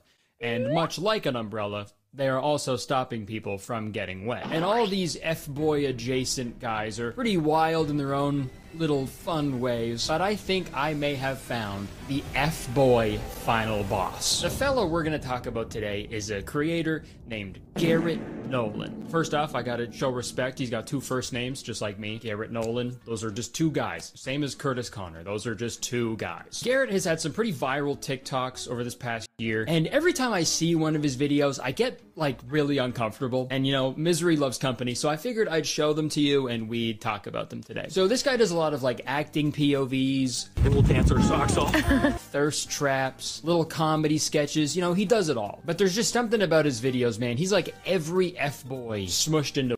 His best one is, I think, the one that he did where he was like boys that were mama's girls and boys that are papa's boys or something. I'm fucking it up. One, dude. He kind of reminds me of that scene in Fellowship of the Ring in the caverns of Isengard. All the little orcs are digging out the big, huge, like, bad guy orc out of the dirty, like, muddy goo. And this orc is like the amalgamation. Why do I know this? It's all over my IG reels, and also I follow cringe TikToks, as you guys know. What was it? The friend of the show's account, was it 420 funny memes or whatever? I forget what it's called. 420 cringe TikToks. Of all the other little fave TikToks 420 orcs mixed into this one super orc, and I think that's what Garrett Nolan is. He's kind of like the big bad final orc of the F-boys. And before we get into the bulk of this video, please don't go to this person's page, send any hate or anything. That's never what I want to happen with my videos. We're just goofing around here, man. We're just engaging in some buffoonery, some tomfoolery if we're lucky. All right, let's watch one of his TikToks. Sorry, baby. Hey, breathe.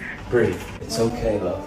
Remember, we date. It's actually loyalty over love. I'm not leaving over an argument. I'm not leaving because you still have unhealed wounds. I'm not leaving because you messed up. I'm not leaving because you sometimes say the wrong things. We will learn together. I love you so much. Me too. He listed like way too many things, right? Buddy had like a whole list of shit that he did not like about his girlfriend. Listen, babe, if we date, it's loyalty over love. I don't love you, but I'm loyal to you. I'm not leaving over an argument. I'm not leaving because your breath smells like a petting zoo when you wake up. I'm not leaving because the size of your feet. Hell, even if I did, you'd probably step on me with your humongous, freakish ogre feet.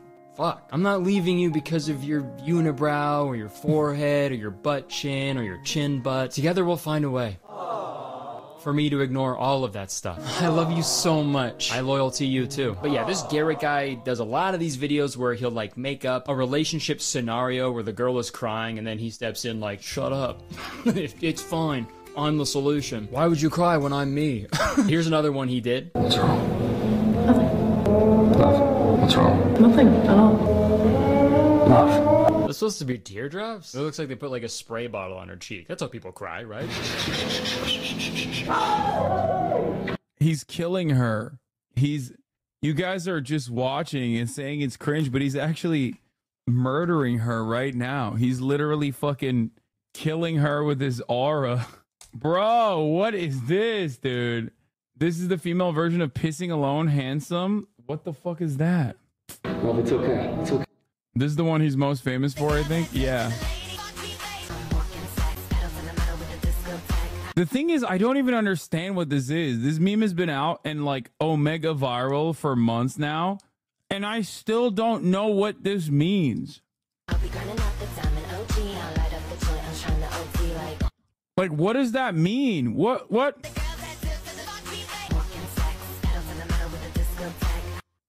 does this mean? Okay, I'm here. I'm here.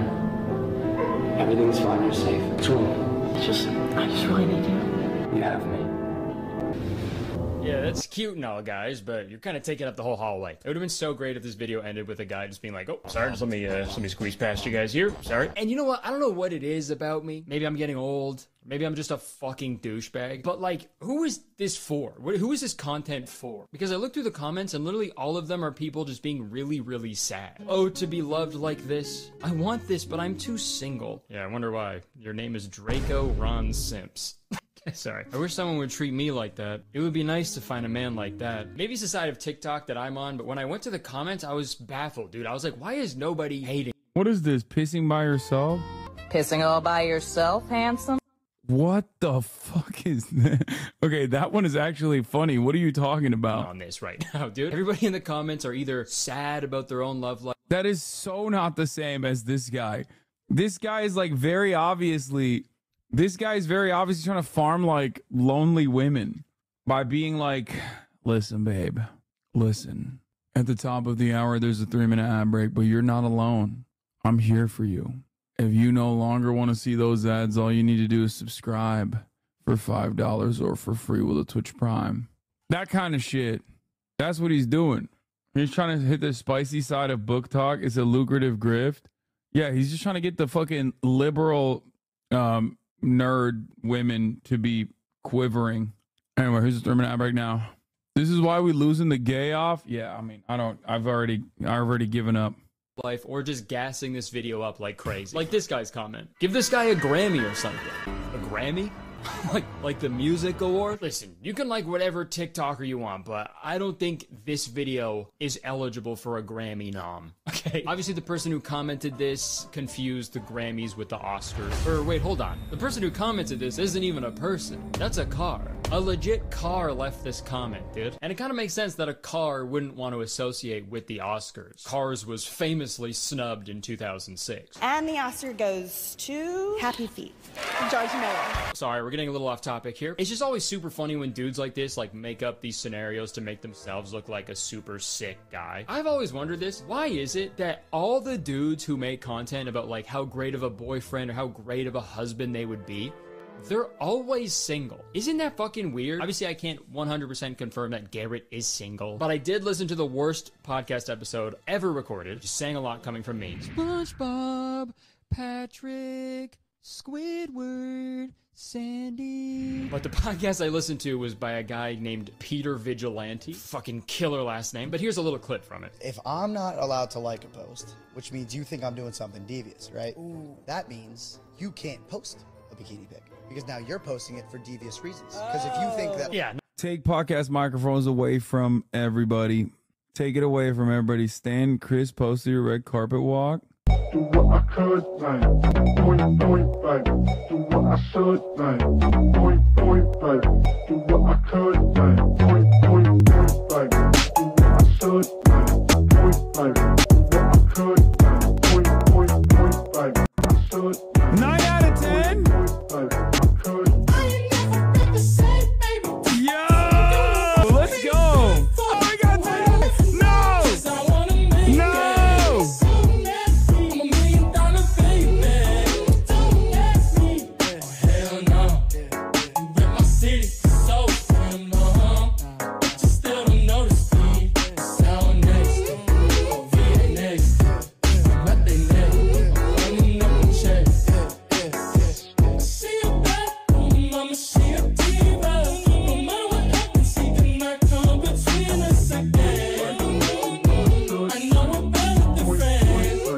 I got fucking mocked by Austin, dude. I love how casually Hassan Piker entered the video. Hassan is back.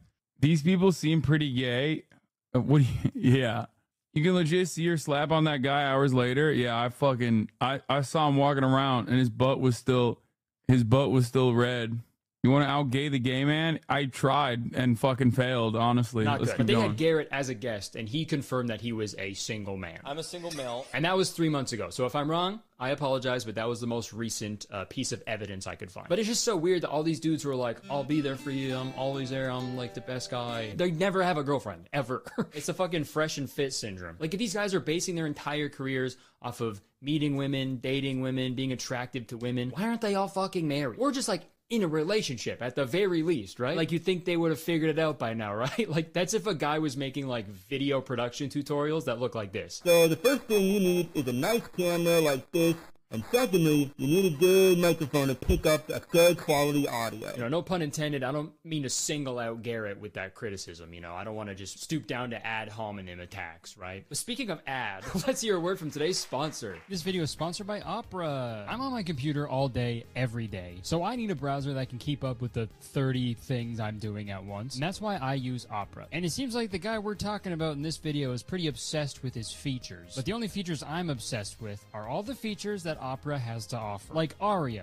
By the way, while this is going on, I'm gonna fucking find the Batman game.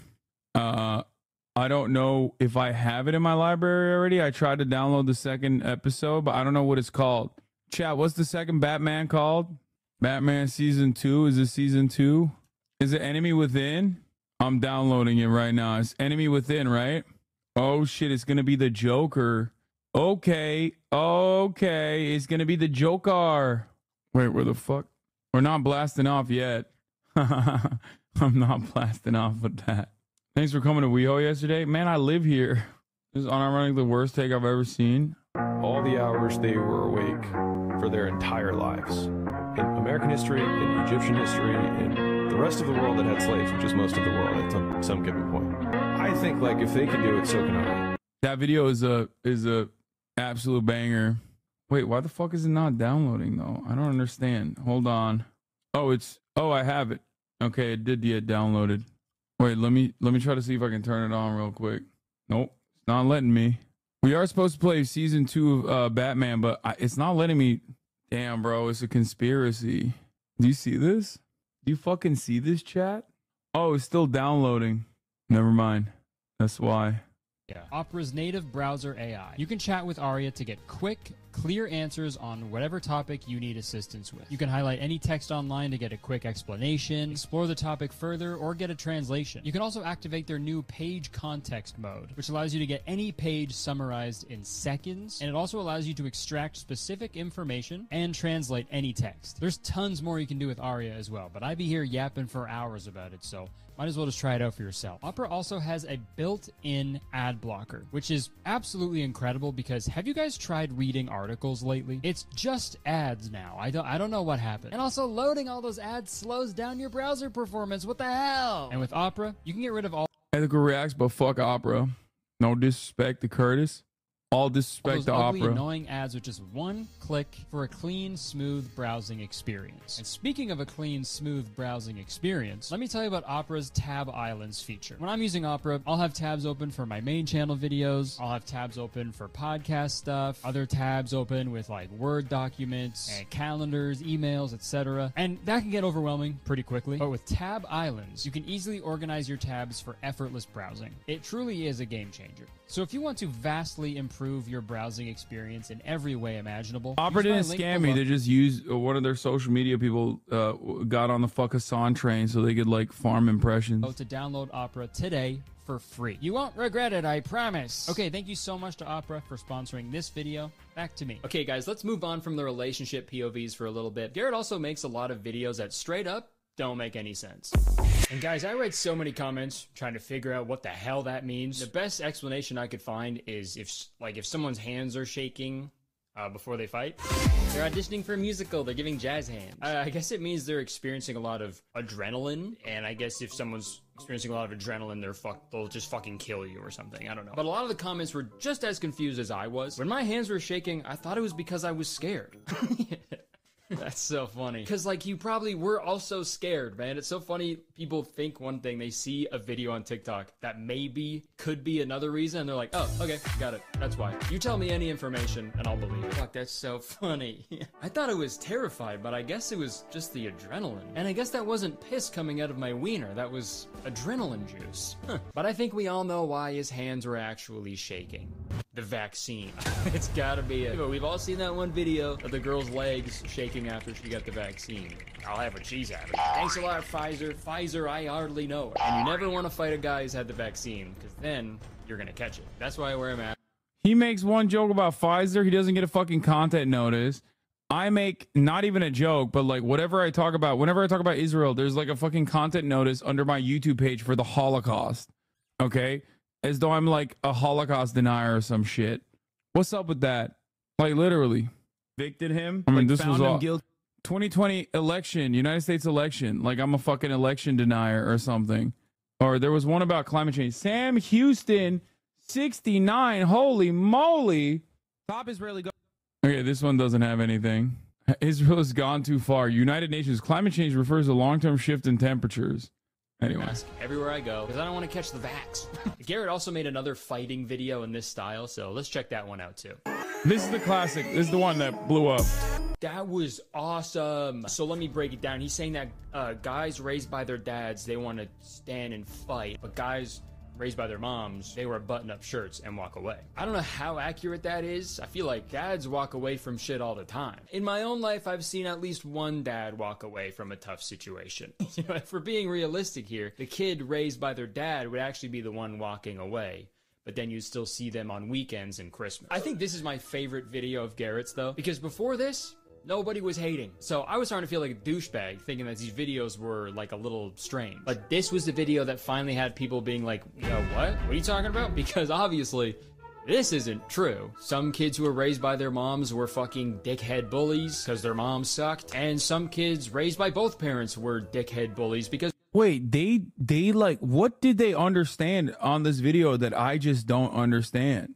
Because I watched this video and I did not understand what the fuck the message was at all, bro. At all. I don't get it.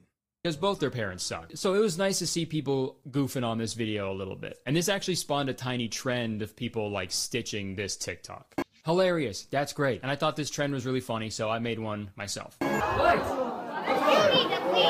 obviously Garrett's content is harmless. Mostly. Some of the content starts getting into some strange territory.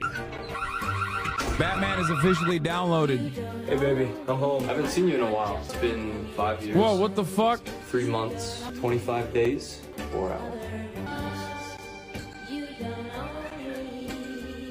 What the fuck? He's a stalker. So yeah, it's a video of him breaking into an ex-girlfriend's house and going through all their shit, you know, total stalker mode. AKA a super crazy thing to do in a huge fucked up crime. And hey, maybe it's just like an acting thing, an acting practice to be like a weird guy. I get it, but like all the comments are eating this up for like the worst reasons. Why is this hot though? Why does this make me want a stalker boyfriend? Respectfully, you can break into more than just my house. If I had someone this obsessed with me, I'd be so happy. Jesus Christ. Bro, we're not gonna see the light of Allah in our lifetime. It's over. It's over. Society has collapsed. Boys, it's not happening. Okay, if you look at it, you take one peek at TikTok comments and you will personally recognize this shit ain't right. Shit is busted and it will never be fixed. Okay, irreparable harm. Oh my fucking Lord. Jesus, Lord mercy. People are just so fucking desperate, so horny, so alone, so isolated. What is happening? It's good that TikTok is getting banned. I'm on board with it now. I'm anti-CCP. Guys, go to therapy. Obviously go to therapy or just go outside. Either one of those, okay? This should not get you all hot and bothered. This should... Isn't it the same when people thirst over you? Hasanabe ain't a hater? No, it's not the same, because when people thirst over me, it's over me like making a fucking thirst post where I'm like, oh, free Palestine or whatever. It's like, it's not me being like, here I am breaking into my ex-girlfriend's house and people are like, oh, it's fucking so hot. Oh yeah. only get you bothered. If this is attractive to you, someone breaking into your fucking house, you're weird. That's weird. And before you comment, hey, don't kink shame, I'm not. Okay? Because that isn't a kink. That's a crime. It ain't a kink, it's a crime. This is like a gnarly, life-ruining crime, okay? I don't think that should be a kink. Your Honor, we have unrefutable evidence that this man murdered his ex-girlfriend. A truly heinous act. All right. Objection, Your Honor. No kink shaming. What do you mean kink shaming? It's literally murder. No, he's right. Okay, I will not tolerate any kink shaming in my court. You gotta be fucking kidding me. This is bullshit. What's going on? Sorry, getting yelled at is my kink. Oh my god, what kind of judge are you? A bad one, you should fucking spank. And all the other comments on this stalking video were a reference to a community on TikTok called Book Talk. It was flooded with comments like, Book Talk, y'all here? And Garrett threw a heart on that one. Book Talk is gonna go feral. Book Talk girlies assemble. Book Talk has ruined me. And I foolishly thought, what the fuck is Book Talk? Is it mentally unwell women getting together and hoping that they get stalked? What is this? Book Talk was just a community on TikTok where people talk about the books they like. And that is true to an extent, but I found out Book Talk is mostly just straight up smut. Oh no! It's a vast community of probably the horniest people on the planet, and whenever there's like a guy with tattoos and long hair and like a deep voice and muscles, all the fucking comments on the videos are like, oh, Book Talk's here. Book Talk has been summoned. If Book Talk wants more of this, Book Talk can have more of this. And hey man, it's like, it's the most, oh god. It's the most, I want to make millennial moms horny ass shit. Oh god. Book Talk is 50% of your audience? Oh no. Oh no. all for people getting their rocks off, especially to just words on paper. That's hilarious. Reading a sentence and then getting a boner about it is genuinely one of the funniest things of all time. Dude, getting turned on by literature, are you kidding me? Whenever they read an essay, they're like, damn, look at that body. Sorry, Book Talk as a whole is a topic for another video, I think. But Garrett plays into this typical Book Talk character a lot. You know, he's got the tattoos, the muscles, he's handsome. Okay, I'll say it, he's handsome. He's a good looking guy. And he shows all of that off in his various thirst trap videos. Sorry, he's walking towards me with a hammer, I got scared. Is that why construction always takes so long? Dudes are on the side of the road just thirst trapping all day. Those hats used to be soft, if you know what I mean. Yeah, he's got a lot of thirst trapping videos on his account. And hey man, that's your wiener. Okay, got it. Jeez, that's your entire wiener right there. Hello. That's fucking gnarly, dude. I mean, at the very least, his videos are like the true lesbian test. Like, if you're unsure if you're a lesbian or not, I can just scroll through this guy's page. Like, fucking jeez, man. Flashing full meat on Maine. This is gonna sound rich from a commentary YouTuber, but like, what are you doing, dude? Men used to go to war. Never mind, he's still doing it. He's left-handed. He's still going to war. Damn, give this guy a Grammy. So that video is pretty impressive, but like, dude, it is. I'm gonna be the Rat Fam, and you're, dude. Worst part about having a longer mustache is it just keeps getting in my mouth. I'm gonna be the Rat Fam in your chat and say the more misogynist the population is, the more women have fantasies about dubious consent. Is an escapist fantasy so women don't have to be culpable of what happens during sex, i.e. an excuse to have sex without shame. I don't know. I don't know how to respond to that. I don't know. Super fucking funny to put on like a bulletproof vest and look all super tough and stuff and flex your guns while the gun is making like the cutest noise ever. Say hello to my little friend. The TikTok F-boy genre has always been like really fascinating. Typical Canadian doesn't understand this, that ping is actually a successful hit on a fucking tin target, okay? To me. Because how else are you gonna know? How else are you gonna know that he's successfully hitting a fucking steel target? I think the most intriguing thing about them is like their journey to become one, right? Because they're not born, they're made. Just a few years ago, Garrett... Yeah, I'm willing to bet that like those are edited in though. I don't know if he actually hit that. Wasn't doing this style of content at all. He actually used to brand himself as Garrett with Ivan the Cat. And he would make videos like this. Time to go to sleep, okay, buddy?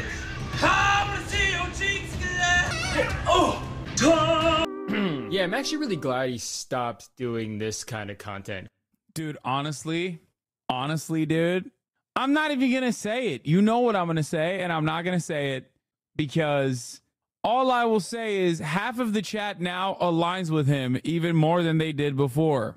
Just average cat owner. I said it. I'm a typical cat owner, dude. The fuck, man? This poor cat, man. What the hell? I feel like even a serial killer would be like, yo, he's up on the cat, man. You're being a little too rough on him. Like, dude, he has a full My Cat Bites Me When I Sing mega mix on his channel that's a half-hour long. And first off, if you're watching a full half hour of the same fucking annoying bit over and over again, you're cooked. Sorry to break it to you, you're absolutely cooked. You're done. And secondly, I don't think your cat bites you when you sing. I think your cat is biting you because you're holding on to it and won't let it go when it's clearly telling you that it wants to be let go. And dude, all the comments are like, oh my god, it's so funny. And it's like, hey, no, it's not. Like, not even a little bit. It's not fun. It's just bad pet ownership. Like, what a fucking rebrand that was, eh? Yeah, I used to hold my cat hostage, now I scream. It's funny to compare, like, the current Garrett to the old Garrett with Ivan the cat. Because now his whole shtick is, like, being attractive to women and stuff, but, like, treating an animal like this is, like,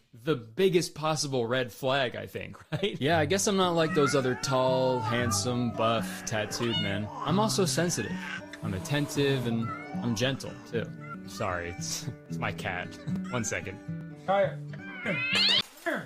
So, you ever heard of Book Talk? I'm gonna show those you videos exactly were why old. I'm dogs are sure he's supreme. moved on from them. I'm glad he doesn't do them anymore. But just a piece of advice, like, you're kind of ruining your whole every girl wants me bit. If you have a half-hour video on your YouTube channel of you mishandling pussy. In conclusion, I think I was goofing on his content pretty hard, maybe a little too hard, but comparing it to his old cat hostage videos, his new content is fucking awesome, dude. So you know what, Garrett? Keep it up. All right, guys, that's it. Hope you guys enjoyed this quick, silly little video. I've got some longer videos coming up in the near future I'm very excited for, but I wanted to goof around a little, if that's okay. If you guys liked the video, please press the like button, because believe it or not, 1 like equals 1 cat I will rescue from singing men. And leave a comment, or I'm gonna start screaming. Also, please press the subscribe button. We are so close to 5 million. Let's get it. What are you waiting for? Press the damn button. Because as soon as you press the subscribe button, you become a valued citizen of Curtistown. If you didn't know, Curtistown is the best place to live in the world, and I'm the mayor of Curtistown, so you have to be nice to me. It's the law. You can check the description for tickets to my Irvine shows coming up. They're selling out, so you better freaking grab tickets, okay? Don't sleep. Okay, thank you so much for watching. I would stick around, but unfortunately, I have to go because my hands are shaking. I need to go to the doctor. Bye-bye. Oh, so heavy. Oh, she's so heavy. She's 100 pounds. Dog versus cat poll in the chat. Look at her face while you vote. Remember, this is who you're voting against. When you vote against dogs. Hello. Look at that. Hello. Where are you going? Hello. The votes are in, folks. Look at that. Look at that face. Look at that fucking face, dude. That's right. 42% dogs, 1,276 votes, 38% cats, and 20% filthy centrists, which means technically 62% dogs. 62% of chat is either pro-dog or in denial that they're a part of dog supremacy. What's on her bed? Various different bones that she has not finished eating. It's good to know that we are in a community of like-minded individuals who are smart, intelligent, and understand the truth that dogs are supreme. That's all I'm gonna say. It's time for Batman. Telltale series, The Enemy from Within. Or The Enemy Within, sorry. Let me blast off. Let the people know. Batman Season 2, The Enemy Within begins now. Sexo Run unlocked. Unlimited Sexo Run. Ladies and gentlemen, you already know.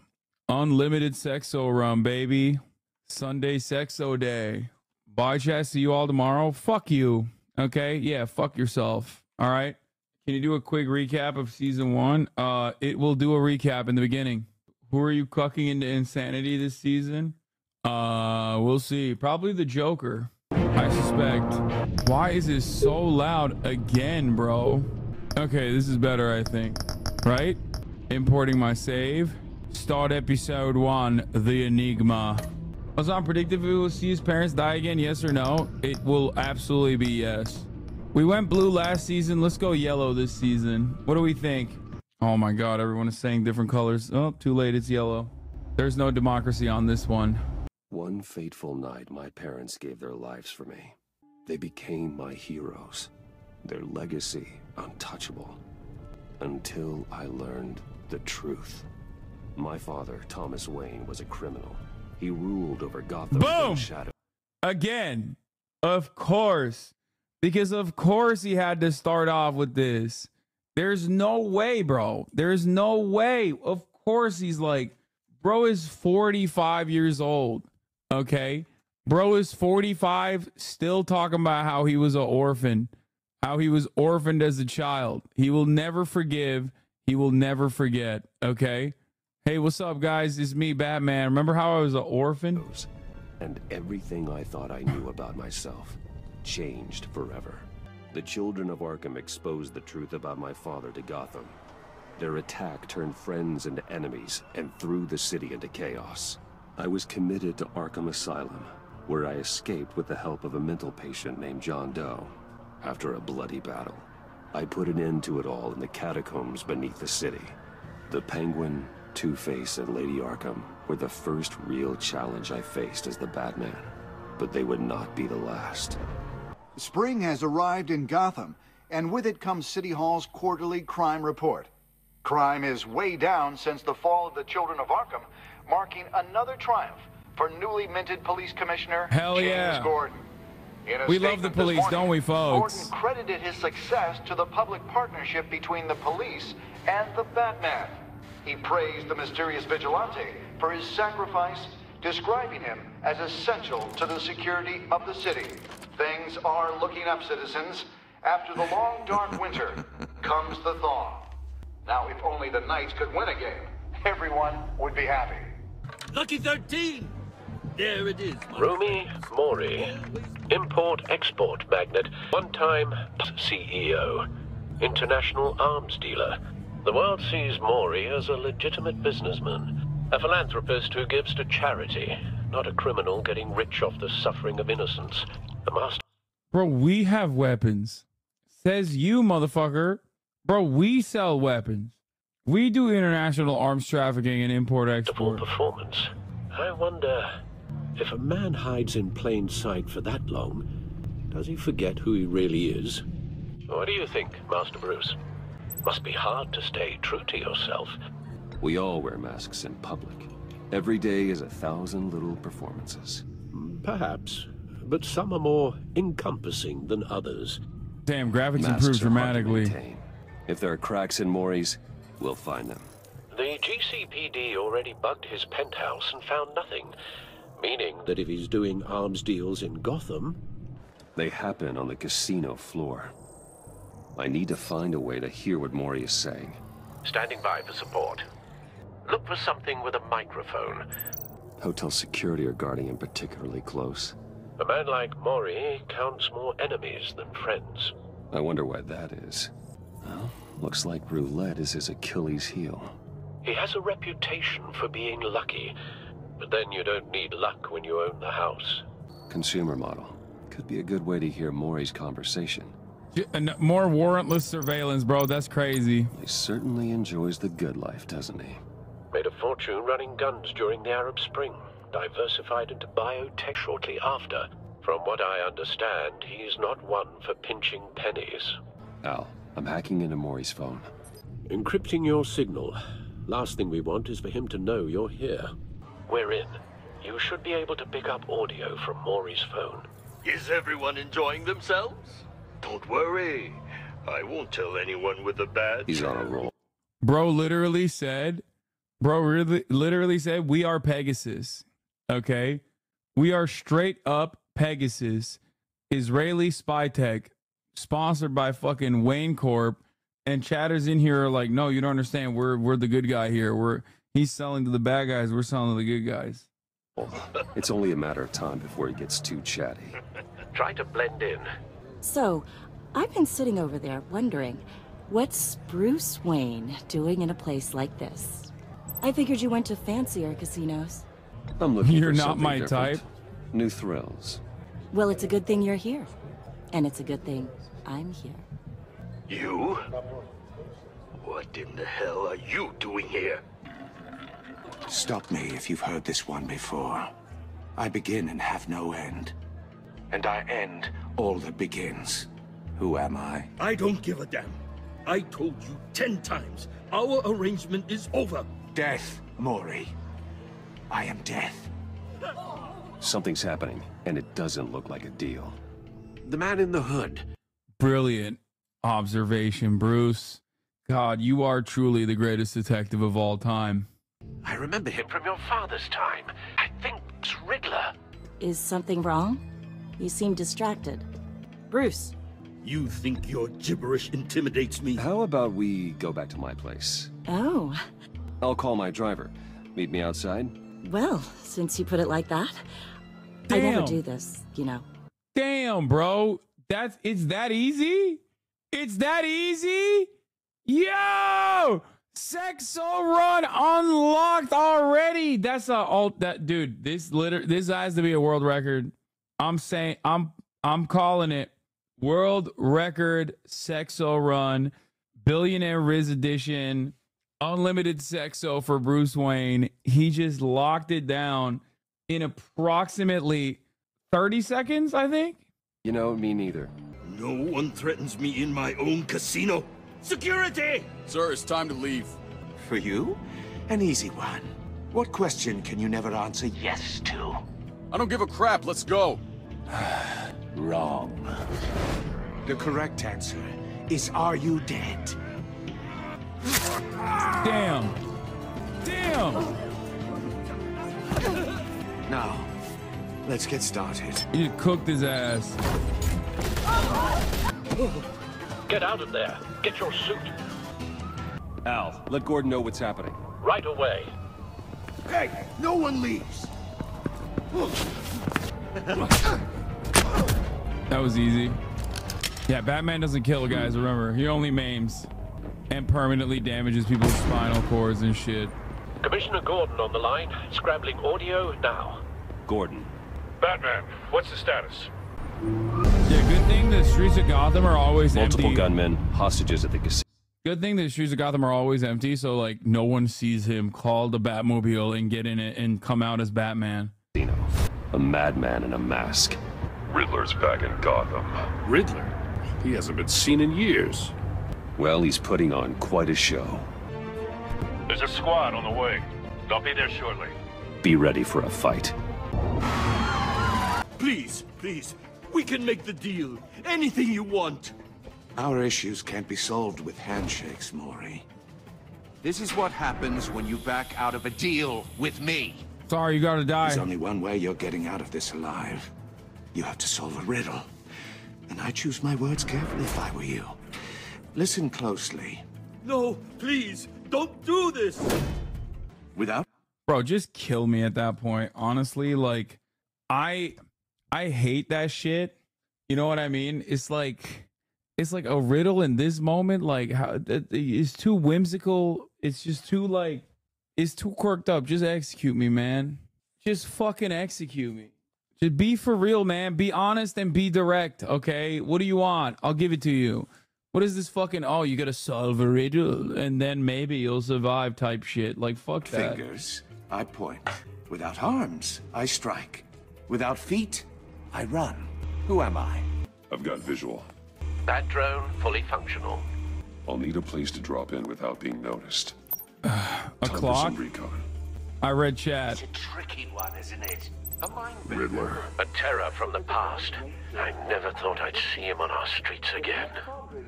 He's not to be taken lightly. It's the kind of conundrum that drives A river doesn't kick. Some Or kind of torture walk. device. Doesn't seem like he's getting out until he guesses the riddle. This Riddler certainly has an imagination. Believe me, I know. Riddler's taken hostages, casino patrons, innocent bystanders. Batman has been They're voice clearly maxing. not his main target. Must be an insurance policy. Batman has been voice training. I will get bored. You won't like that. Cashier's booth. That'll do. Just need to take out the guard first. Audio playback fully functional. Time for a distraction. What the? Why did he have to do that? Like, he didn't have to do that at all. I'm losing patience. He could have just dropped on his head. Expecting a hint? Give me an answer. Wait, Q? I'm hitting Q. We can't get in. The front's covered by gunmen, and they've got the back barricaded with blackjack tables. How should I deploy when we're inside? I'm relying on your eyes and ears. What's the best course of action? What the fuck? Make a frontal assault? Hit them with a tear gas? I did press Q, chatter. Shut the fuck up. I did. I'm gonna go with tear gas. Fuck it. Fuck these hostages. Distraction. Find a way to limit their line of sight. Sounds like a plan. Tear gas the hostages. Fuck them. You're completely insane. No, I don't believe that's it. Yo, this game is crazy. I'll clear a path. Wait for my signal. Give them hell. We're counting on you. It's the NYPD chat. They don't have any other fucking way of... They don't have any other way of operating. Wow, we got two options now. Batman! I keep choosing the most You're violent ahead of ones. schedule. I'm a little busy right now, but I'll see if I can fit you in. Not him, the hostage. Shoot the hostage! What did I do? Oh, Ian. Whoa, the QTEs, they're getting weirder by the second. This game has weird QTE. I don't know what's fucking going on. The Batman clearly isn't using his head. Break it open. With pleasure. It's cool that villains make you wear their, you know, weird garb and like little masks, like silly little masks and shit. Time down. Let's time down this time. Okay, I didn't even time down. I've heard stories in the streets about you, Batman. You're the... Bro said tie him down, and it just, the option still was fucking breaking his spinal cord.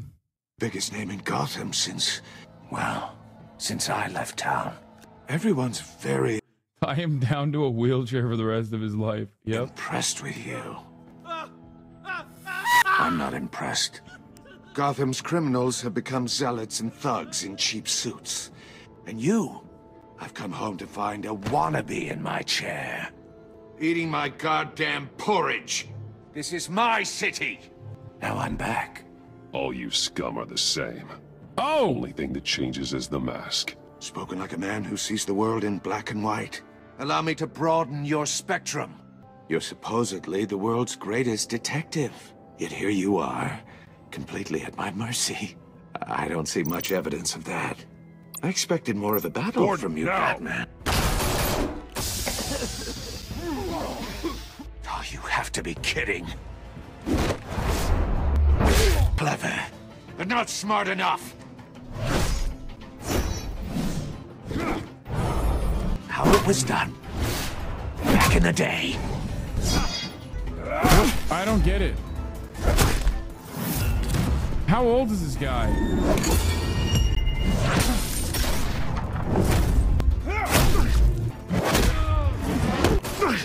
Oh my God. Like a common street hood. NYPD, baby. It just doesn't do it for me. Classic NYPD activities is just doming fools. Follow the power. Must be a weak point.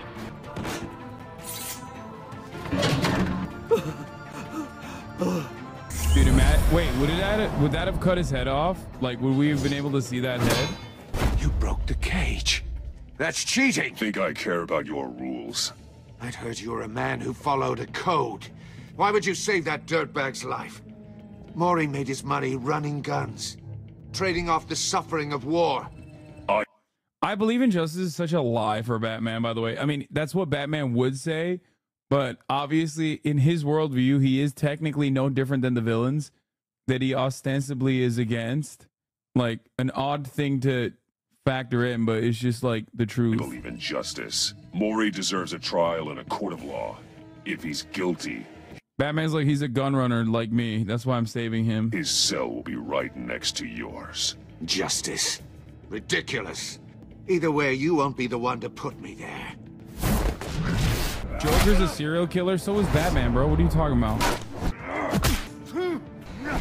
Batman was literally there to do warrantless surveillance on this fucking guy.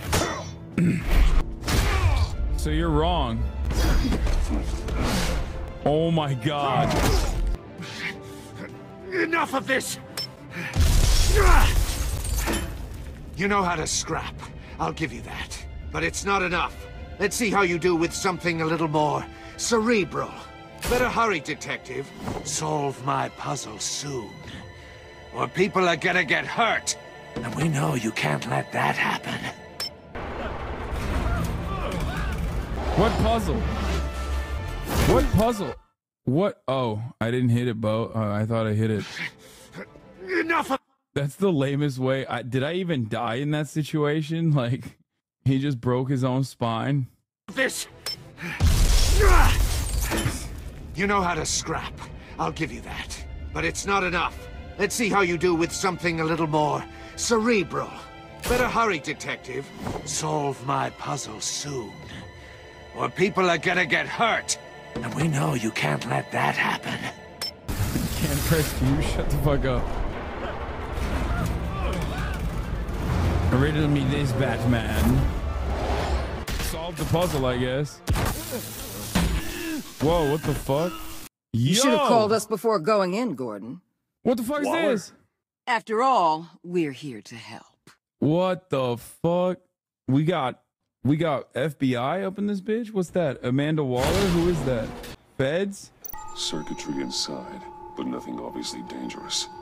The Bat computer will be able to analyze further. Your days are numbered, Bat Freak. We'll see each other again. Yeah, whatever. Keep one eye in the sky, jerk-offs. Heavens are gonna fall on your goddamn heads. Tell me all about it down at the precinct. The Riddler's right hand in custody. Not a bad result, all told. Riddler used to leave clues at all his crime scenes. Always thought he was smarter than the people trying to catch him. Thought we could use help dragging him down. He was smart enough to slip through our fingers. Yeah, and leave a bloody mess in his wake. Riddler's heyday was a dark time in Gotham. And what we just saw, he has Yeah, the quality's definitely noticeable from first to this season. Yeah, it's higher. Uh-huh. And Get bloodier. the on it right away. Commissioner Gordon. Brace yourselves. Just so you know, this woman has a lot of juice with the governor. Rub her the wrong way, I could end up on foot patrol till I retire. My people are trained for situations like this, Gordon. We'd have Riddler in custody if you'd only picked up the phone. So, you're the legendary Batman. I've heard a great deal about you. So much so, I don't know if I should believe the hype. I haven't had the pleasure of an introduction, Miss... A pleasure, huh? Most people don't usually call it that. This is Amanda Waller, director of the agency. What are the feds doing here? The feds. Riddler's their case. The GCPD has been asked to open our doors to them. Give them whatever they need.